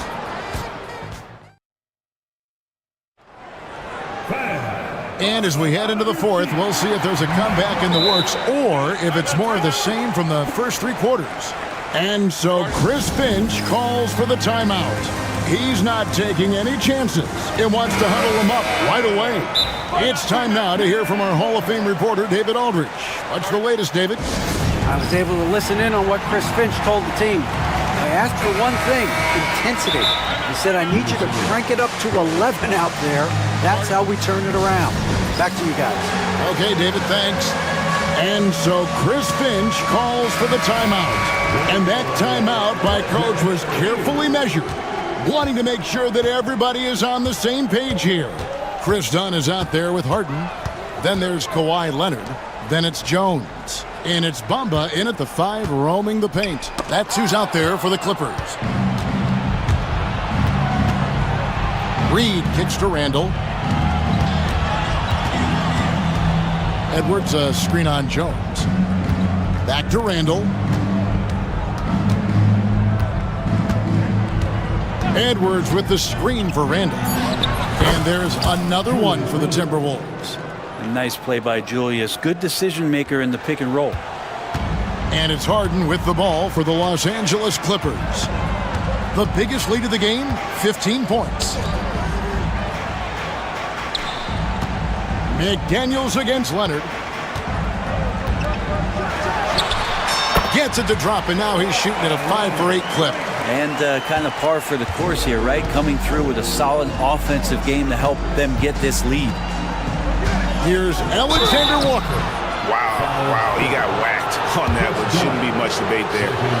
And guys, let's get your take on the scoring breakdown for Los Angeles. They've shown no let-up. Penetration, knife it inside. The defense has to tighten it up if they want to slow this team down. And you want to talk about ball distribution. They've been dominating that aspect of the game. I think there's a bunch of bankers out there. They're dropping dime after dime. Harden against Edwards. Outside Leonard.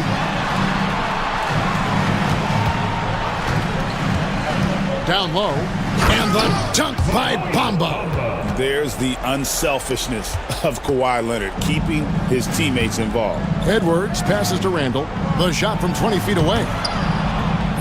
That misses off the backboard.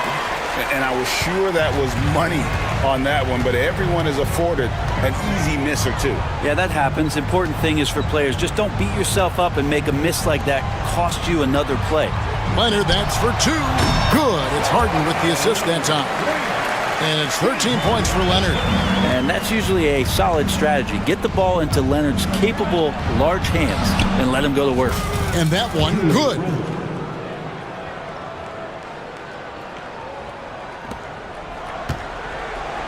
Clippers leading by 13. Harden outside. Inside. Here's Bamba. And he floats in for the easy 2. Credit the assist on that one. Great pass by Harden. He can put it right where you need it to be. No one near Edwards as he lets it fly. Great look there, but off target. Clippers have gone a perfect 4 of 4 to start the final quarter. Can't ask for anything more than that. To the inside.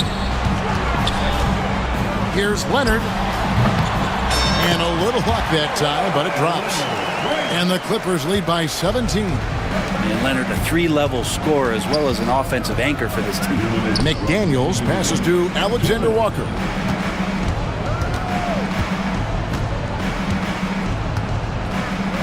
Throws it down as the official calls the foul. It may be a 3-point play. It's going to be on James Harden. Yeah, he earned that one. I mean, taking the hit and still able to get that one to go down. Free throw drops for Alexander Walker. 1:52 left in the fourth quarter. Los Angeles leading by 14. Edwards with the powerful flush. And how about the athleticism from Edwards, rocketing off the drive there for the slam. Clippers have gotten every shot they've taken so far in the fourth quarter to go in. That's 5 in a row to start the quarter. Harden kicks to Leonard.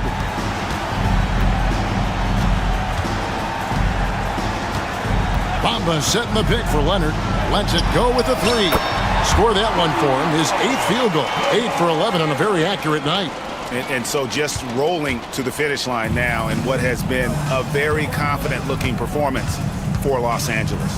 Their hard work on the glass paid off. I tell you what, they're both excellent rebounding teams, and it was a tough battle underneath all game, and I think ultimately that earned the W. And one of the key components to this victory, if not the biggest, was the incredible performance for James Harden. Well, those points he had tonight, all critical, all from energy and activity. He just never seemed to stop. Bamba setting the pick for Leonard. Rebound, Minnesota. McDaniels with the ball. Jones covering. For three, Edwards. Bamba against Reed. Three-pointer, Randall. Knocks down the three ball.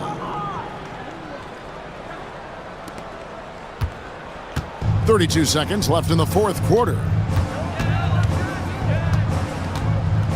Harden against Edwards. Harden the pass to Leonard. Lets the three fly. Reed with the rebound. Harden against Edwards.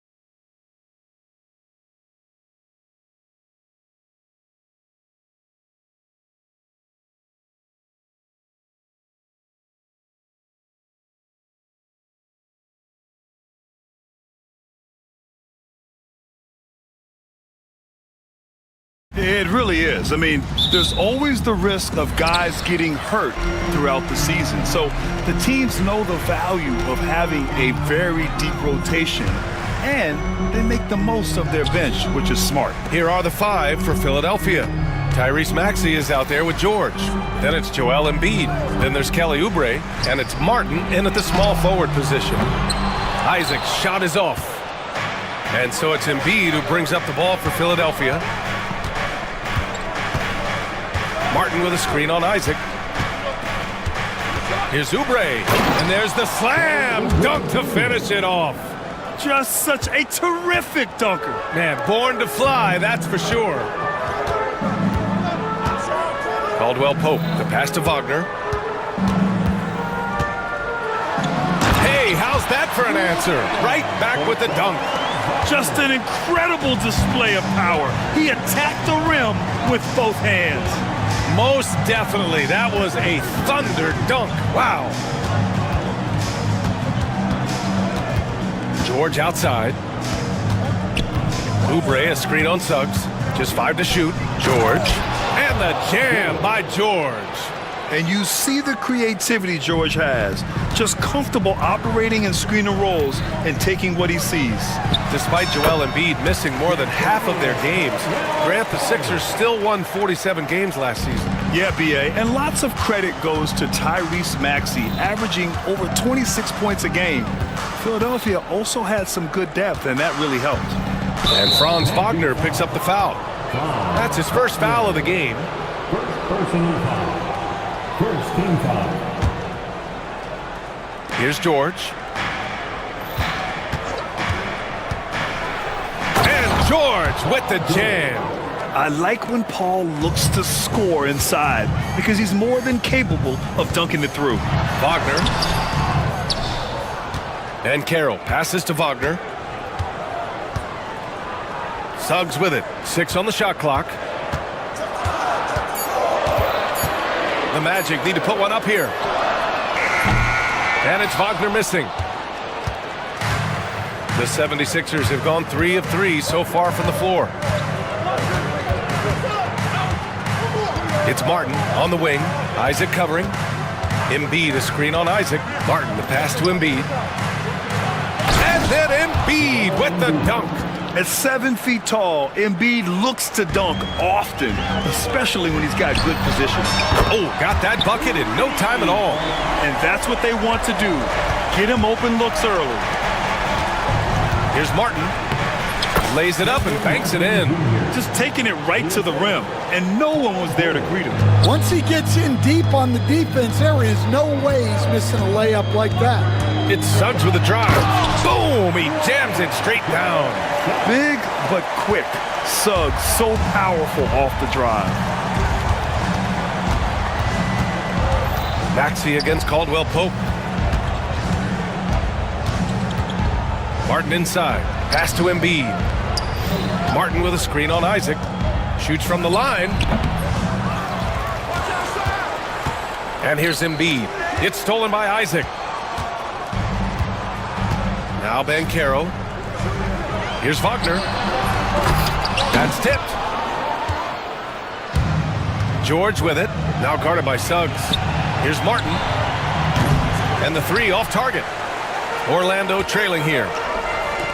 Here's the 3. And Suggs the bucket on the assist by Wagner. Suggs has got 5. And not wasting any time here. Suggs is quick on the draw off the catch. Coach, you look at someone like Jalen Suggs. Man, has he improved his shot. Yeah, Brian, I think you've always loved the effort that he brings at the defensive end of the floor. But now he's a much more efficient shooter, much more decisive, and really understands his role. Back to Banchero. Pass to Caldwell Pope. 5 to shoot. Over Maxey. And another basket for Orlando. Well, he got to his spot in the mid-range, and that's a shot he's going to make more often than not. Maxey surveys. Embiid, a screen on Caldwell Pope. Now here's Embiid. Nails it from beyond the arc. Embiid's gotten his second bucket. And we know Embiid has this kind of touch from deep. Nice triple. Here's Suggs, and that one is stuffed right through. All he needed was a little separation. So effective. Boy, cleared the path, put him in position for a prime-time dunk. Well, give credit to the screener there. That's how you help free up your teammates. And George with the jam. Boy, oh boy. Both teams lighting it up to start this game. Yeah, and I'm sure both coaches would like to see more defensive intensity from their team.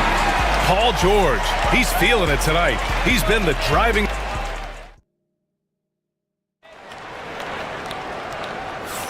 And this has been a fairly close game through the first quarter. We'll see what happens here in the second. And a moment to check out the scoring breakdown for Philadelphia. Well, a lot of times you'll hear coaches yell, get the ball inside, and you can see why. Good things happen when you get the ball into the paint.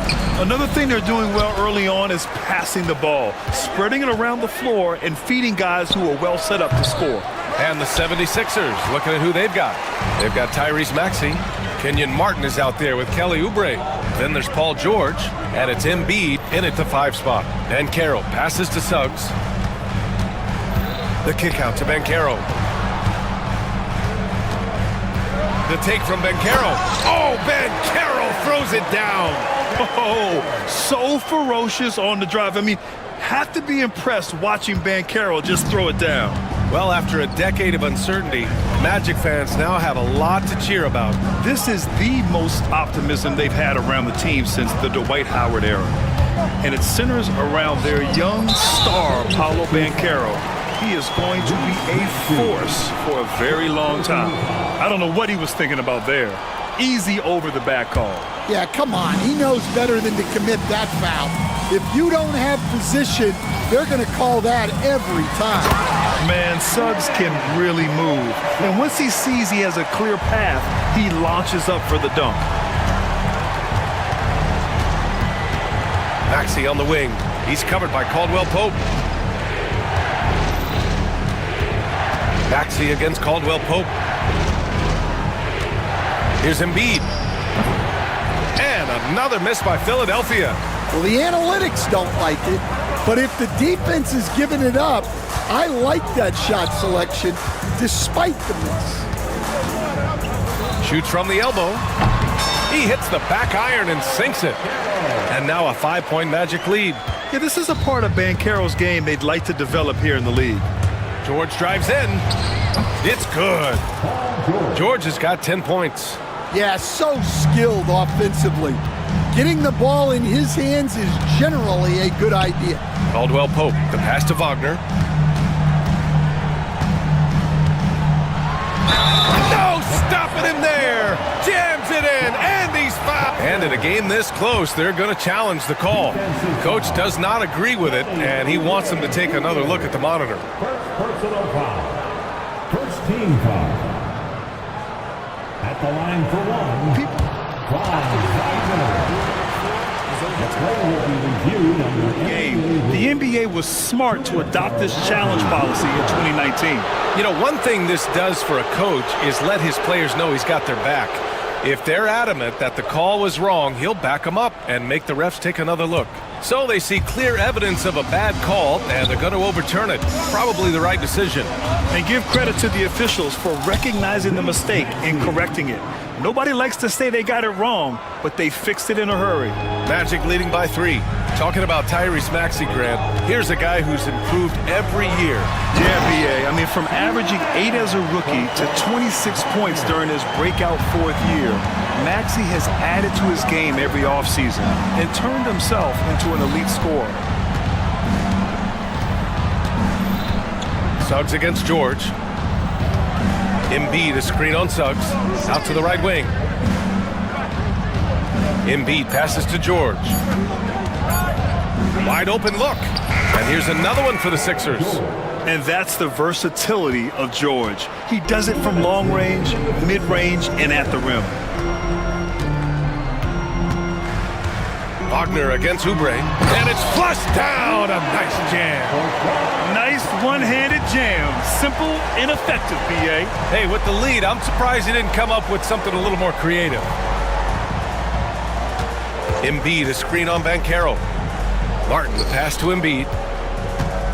Top of the key. That one drops for him. Embiid's got 7 points in the game. Orlando leading.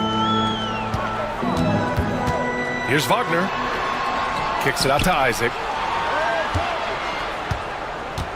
Here's Banchero.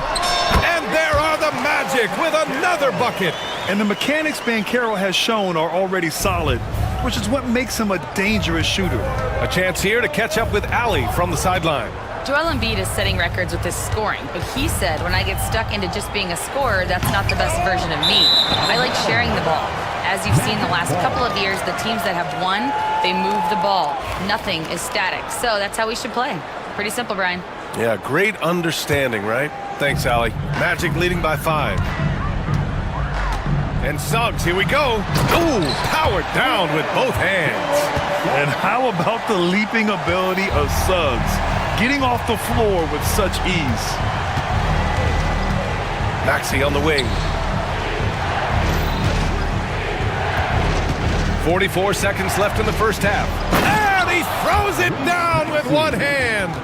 Hey, kept it simple. No reason to get fancy right now, B.A. Yeah, he's just looking to find shots and produce for his team. Suggs against George. Wagner, the pass to Isaac. Outside, Caldwell Pope.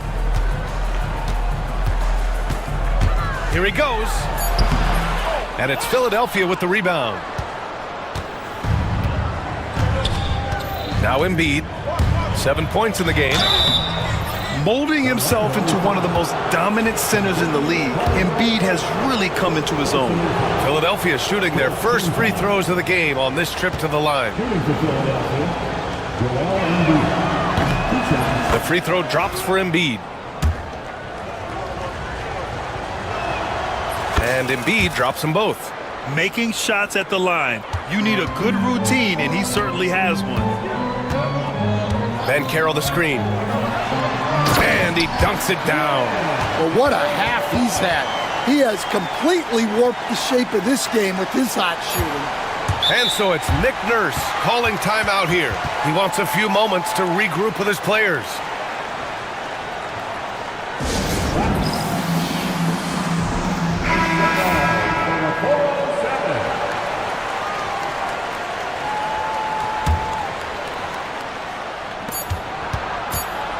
George for 3. Oh, no good on the last second attempt there. And a pretty tightly contested game here as we end the first half. Magic out in front, up by 5. We'll see you after halftime for the beginning of the third quarter.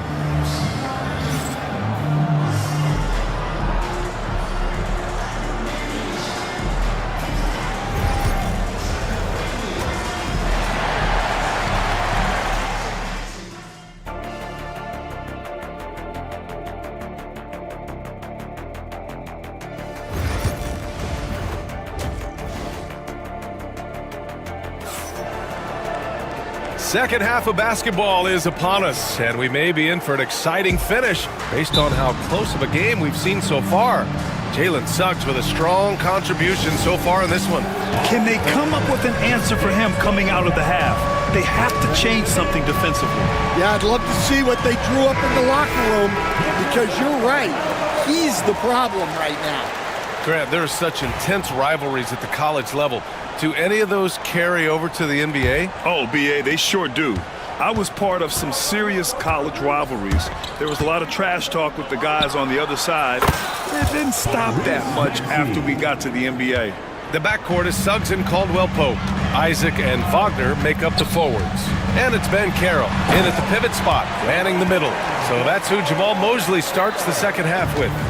Yeah, there's not much Banchero can't do in the pick and roll set. He's comfortable as the roller or with the ball in his hands. Suggs against George. Pass to Embiid. Shot clock at 6. Oh, Embiid punishing the basket. I just love the aggressive finish. I'm thinking he's sending a strong message with that jam. Banchero outside. And a big bounce off the rim, but it sinks right in. Banchero's got 13 now. And I think we're going to see a lot of nights like this from Banchero. He is built to score and never seems to take a play off. George with it. Wagner picks him up. Here's Oubre. Oh, he packs it down. That is incredible. Oh, man, he got fancy with that finish. He may be trying to provide the spark they need to break this one open. Here we go, the Sixers on the break. For three, Maxey. For the tie. It's rebounded by Wagner. Yeah, there's really no excuse for missing that one.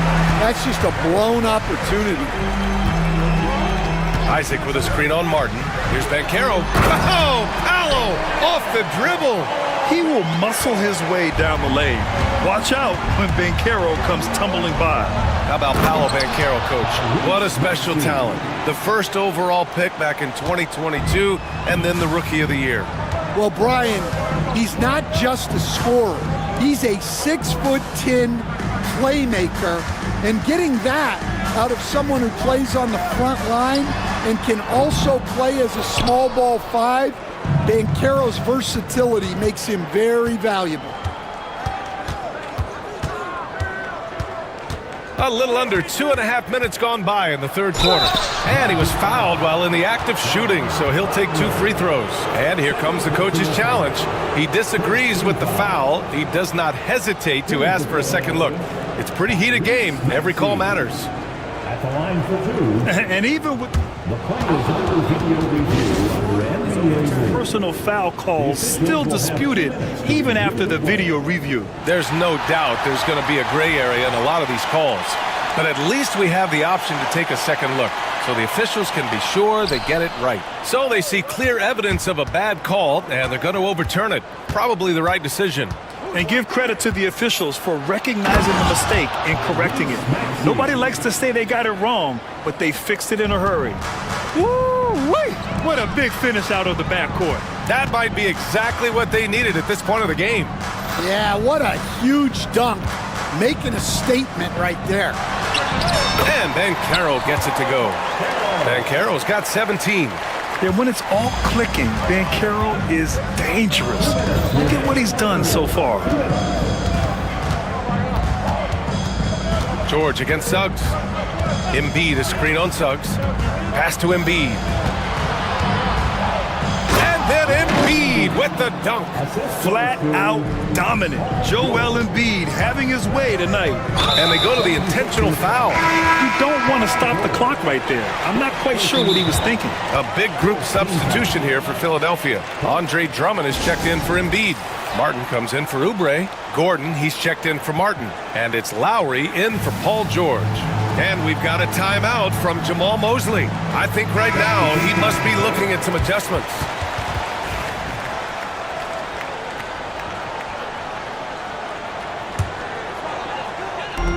Third quarter of basketball here. A little under 3.5 minutes gone by. Here's Caldwell Pope. Drummond grabs the miss. Those are precisely the looks this team is trying to create. Yeah, quality offense will serve you well in the long run. You can't settle for bad shots. And just so good at playing at high speed. Maxey gets the ball and takes the fast shot. And once again, off the mark by Orlando. Philadelphia leading by 3. Lowry drives in. The kick out to Maxey. Drummond with the screen. 5 on the clock. Late clock, the Sixers need to put one up here. And here's Lowry from the arc. Drains the triple. Now it's a 6-point Philadelphia lead. Lowry can be dangerous from deep. The defense has to guard him better than this. And Caldwell Pope gets it to go. Anything you can do, I can do better.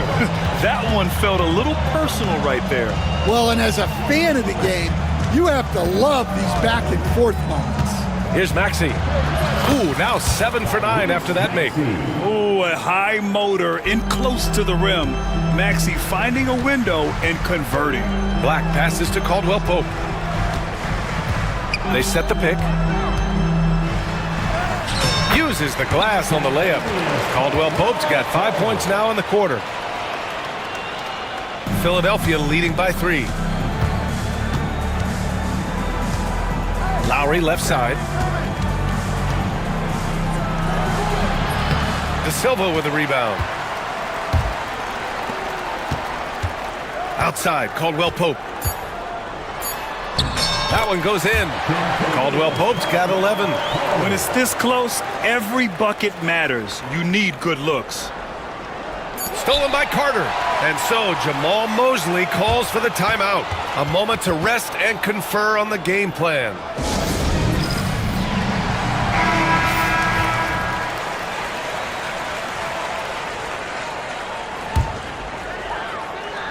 And we've got a timeout from Jamal Mosley. We might see him looking to make some tweaks to the strategy here. Without question, Tyrese Maxey displaying all his skills today. Well, now the question is, how do you scheme this guy? Try to take the ball out of his hands? Bring a second defender? I'm curious to see what they do. Paolo Banchero getting it done for Orlando. More NBA on 2K Sports right after this. And now we have a moment to reveal our State Farm assist of the game. Now, I know he's a big man, but he's got some point guard in him if he's making passes like this. Yeah, well, this is the diversification of positions in this league. Everyone does everything now. And with these teams locked in a very close contest, this fourth quarter promises to be a good one. And we've got a timeout from Jamal Mosley. Coach clearly has something he wants to say to his team right now. And keeping us updated from the sideline, Allie LaForce. Thanks, guys. I got a chance to hear what Jamal Mosley was saying to the team. Coach had a clear message for his team. He said, quote, let's finish the job out there. It's ours for the taking if we can just get it done. So it sounds like he's hoping they can close out this game strong, guys. Thank you for that, Allie. So on the floor for Philadelphia, George out there with Maxey. Then there's Kelly Oubre. Then there's Kenyon Martin. And it's Embiid in at the center position. Clock at 6. They get it back. And so it's George with it. He brings it up for the 76ers. Screen by Embiid. George against Caldwell Pope. George, right side. To the wing, right side. Three-pointer, Embiid. It's good. Set up beautifully by George. And the 76ers lead by 1. Orlando has gone 4 of 8 from 3. A nice percentage. The 3 from Banchero. Rebound by Philadelphia. Embiid's got 6 rebounds here tonight. It's George on the wing. He's covered by Suggs. Embiid is screen on Suggs. George passes to Embiid. Outside Maxey. Screen by Embiid from the top of the key. And it's good. Off the back rim and in. Heads up play by Maxey. Seeing everything around him, including the shot clock. For 3, Caldwell Pope. Orlando again missing. He had more than enough room to hit that. Just couldn't make it happen. Maxey against Suggs. Out of bounds. It'll be magic ball.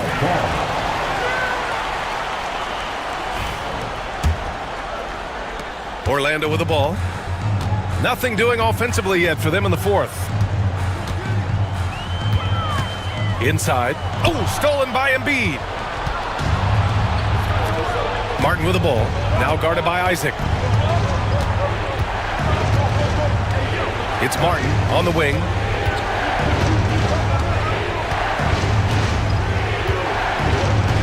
Pass to George.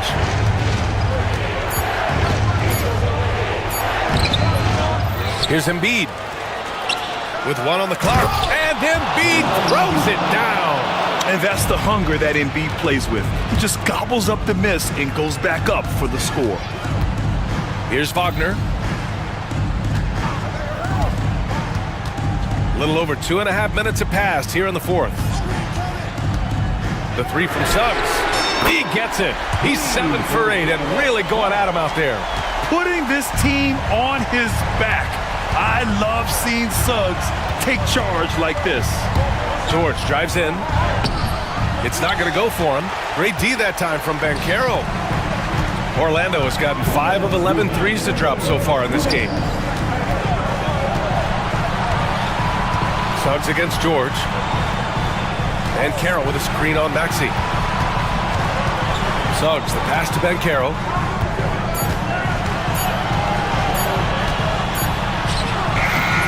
Ooh, can't tie it up as that one's no good. Well, I know he can finish at the rim, but the defense did just enough to force the miss. Maxey, that's good. Oh, commanding the ball in big spots. Maxey is so fearless. Here's Suggs. Takes it inside. And you have to love it. The floor general taking things into his own hands. Just the aggression they're looking for, man. Well, it's always a big plus when you have a point guard that can attack the rim like that, puts so much pressure on the defense. This team counts on George to deliver points. His consistency under pressure is key to their offense. Suggs finds Banchero. From outside, off the mark. Philadelphia leading by 4. And here's George.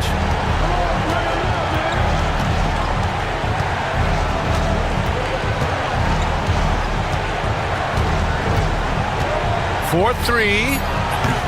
It's hauled in by Isaac. And the defense got away with one there. I mean, that's a shot he typically makes. Suggs, the pass to Banchero. There's the 3. They get it back. Back to Wagner.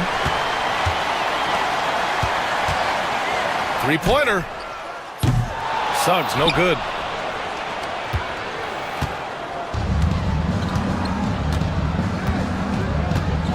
Here's Embiid.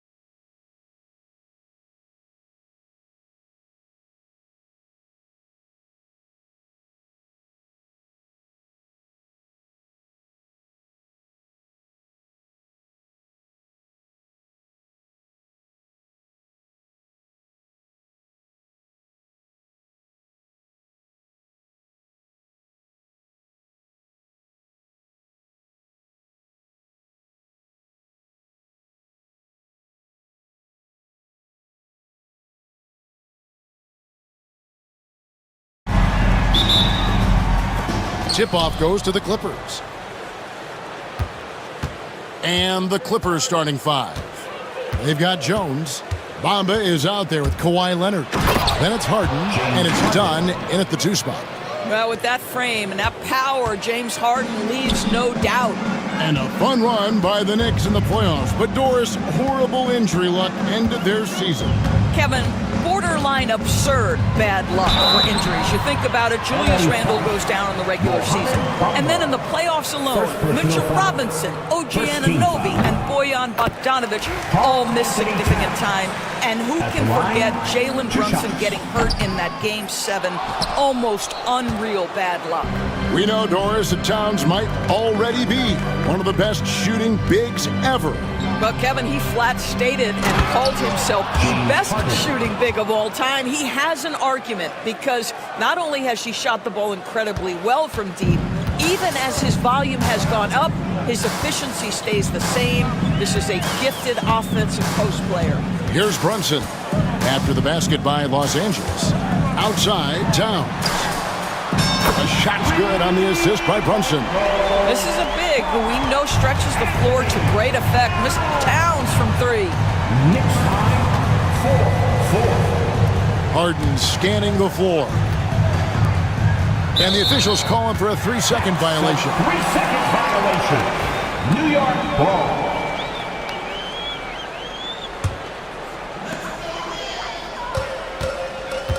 And here's Brunson.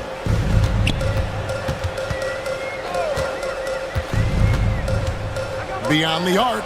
Hart with it. Leonard picks him up. Hart against Leonard. Shot clock at 6. Hart the pass to Towns. And Tom Thibodeau decides to call timeout. He's going to have a discussion here on the sideline. And the latest now from our sideline reporter, David Aldridge. David, it's all yours. Take it away. Well, Tom Thibodeau had a few minutes to share. Now I asked him how they plan to limit the effectiveness of Kawhi Leonard. Coach said the thing with Kawhi is that even if you're able to slow him down offensively, he'll find a way to impact the game with his defense. He's one of the best two-way players the game has ever seen. So they won't have a moment's rest tonight, Kevin. Thanks, David.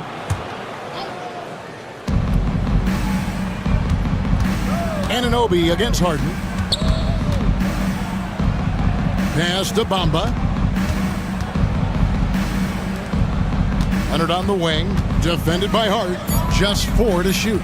Leonard the pass to Jones. Well-timed pass, and he goes straight to the bucket for the layup. And that's the kind of lead pass we've come to expect from him. Anunoby is screen on Jones. Inside. And Anunoby slams it in. Let's remember, this is 6'8" with some hops. OG Anunoby with the dunk. And the foul called on OG Anunoby. That's his first foul.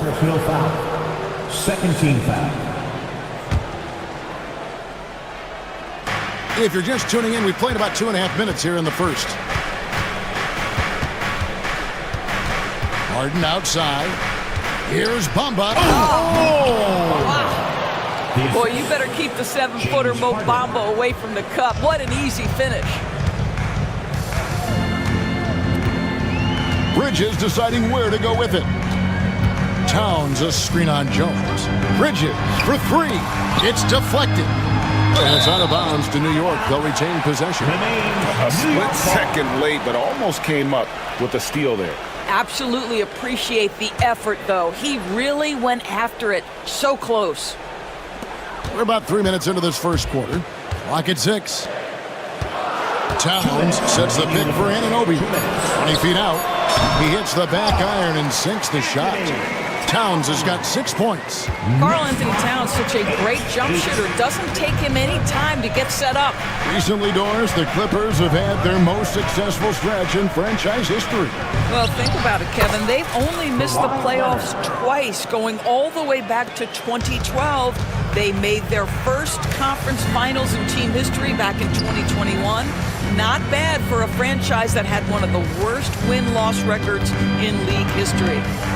Now, here's Hart. And the timeout called here by Tom Thibodeau. Wants to talk some things over, might be seeing some things to adjust.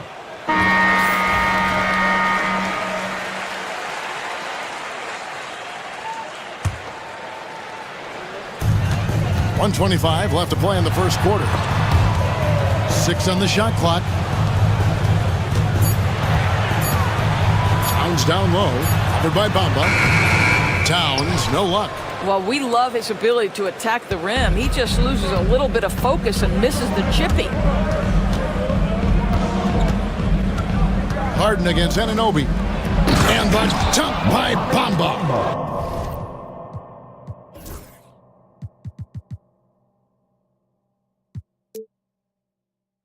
This is where James Harden's ability to quickly scan the floor and then find the right window to deliver the pass. So good, so good.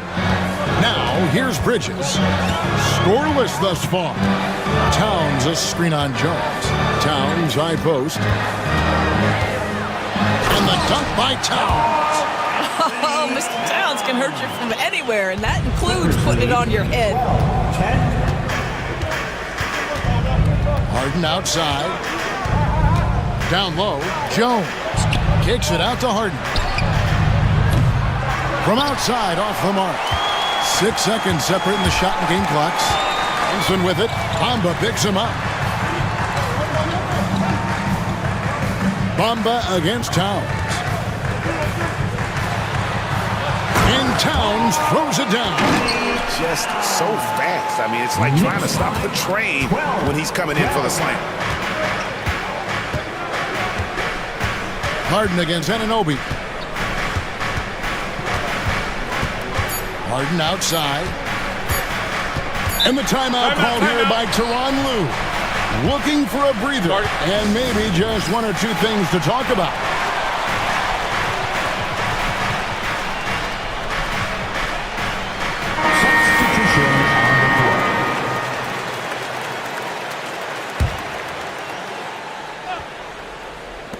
Leonard with no one around. And it's good, but hold on. The officials may want to look at that one on the replay monitor. And indeed, it's certain he beat the buzzer. Yeah, and at this point of the game, you know, some might say, hey, can't we just skip the replay this time around? But you just never know. And the call is going to be overturned. The second look shows that he did, in fact, beat the clock. At the end of one, a closely contested game so far. The Clippers on top, leading by just 2. And back in a moment as we'll get underway with quarter number 2. Some good action already in this one, but a fairly even matchup after the first quarter of play. And a chance for just a second to check out the scoring breakdown for Los Angeles. And guys, they've done a great job feeding their bigs inside. They are just punishing the opposition in the paint. And their assist total, also impressive early, creating with the pass and playing for teammates. Here are the 5 the Clippers have to start the second. We've got Harden. Derek Jones is out there with Kawhi Leonard. Then it's Bamba, and it's done in at the shooting guard. Here's Harden, and Anunoby sends it back. And there's the shot clock violation. Couldn't get the shot off in time. And with each passing season, DB, OG Anunoby seems to keep getting more and more versatile. You are exactly right, Kevin. What we know unequivocally is this is one of the best cross-positional defenders in the league. One of those guys that's truly capable of guarding 1 to 5. But his willingness to be a three-point threat, an offensive rebound, and put it on the deck is exactly what you're talking about. I'll tell you, you are playing with fire anytime you leave this guy open, and they just got burned. Hart kicks to Towns.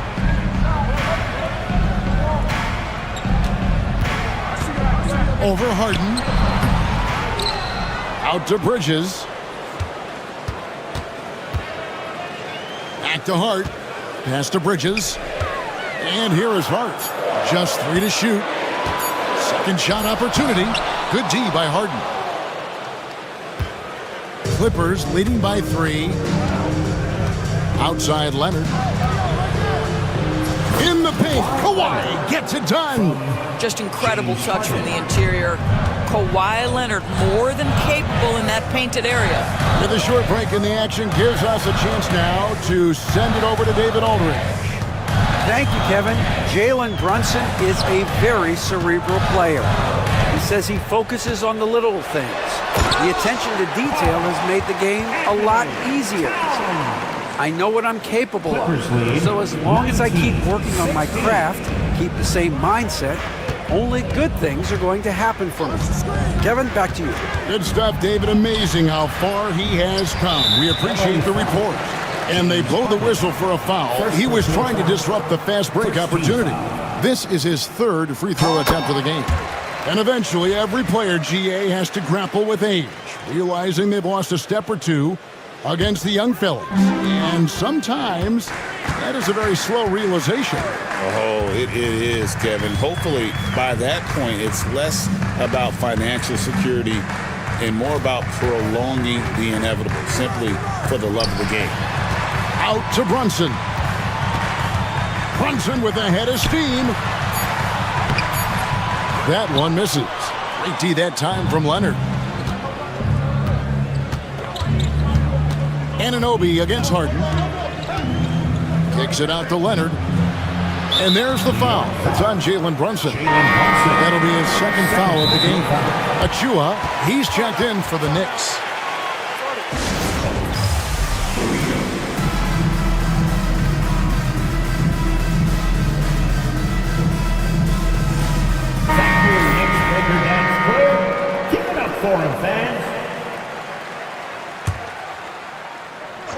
About 3 minutes played so far in the second quarter. 2 minutes. Kawhi puts it down hard. And Leonard makes it look easy. Incredible at getting inside and just finishing with physicality. Anunoby with the screen for Bridges. Pass to Anunoby. Stolen by Bamba. Leonard on the wing. Defended by Bridges. Leonard against Bridges. Harden left side. And it's out of bounds. They say it was last touched by Brunson.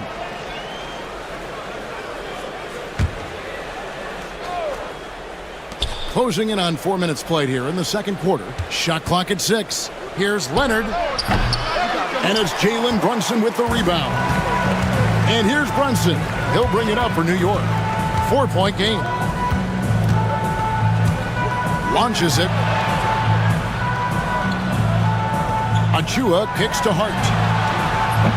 And the Knicks miss again. For Los Angeles, they've gone 50% from the floor in the second quarter, 3 of 6. It's Harden with the drive, and Harden with the stuff. Well, James Harden's ability to put it on the deck and get to the cup is elite. And because of that size and frame, he's going to finish most often. Here's Bridges. Count that one. And those are the kind of nice inside looks they've gotten here in the first half. They can trade 2 for 1 here. Would be the right move, I believe, right now. Leonard with the screen on Anunoby. Floats one. Leonard looking over the floor. It's Harden with the drive and the jam by Harden. Oh my, James Harden with a statement right there. Jones against Bridges. Pass to Anunoby. Here's Achua. And the 3 off target. And Tyronn Lue calls timeout. He wants to talk to his guys. All right, fans,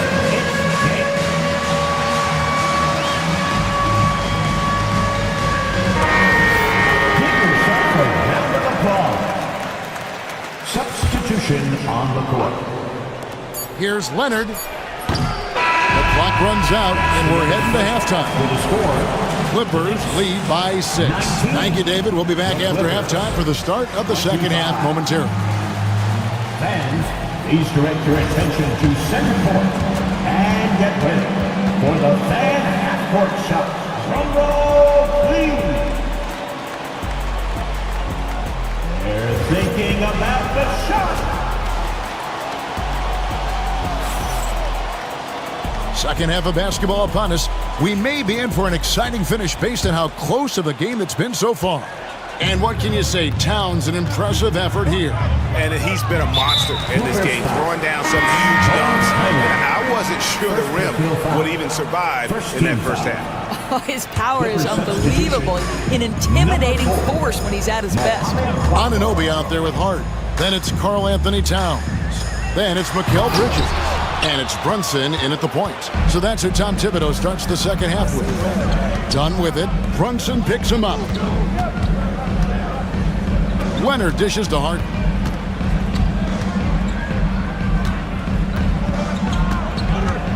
Six to shoot.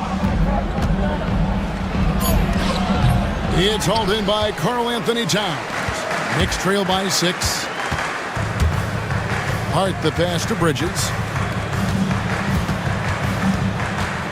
Towns against Harden. Oh, and the jam by Towns. How about the creativity, the athleticism? That's a rare combination for a guy his size. Go to work, Cat. Harden against Anunoby. Outside Leonard. Jones sets the pick for Leonard. Bridges with the steal. Over to the left wing. Towns sets the pick for Brunson. Pass to Towns. Out to Brunson. Brunson drops it in from the arc. Wow! What a confident stroke from Jalen Brunson. This guy doesn't have to dominate with the ball in his hands. To the paint. Here's Bamba. Good. It's Harden with the assist that time. Assist from Harden's got 5 assists in the game. They didn't have much of a problem getting the ball into the post that time. Towns up top. He's covered by Leonard. Hart kicks to Brunson. Towns sets the pick for Brunson. And Towns throws it down. Boy, this guy has been on a mission. Karl Anthony Towns will not be denied on the offensive end of the floor. And Doris, what a breakout for the guard Jalen Brunson these last couple seasons. Kevin, I think what's taken a lot of us by surprise is how capable he is in being the center point of an entire offense. And not only as a scorer for himself, but involving all the guys around him. Truly an incredible transformation. And if you're the guy who has to guard him, it is never going to be an easy night for you. Brunson scanning the floor. Anunoby passes to Towns. Hart with a screen on Bamba. Towns, offensive rebound, second chance effort, and it's good on the way in. Towns has got 6 here in this quarter. Well, just tremendous persistence from Karl Anthony Towns. Even under duress, the ability to stay focused. Here's Bamba, and the layup's good off the glass. And it's 8 points for Mohamed Bamba. Textbook, nice pass, great catch, even better finish. And it's Hart penetrating.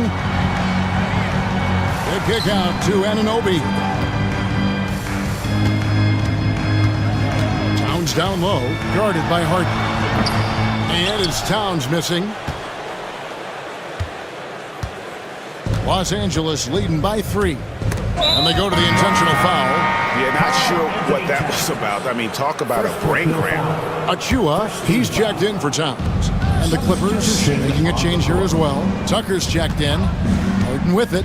Hart covering. Harden, no good. For New York, they've gone 4 of 7 to get things started here in the second half. There's a screen by Achua. Anunoby has the open look. And it's all evened up. Anunoby's got 5 now. Look, you can see their confidence growing. They have reason to believe. What I love is the heart, the fire, the tenacity. This is absolutely fantastic. Rare you'll see him miss such an open look. Bridges outside. And Bridges jams it in.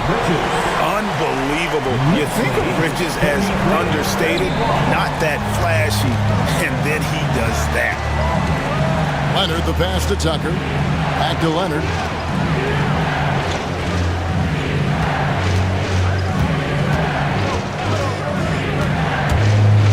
And Kawhi Leonard with the slam.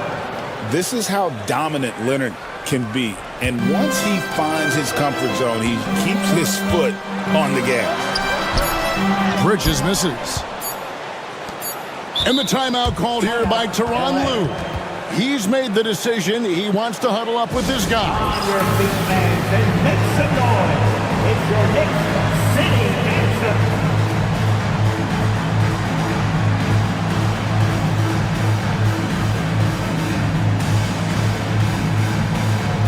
Substitution on the court.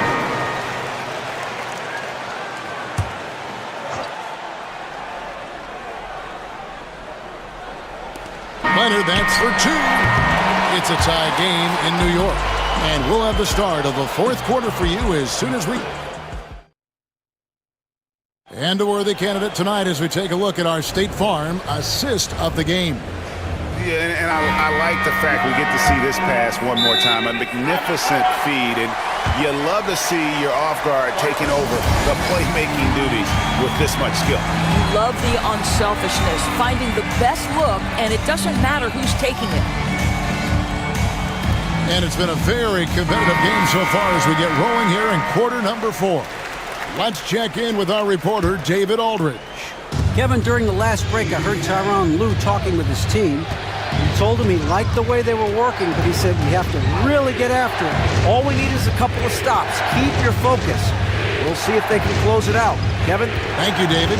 And the Clippers, looking at who they've got, we'll see Powell and Leonard playing the forward spots. Chris Dunn is out there with Harden, and it's Bamba in at the pivot spot, manning the middle. And there's the shot clock violation. Couldn't get the shot off in time. Ball.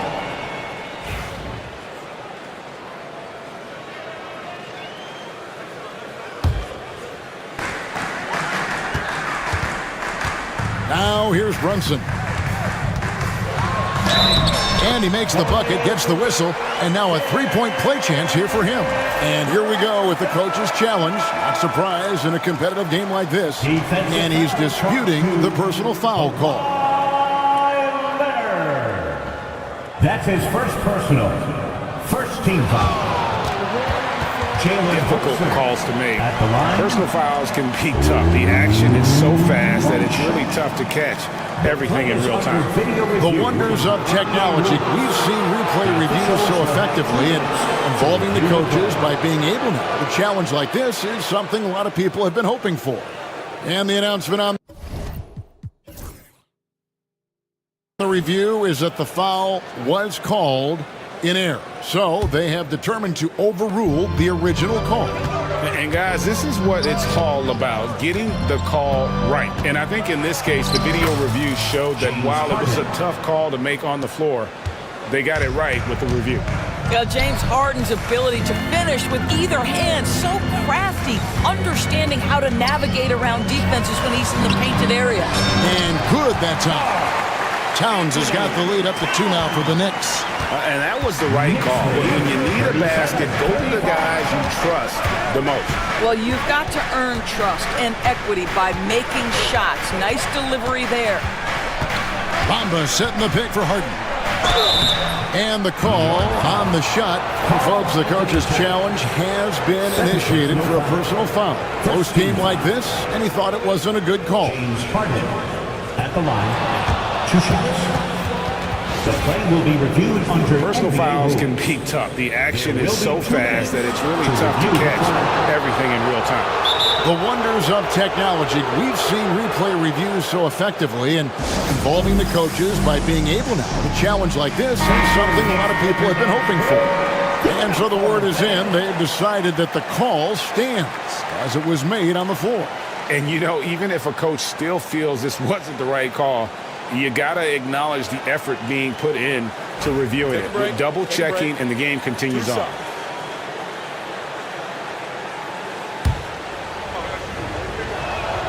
The first one falls. James Harden brings tremendous versatility. He can score it, he can distribute. Whatever you need from him offensively, he can provide it. You can tell when he steps to the line the kind of confidence he has in himself. It's written all over his body language. Bridges with it. Here's Anunoby. Drills it from outside. And the Knicks lead by 3. Their ability, again, to stretch the floor, particularly in this second half. And guys, boy, when you're hitting, it sure does work. It obviously opens up major options at the offensive end. And now they decide to foul intentionally. Josh Hart. First personal foul. Second team foul.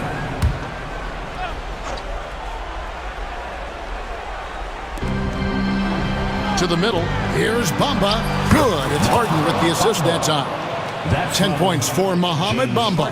Well, Mo Bamba, if he gets that kind of position, turn the lights out. The kick out to Towns. And Towns throws it down. Looking to get stops late, that kind of defense ain't gonna cut it. That's unacceptable. The hustle and focus on that end is not there for either side. That one's in there. The Knicks lead is cut down to just 1 on the bucket from Bamba. And here's Bridges. He'll bring it up for the New York Knicks. And it's Norman Powell with the foul. That is his first foul of the game. And the Clippers making a change here. Jones is checked in. Clippers substitution. Here's Brunson. Number 55, Derek Jones Jr. Pass to Towns. Hart with the screen for Towns. And he drops it in from the low post. Towns has got 25 points in the game. Oh, needing a bucket there. Towns doesn't hesitate. Bamba sets a screen. It's Harden with the drive, and he could not get that one to go. A lot of contact, and he'll go to the line for 2. That one goes on Anunoby. And you know what? You allow a guy to get right to the rim like that, that's your only option. He hits both from the stripe. And you just knew he wasn't going to miss that one, not with so much riding on it. The Knicks with the lead. Bridges left side. Pass to Hart. The 3. That's good from Bridges on the assist by Hart. And 7 points for Mikal Bridges. Anunoby against Harden. Outside Leonard. And he gets the basket. Officials blowing the whistle, so a chance at the line for one more. Showing no hesitation and in a huge moment. Kawhi wants the ball when they need a bucket. A great job to get the bucket and to get to the line. When the game's on the line, you want your guys attacking like he did there. New York's gone 5-9 when they put up the three-point shot tonight. Bridges finds Brunson. Here's Towns. Covered by Bamba. Anunoby a screen on Bamba. 5 on the clock. Here's Towns. And the dunk by Towns. It's been like this all night for both teams. The offenses having their way. And it is a major disadvantage down the stretch if you can't guard. This may just come down to who has the ball last. Towns kicks to Hart. Tried to come right back with the 3 of his own, but it's no good. Harden against Brunson. And he commits the intentional foul.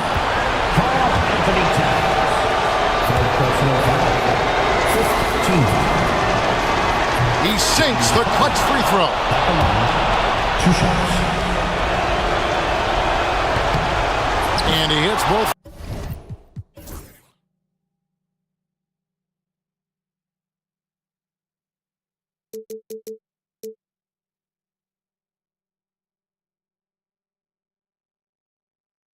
Free throws here. So now it's a 2-point ball game.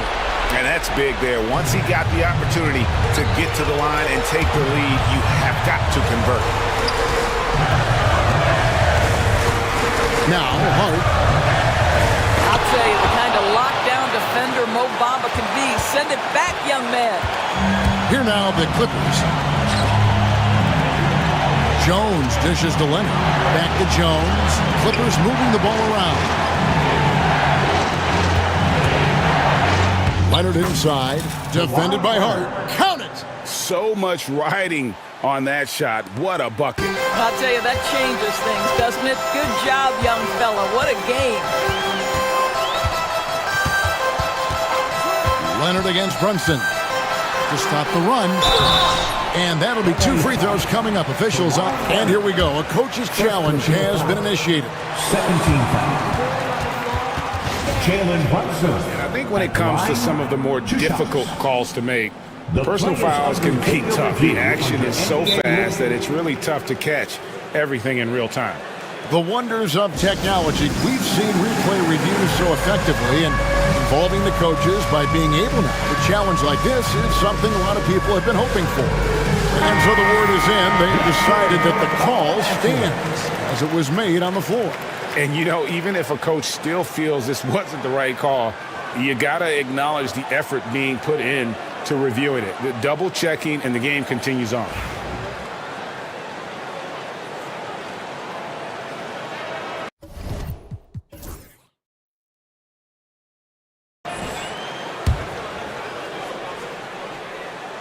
He drops the first one, and that narrows the lead down to just 3.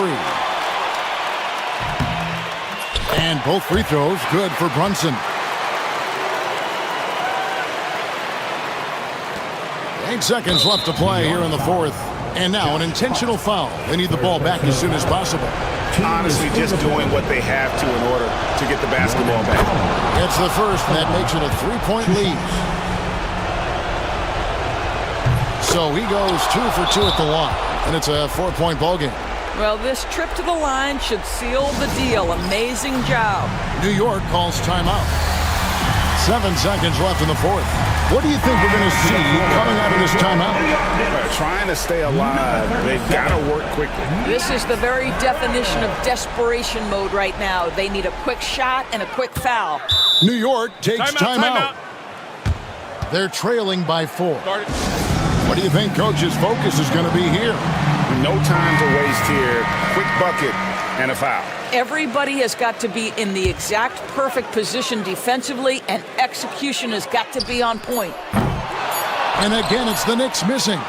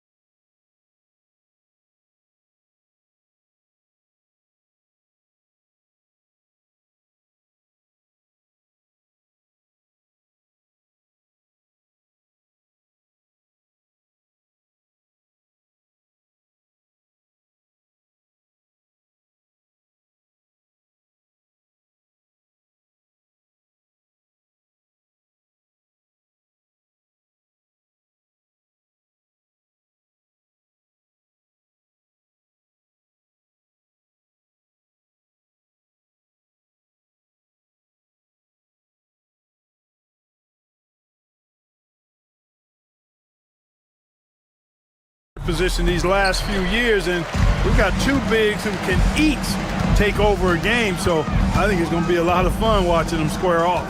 Let's check out Minnesota's starting lineup. We've got Anthony Edwards. He's out there with Nickeil Alexander-Walker. McDaniels out there with Julius Randle. And it's Minot in at the four-man position. Now here's Edwards. Pass to Randle.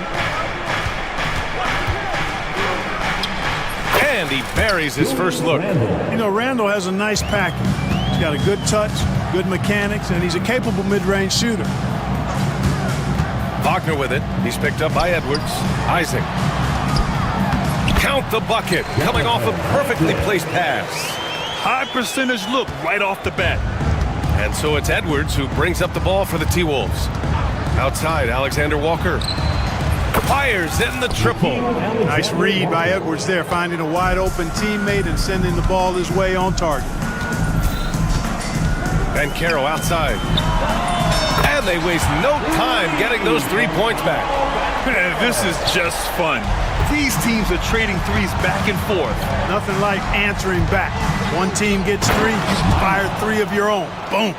What he might lack in height at the 4 spot, he makes up for it with his burst. Clark, with Minnesota being a major player in the West now, Wolves Nation is howling. Howling and growling, BA. That's the name of their fan base. And yeah, they're excited. And for good reason.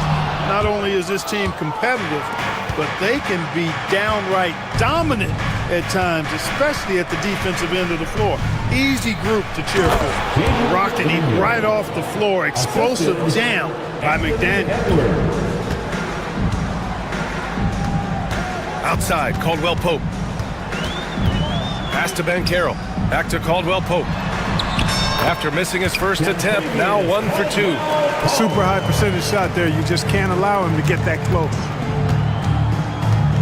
Edwards with it. He's covered by Suggs. Edwards against Wagner. From about 19, it's rebounded by Banchero. He expects to make every one of those, and we expect him to make them too. Unloads. And it's Wagner missing. No excuses, none. I mean, with the defense non-existent, I mean, he has to connect from there. Randle, the pass to Edwards. And Edwards slams it in. Watch out now. Look out below. Edwards rising to the rafters.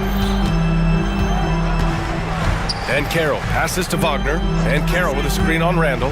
Back to Banchero. Oh, Banchero throws it down. You have to love the unselfishness on display there. Excellent passing. Randle left side. Oh, rejected by Isaac. And the suffocating reach of Isaac is tough to overcome, and outshoot excels at getting up and denying shots. Just 5 on the clock. And Edwards slams it in. He almost brought the basket down on top of himself. Oh, there's hang time, and then there's a time to hang. Well, you got to make that moment last. Enjoy it for as long as you can. On the wing, Suggs. Hasn't gotten one to fall yet. And the dunk to finish it off. A beauty. So cunning and effective in screen and rolls. I really like watching Suggs operate in these sets. And here's Randle. He'll bring it up for the Timberwolves.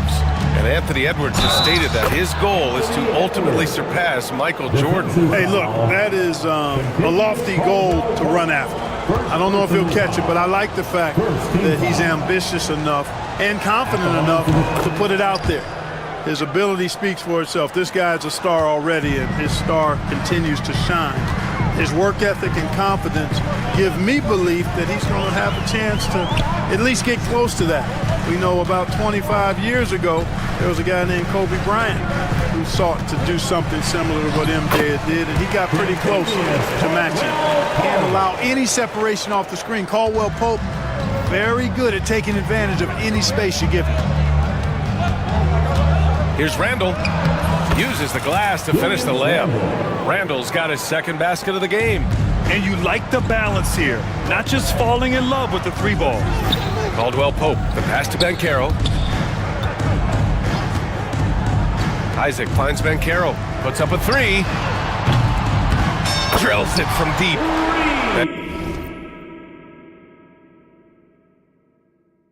Banchero's got 8. You know, I know some would like to see Banchero increase his shooting range, especially since he doesn't have a solid shot from behind the arc. Suggs against Edwards. They set the pick.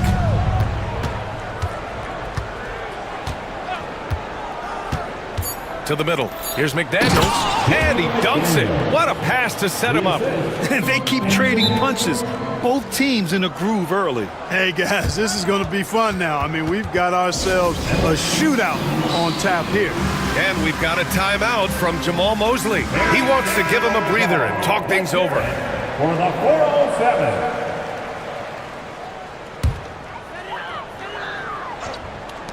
The three from Suggs. And again, it's Orlando with a three. One of the things you've got to admire and respect about him is his aggressiveness at the offensive end, always in attack mode. A nice first quarter of play. We've seen plenty of offense so far. It's Minnesota. They lead by 1. Quarter number 2 coming up right after.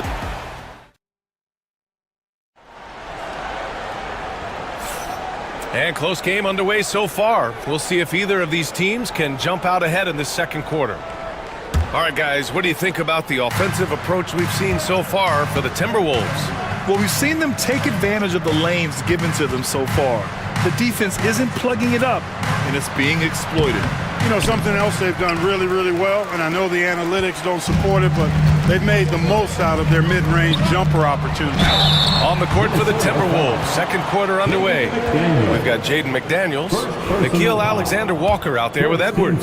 Then it's Julius Randle, and it's Minot in at the power forward position. Orlando shooting their initial free throws of the game here.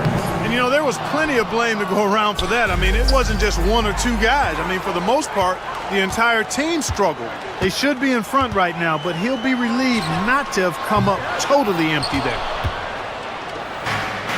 And for the Timberwolves, their shooting has been ridiculous. 75% in this game. Outside for Randle. An easy 2 on the layup. Randle's got 6 points. Randle's got an unorthodox game, but he's got a good, strong upper body, which makes him a very consistent scorer inside. To the paint. Here's Foxer, and he takes that one up and powers it through. So sick, the vertical ability. That was flat out awesome. He has that effortless knack for getting to the hoop. Tell you what, you'd hate to be the guy having the responsibility of guarding him. They're punishing those late defensive rotations, getting good looks inside throughout the half. Suggs, the pass to Banchero. Well, Grant, with players getting bigger and more athletic, do you support moving the restricted area out? Yeah, B.A., I would. We've seen a lot of injuries when defenders slide underneath elevated players on the drive. So cutting down that risk makes a lot of sense. Caldwell Pope is very comfortable near the rim, cashing in from there. Edwards a screen on Isaac. And it's Randle with the jam. Oh, Randle put some extra on that slam, entertaining the fans and the broadcasters. And Carroll with it. Randle's in his pocket. On the wing, Caldwell Pope. Back to Isaac. Perfect night so far, 2 for 2. And, you know, coaches will take possessions like that all day long. Phenomenal use of the screen there. Alexander Walker, the pass to Edwards. Now here's McDaniels. And yes, it goes. Got a little English on that one. Give him 8. You see McDaniel setting the pick and then finding a soft spot in the defense on his way to the basket. That's good work. And denied. He sends it right off the glass. It's Edwards on the wing. Edwards so good inside. Willing passers, unselfish play. You have to appreciate this kind of offense. And from what we've seen so far in his career, Anthony Edwards wants to be that guy in crunch time, Clark. B.A., I love his mentality. Not only in that he wants to be the guy, but he also wants to elevate his teammates. And he plays the game with an exuberance and a joy and a freshness that is, you know, quite good to see. but I like his attack mentality and his willingness to step into leading his team by example at both ends of the floor. Edwards with it. Oh! Edwards with the highlight reel jam. Well, I tell you what, once Edwards accelerates, I mean, he looks like he's playing at a different speed than those around him. And Carroll surveys. Isaac with a screen on McDaniels. And Carroll passes to Wagner. 6 on the shot clock. Pass to Isaac.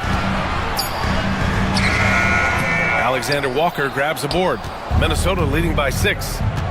They are looking really strong offensively. Yeah, just terrific momentum. Let's see if they can keep it up. Edwards against Wagner. Oh, Edwards just bullying his way inside. You can really feel the momentum swinging in their direction. You know, they need to stay aggressive here. Build the lead up while they've got the chance. Don't waste this opportunity. It all started with the pass. That's what coaches love to see, ball movement. On the wing, Alexander Walker.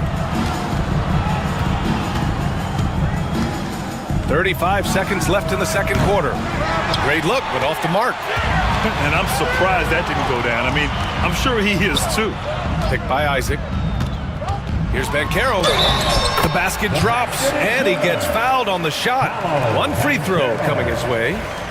Yeah, that play shows Banchero's strength and his determination. Orlando shooting their third free throw attempt of the game. And that one misses. Minnesota in the lead. And here's Edwards. 13 points in the game.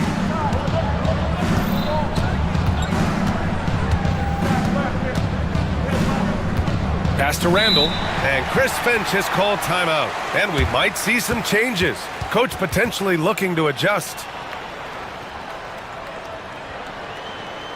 Heading to the court, it's time to get live.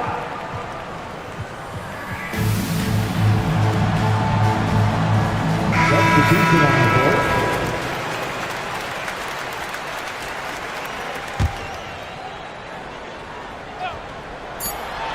Just 4 seconds left in the second. Out of bounds.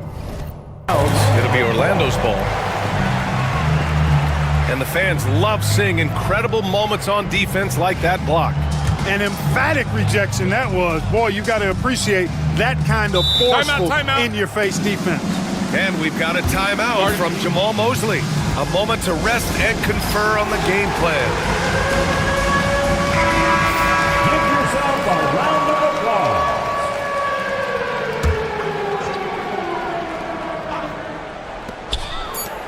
Caldwell Pope for 3. Oh, at the...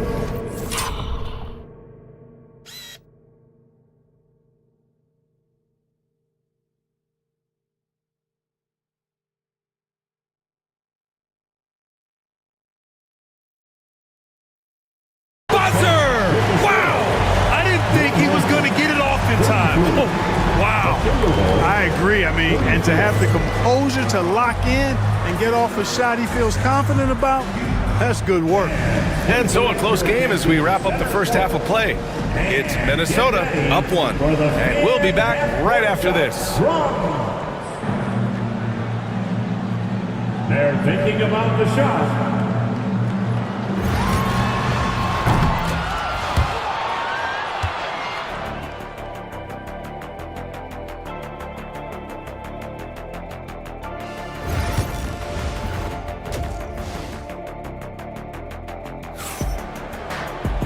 And as we get into this third quarter, as we've seen so far, neither team able to create much separation on the scoreboard. And you know, Anthony Edwards has been really making it happen, guys. Slicing up the defense, living in the lane. Terrific first half for him. Well, you know what, guys? My question is this. Who's he going to posterize in this half? You know, we've already gotten a number of filthy dunks out of him. The backcourt is Suggs and Caldwell Pope. Then it's Wendell Carter. Then it's Gary Harris. And it's De Silva in at the 4. So that's who Jamal Mosley starts the second half with. Here's Minot. The rebound by Carter. It's one thing to prevent the layup. It's another to do it without fouling. Just terrific defense. And the Magic surprising many league-wide, Clark, with how they've broken through. And the way they're winning, I might add. I mean, rugged, physical defense is their identity and calling card. Not necessarily what you expect to see from a young team, BA. That's exactly the look they wanted, guys. Right guy, right play, wrong result. Ball stolen. And they're running. Pushing it up now. A slam dunk by Reed. Got to give him credit for jumping on the ball and making the most at the other end. Boy, inexcusable at this point of the game. They got to be more composed in these moments. Exactly. I mean, when you're running neck to neck, those kinds of mistakes tip the scales. Yeah, these teams are playing with incredible energy. Perhaps the case simply that some kind of motivational speeches at halftime got both of these teams fired up. McDaniels inside. Harris on him. The kick out to Edwards. Just 4 to shoot. Over Suggs. Hits the rim on the way in, and the bucket is good. Edwards has got 15 points. Edwards is rolling right now. If I'm his teammates, he's getting the rock every time. Suggs with it. Now guarded by McDaniels. Harris outside. Counted from distance. Harris has got his first 3 points of the game. And just shredding apart the defense with his passing. He's helping to pace this offense so well. You know, numbers don't always tell the story, guys, but his assist totals do paint the picture here. I mean, he's got everybody involved. Here's Minot. The rebound by Carter. Carter's got 4 rebounds in the game. Fires the 3. It's rebounded by Minnesota. Just over 2.5 minutes gone by in the second half. And Chris Finch has called timeout. He's going to gather the troops and talk it over. Yeah, Coach no doubt wants to use this timeout to review the matchups and maybe make some adjustments as well. And I agree. I think there's going to be a new wrinkle in their game plan when they come out of this timeout.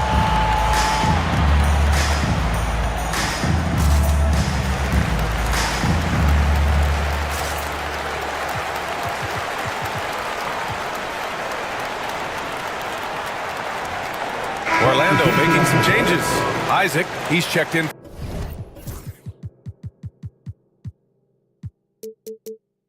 for Harris, and Black subbed in for Suggs. Julius Randle's checked in for Minnesota. DiVincenzo comes in for Edwards. Left side, Alexander Walker. Pass to DiVincenzo. Back to Alexander Walker. Hits the three-pointer. He's got 6. Good find that time by DiVincenzo. An unselfish player always looking to make the extra pass. Black passes to Caldwell Pope. Here's Black. The 3 is up. No good there. McDaniels with some nice D.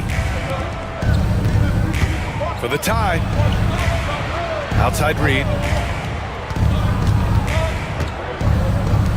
Here's Alexander Walker. And the go-ahead bucket, no good. Orlando leading. Outside, Caldwell Pope. Pass to Carter. Carter, a screen on Randle. Shot from the wing. De Silva with the bucket. De Silva's got his first points of the game. Minnesota has gone only 1 of 3 from deep here in the third. On the wing, Alexander Walker. Knocks down the long J. Pick works well there, but the defense left a lot to be desired. Yeah, that's not the defense you need. You got to be tougher defensively. Here's Black. And right away, they match it with a three-pointer of their own. Black's got his first bucket of the game, and he's on the board for 3. Outside, DiVincenzo. And he can't answer back. The three-pointer offline. Orlando leading by 4. There's 37 seconds left in the third quarter. Down low. Here's De Silva. Inside. Carter. And it's slammed in by Carter. The 9-foot standing reach. Carter has no trouble putting that away. Randall against Isaac. From 18 feet away. And it's in after a nice bounce off the right iron. Randall's got 10 points in the game. On the wing, Caldwell Pope, covered by Alexander Walker. And Caldwell Pope gets it to go. You got to give respect to Caldwell Pope's mid-range jump shot. He's got the green light to take this shot, and that green light is always on. And Chris Finch calls timeout here. He wants a few moments to regroup with his players. Let's get up and make the noise. It's your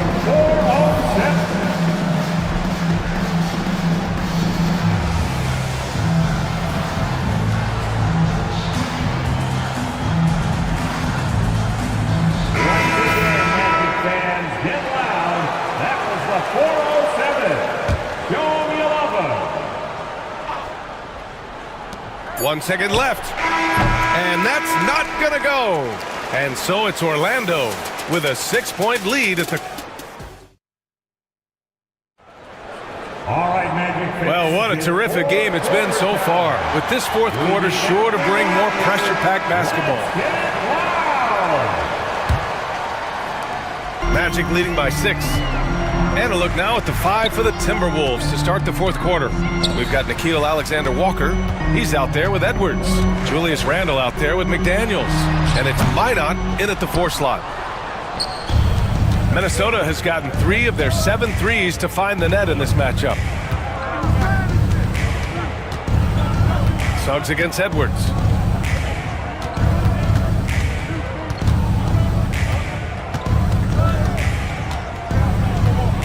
Three on the clock.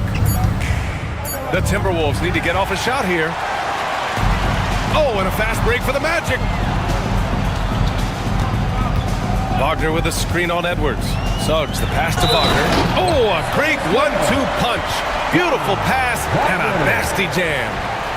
And coach doesn't like the call at all. He's opting to use his challenge. He wants the officials to look at the replay. First team foul. At the line for 1, Franz Wagner.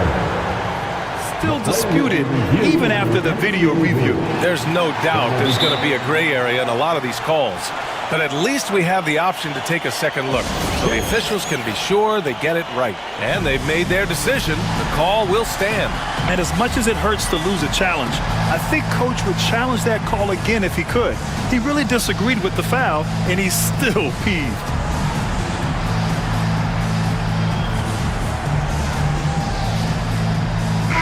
And let's send it over to Allie LaForce.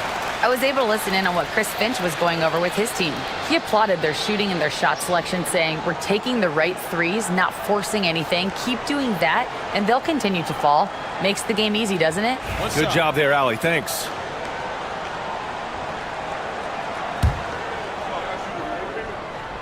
Free throw good. Wagner. Clark, we know how great Wagner is offensively. He's a plus defender as well. You know what? I think he takes great pride in being a versatile, high-level defender. I mean, he focuses on that and gives great effort there. Offense comes relatively easy. He's got a great skill set, good size and mobility. But the defense is where he's really focused on excelling, and he's doing it. Wagner, the pass to Banchero. Wagner with a screen on McDaniels. It's tipped. For a young player, Banchero has tremendous footwork in the post. He stays in balance and puts defenders in awkward spots. And let's take a moment here to get your take, guys, on the scoring so far for the Magic. Well, the coaching staff has to love what they're seeing on offense. There's so many assists because how this team is moving the ball.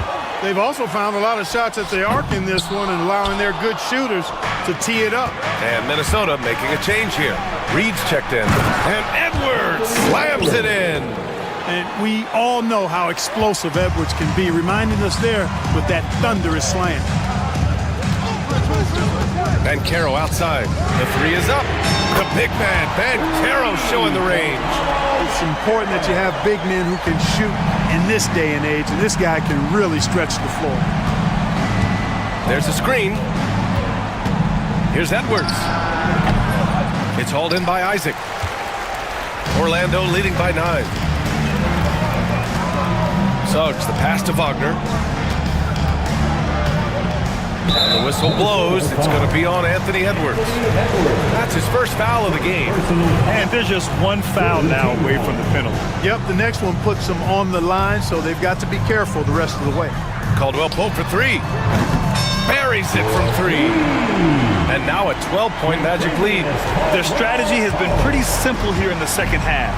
Attack from three-point range. Certainly. I mean, they saw a weakness in the perimeter defense and took advantage of it.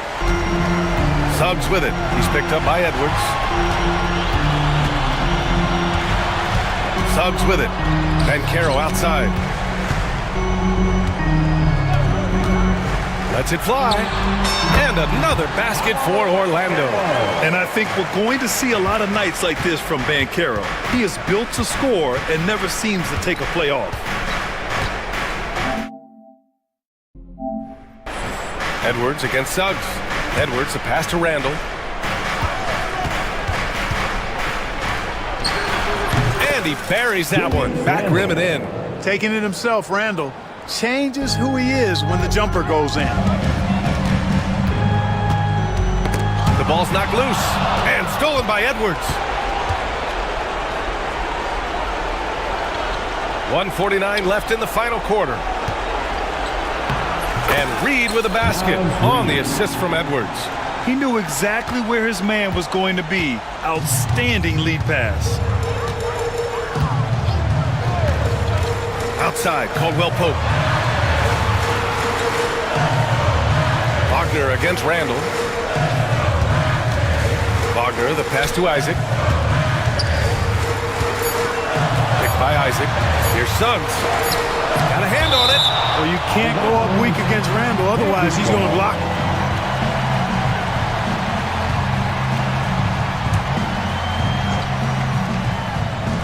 Fourth quarter of play. Almost 3.5 minutes have gone by now.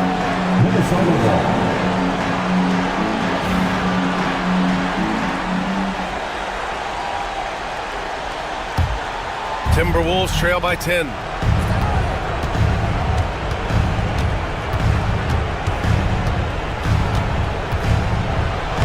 He gets it. He's 7 for 8 and really going at him out there. I think the defense gave him a bit of a gift there. I mean, he got all the space he needed to go to work. Caldwell Pope's shot is off. The Timberwolves have gotten 5 of their 7 shots to fall in this final quarter. Outside Reed. And it's good. Off the back of the rim and in. They're making smart adjustments, setting guys up for success. It's certainly been an impressive run. They finally found the right formula to break down the defense. And he gets the bucket. They have a relentless mentality, even with the game in total control. And, you know, until that final buzzer sounds, I mean, you've got to treat every possession like it's crucial. You want Randall with the ball in his hands towards the end of these games. Prime example right there.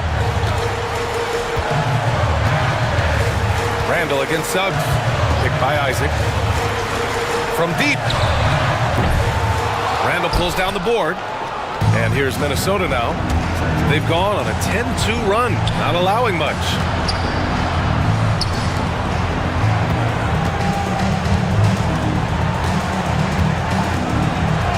Pulls it. The shot won't fall.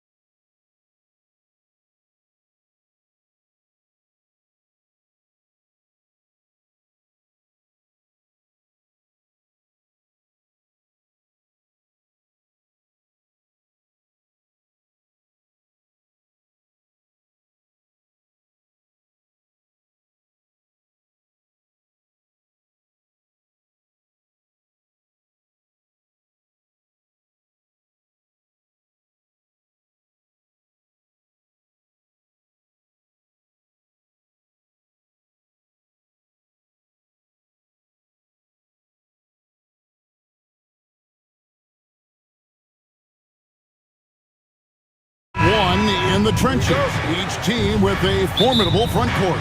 Yeah, both these teams are loaded with a lot of skill down low. Kind of old school. Should be a physical contest. Look at the 76ers starting group. We've got Tyrese Maxey. Martin is out there with Kelly Oubre. Then it's Joel Embiid, and it's George in at the 1. Out to the wing. Embiid wide open. Off target from outside. Now here's Brunson. Here's Towns. Bridges outside. And Philadelphia grabs the miss. And there's a whistle. That goes on Mikal Bridges. That's his first foul. First team foul.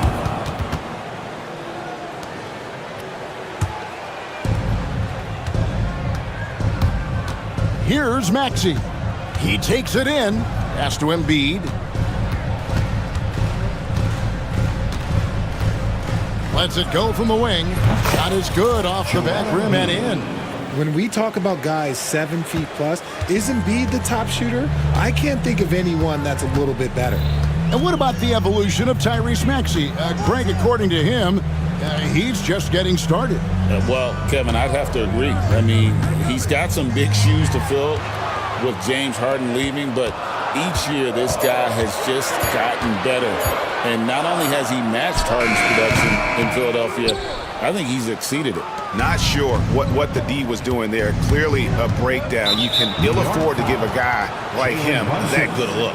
And the foul is called. He intentionally grabbed him there for some reason. I don't know. Kevin, all I can think of is that he's trying to slow the game down a little bit. Right. That's a stretch, though. Definitely a strange move on his part. Now here's Embiid. Lock at 6. Here's George. Oh, my goodness, the slam. And putting his explosive athleticism on full display there. George is capable of some highlight reel dunks. Hard against Oubre. Hard, that's good. And once he got to the 10, I think he was surprised to find himself that wide open. Easy possessions like that literally are just a gift. You just dream of them. He'll gladly take those. Now here's Brunson. After the miss from Joel Embiid. And Anunoby slams it in. And guys, he's not an easy man to stop when he's got the rim in his sights. Never has been, never will be. He is a determined finisher. Now, here's George. Whistle blows, basket is good. So a chance here for a three-point play. Solid play there for PG, absorbing the contact, but staying with that shot for the and one. They throw good, Paul George. The Knicks have gone 2 for 4 from the field so far today. Towns finds Brunson. Traps in the tray. Just a reflexive move by Brunson, putting complete trust in his mechanics. George against Anunoby. And it's out of bounds. They say it was last touched by Towns. And let's head over to the sideline and catch up with David Aldridge. Well, earlier I spoke with Tom Thibodeau. The challenge is slowing down Joel Embiid. Asked Coach what the game plan was.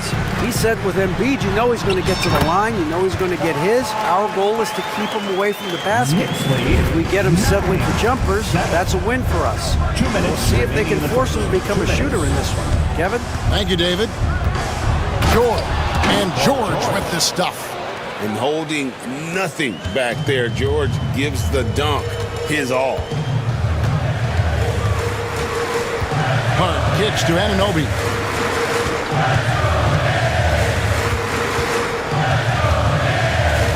Outside, Towns. Off to a good start as he hits his first shot attempt. And I'll tell you, offense comes really easy to Big Cat. 11-9. Here's Embiid. Does not find the basket. His third miss. He's made just one so far. On the wing, Bridges, covered by Oubre. Out to Brunson. Pass to Towns. Three-pointer. And it's Philadelphia with the rebound. George looking over the floor. An intentional foul committed, but for what purpose, Greg? I'm not sure. A scene of confusion right there. I can't imagine why he thought it was a good idea to foul there. Now, here's George. 7 points in the game. Embiid sets the pick for George. Fouled on the shot and picks up 2 points. So one free throw coming up. And here we go with the coach's challenge. Not surprised in a competitive game like this. And he's disputing the personal foul call. The play will be reviewed under NBA rules. There will be 2 minutes. The original personal foul. Getting a different angle can sometimes make it a lot easier to determine. Indeed, and the one thing with replay review is that when you see the slow motion replay, you really get a new appreciation for just the immense speed at which these players are moving and how fast the action really is and how hard it can be sometimes, you know, Greg, to make the right call. And so the word is in. They've decided that the call stands as it was made on the floor. And, you know, even if a coach still feels this wasn't the right call, you got to acknowledge the effort being put in to reviewing it. The double checking, and the game continues on. And you know, George is a tough cover. The length, the range, smooth athlete, very difficult to match up with. And yep, we thought we might see it. And the coach's challenge has been triggered on the personal foul call. Jr. That's his first personal. First team foul. Karl Anthony Towns at the line. Personal fouls can be tough. The action is so fast that it's really tough to catch everything in real time. The wonders of technology. We've seen replay reviews so effectively, and involving the coaches by being able to make a challenge like this is something a lot of people have been hoping for. And so the word is in. They've decided that the call stands as it was made on the floor. And, you know, even if a coach still feels this wasn't the right call, you got to acknowledge the effort being put in to reviewing it. The double checking, and the game continues on.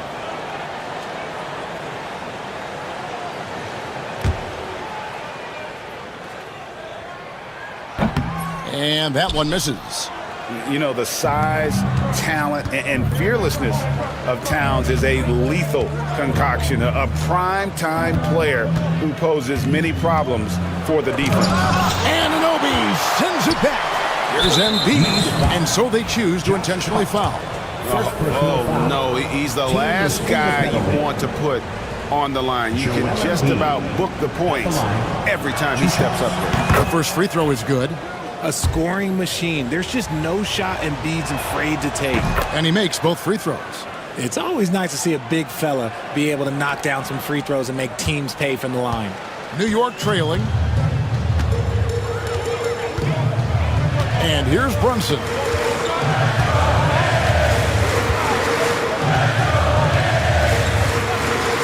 Inside. Here's Anunoby. Back to Brunson. Oubre with the steal.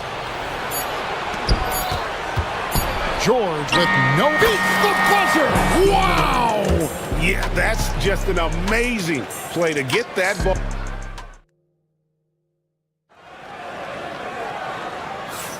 And we hope you're enjoying the game. Both teams tonight keeping things pretty even so far on the scoreboard.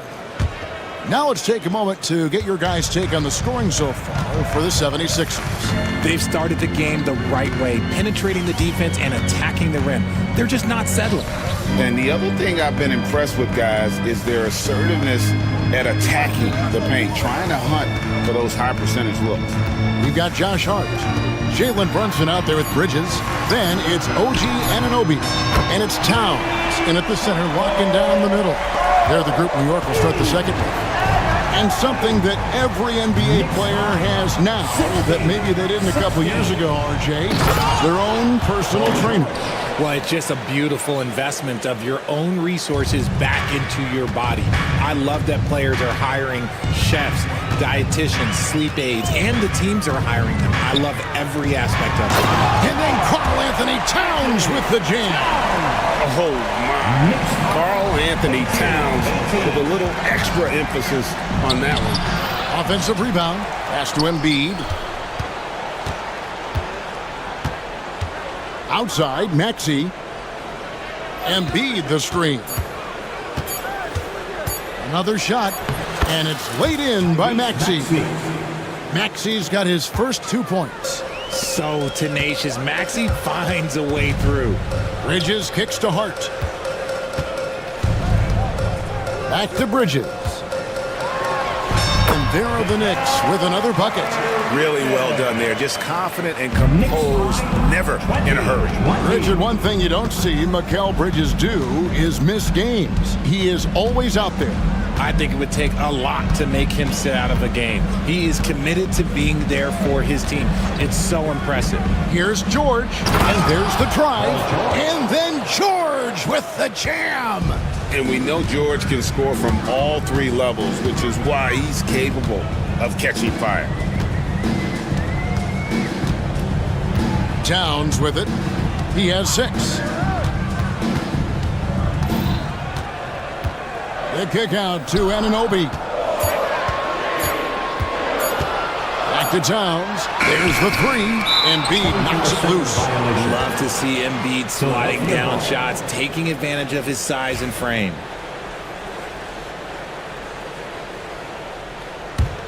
The 76ers lead. Outside, Maxey. Outside, George. And the foul called on OG Anunoby. That's foul number 2 for him. Achua, he's checked in for New York. And the 76ers also making a change. Drummond's checked in.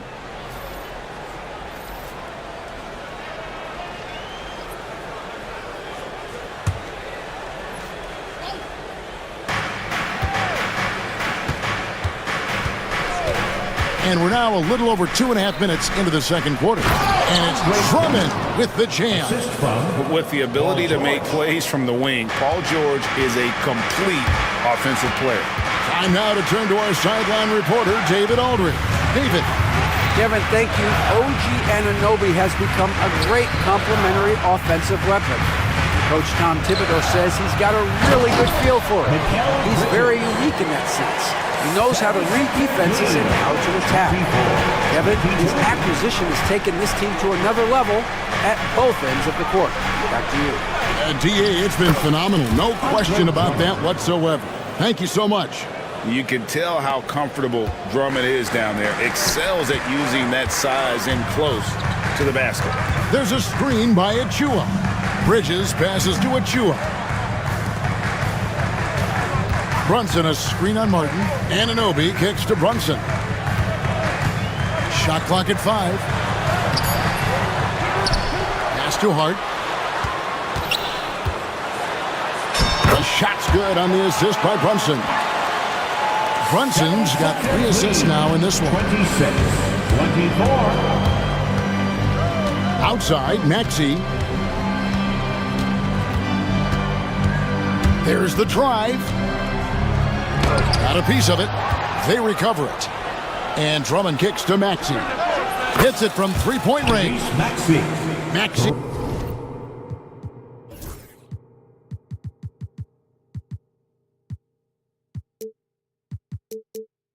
He's got the lead up to 5 now for the 76ers. And here's Brunson. He'll bring it up for the Knicks. Here's Bridges. Maxey with the block. George against Brunson. They get the rebound. Here's Oubre. Kicks it out to Maxey.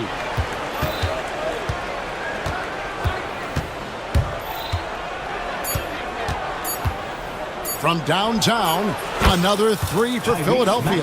The pure shooting stroke of Maxey, gifted at draining it from outside the arc. 3-second difference between shot clock and game clock. Here's Brunson. Oubre pulls it in.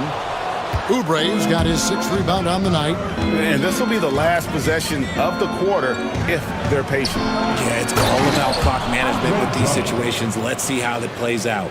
Continuing to impress as a playmaker. George's ability to facilitate an offense is one of his many strengths. And the first half is now in the books. 76ers lead by 10. And now let's catch up with David Aldridge, who's standing by. Thanks, David. And we'll be back shortly following halftime to get the third quarter underway.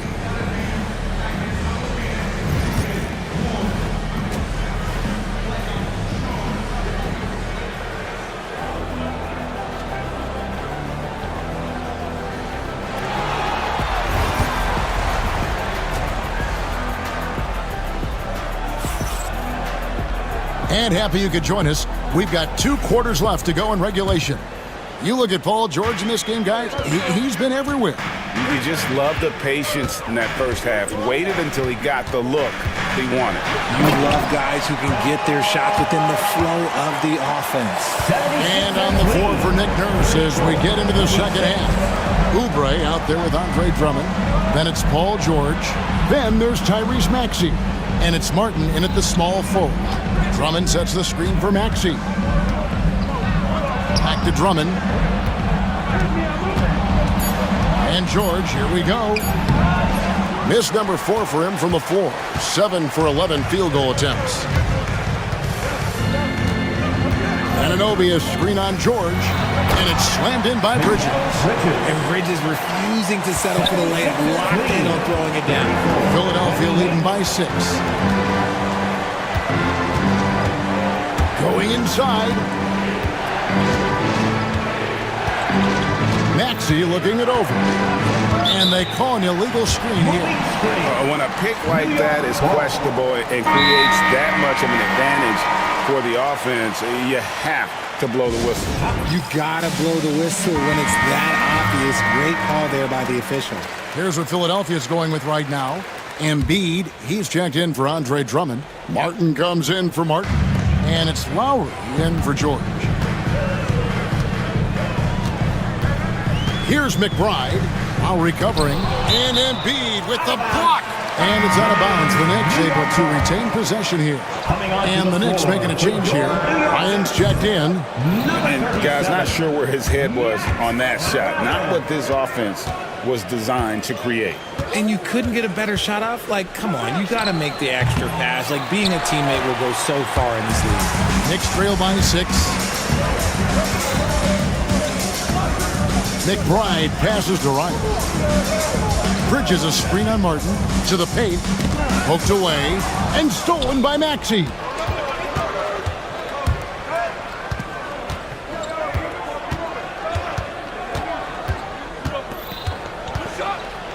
Driving the lane, and he makes good on the layup. Maxey's got 10 points in the game. And Maxey is just terrific on the drive. His speed and ability to finish is different in so many ways. This team has handed a lot of responsibility to Tyrese Maxey, but Greg, he's lived up to it. And has grown very well into his role with the team. Shown that he can be a scorer all over the floor. Amazing to think how far he's come in such a short amount of time. Here's Bridges, and it's slammed in by Bridges. Strong move to the 10, trying to get his guys going. Hard not to get motivated, GA, right when your teammate makes that kind of play. And that could be the spark they needed to make a little run as they try to even this thing up. Maxey kicks to Embiid. Back to Maxey. And good, as it just snugs right down through the net. Recognize the D is closing in. Maxey letting it go. Bridges passes to Hart. And he goes strong with the one-handed jam.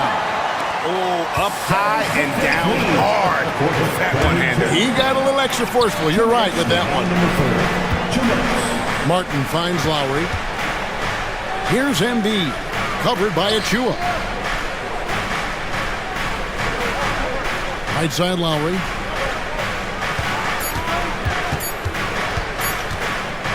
Over McBride. Knicks with the rebound. There's a minute 34 left in the third quarter of the game. Pass to Hart. Bridges outside. Now Achua. He has yet to score. It's up a 3. Sinks the three-pointer. When he has enough space, he's more than comfortable letting it fly from outside. Maxey against Hart. Embiid sets the pick for Maxey. Embiid in the corner. Back to Maxey. Out of bounds. New York takes possession. Those are the turnovers that have coaches pulling their hair out. Why do you think I'm bald? Some changes for Philadelphia. Martin, he's checked in for Martin, and it's George in for Kyle Lowry. Yeah, not sure what that was about. I mean, talk about a brain cramp. And we will have a timeout called by Nick Nurse. And coach has decided they need a moment to talk things over.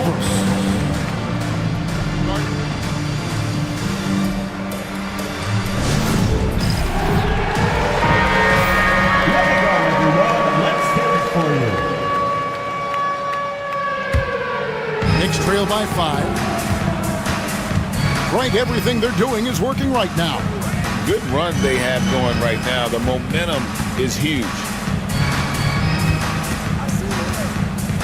Brunson outside. And it's off from three-point range. For Philadelphia, they've gone 3 of 6 in the third quarter. 50% from the field. This is where Embiid wants the ball. This is why they feed Embiid. His teammates trust his ability to get the job done. 6-second difference between the shot and game clock. Brunson kicks to Towns. That falls. Nice speed that time from Brunson. 9 points for Karl Anthony Towns. And George, here we go. And it's George finishing it off. Punishing the rim there. When George makes up his mind he's going to dunk it, there is not much you can do. Brunson outside. Pass to Anunoby. Off target at the rim. And so it's the Philadelphia 76ers with their lead standing at 6.0. While we have the chance now, folks, let's go to our State Farm assist of the game. And I'm glad this was the pick because I love this pass. Such a great dish. That's what I call court vision. That wasn't a better pass in the game, almost like he had a sixth sense. 3/10 quarters behind us. One more to go. Thanks for being with us as we begin the fourth. We've got Anunoby. Nashard out there with Towns. Then it's Jalen Brunson. And it's Bridges in at the shooting guard. So that's who's on the floor for the Knicks. Hart the pass to Anunoby. Back to Hart. And Tom Thibodeau decides to call timeout. Wants to make sure everybody's coordinated and intent. And with an update from the sidelines, let's check in with David Aldridge. Hey, Kevin, well, let's summarize what Tom Thibodeau went over with his guys during the break. They were asking the team to play faster, push the ball. Coach told their players, hey, look, in this league, fast break points are the easiest. We need more of them. Can't argue with that. Kevin? Thank you, David. And hustle paying off there for George in the open court. Gets up court in a flash and finishes before the D can even react. And it goes out of bounds. Last touch, they say, by Martin. Goes up off the inbound. Blocked again. Here's Maxey. And slam dunk by Maxey. Getting up and finishing. Maxey leaving, no doubt. And here's Brunson. He'll bring it up for the New York Knicks. Trailing by 10.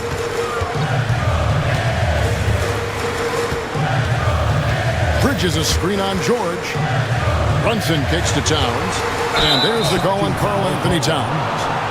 And that'll be his third foul so far. Oh, great defense there. Anticipated the play and got there first. The 76ers leading by 10. Outside, Maxey. And there's the drive to the inside. Bank shot, no good. Got a good look there, but just not able to hit from the mid-range. Brunson with a clean look. Brunson from long distance. It's been this way since halftime. Tremendous production from beyond the arc. In the modern NBA, you have to hit threes to win the game, and they've made that adjustment since the break. George against Anunoby. George passes to Embiid. Shoots over Towns. And it's Jalen Brunson with the rebound.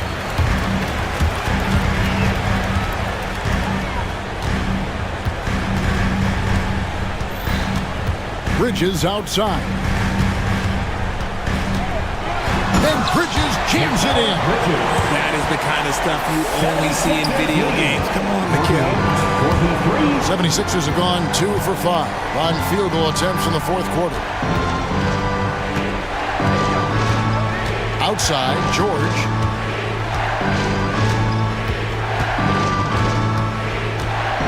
Into the lane. Here's Embiid, and Embiid throws it down. Now, I understand he's a large human, but the defense has to be better. You can't let Embiid get whatever he wants inside. George against Brunson. Anunoby kicks to Hart. Over Oubre. Towns in the corner. Hart trying to get open. Embiid against Hart. Pass to George. The dunk and the foul. A powerhouse move, and he's got a chance for one more at the line. That one is on Towns. Nice pass by Embiid, smartly taking advantage of a wide-open man. A bit under 3.5 minutes have passed here in the fourth. Brunson scanning the floor. Good! Brunson, no fear down low. And Brunson recognizes how to execute inside. The D must be more physical with him. Left side, Maxey. Martin wide open. He fires. A three-pointer off the mark. Knicks trail by 8. And it's Towns penetrating. The kick out to Anunoby. From outside the arc. Hart, no good. The 76ers have gone 4 of 8 in this fourth quarter, shooting an even 50% from the field. And it's out of bounds. The 76ers have to retain possession here.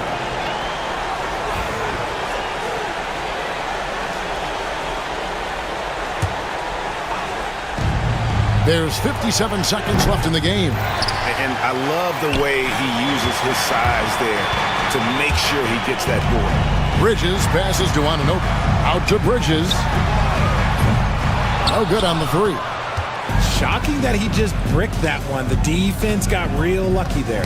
Out of bounds. New York takes possession. New York ball.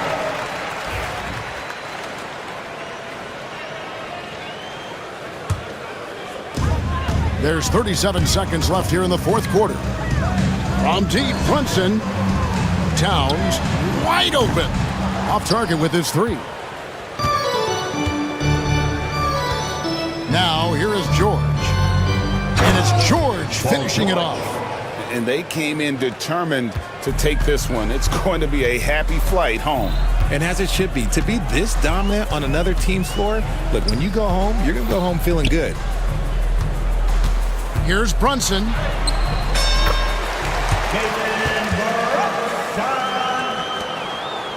76ers lead 55-47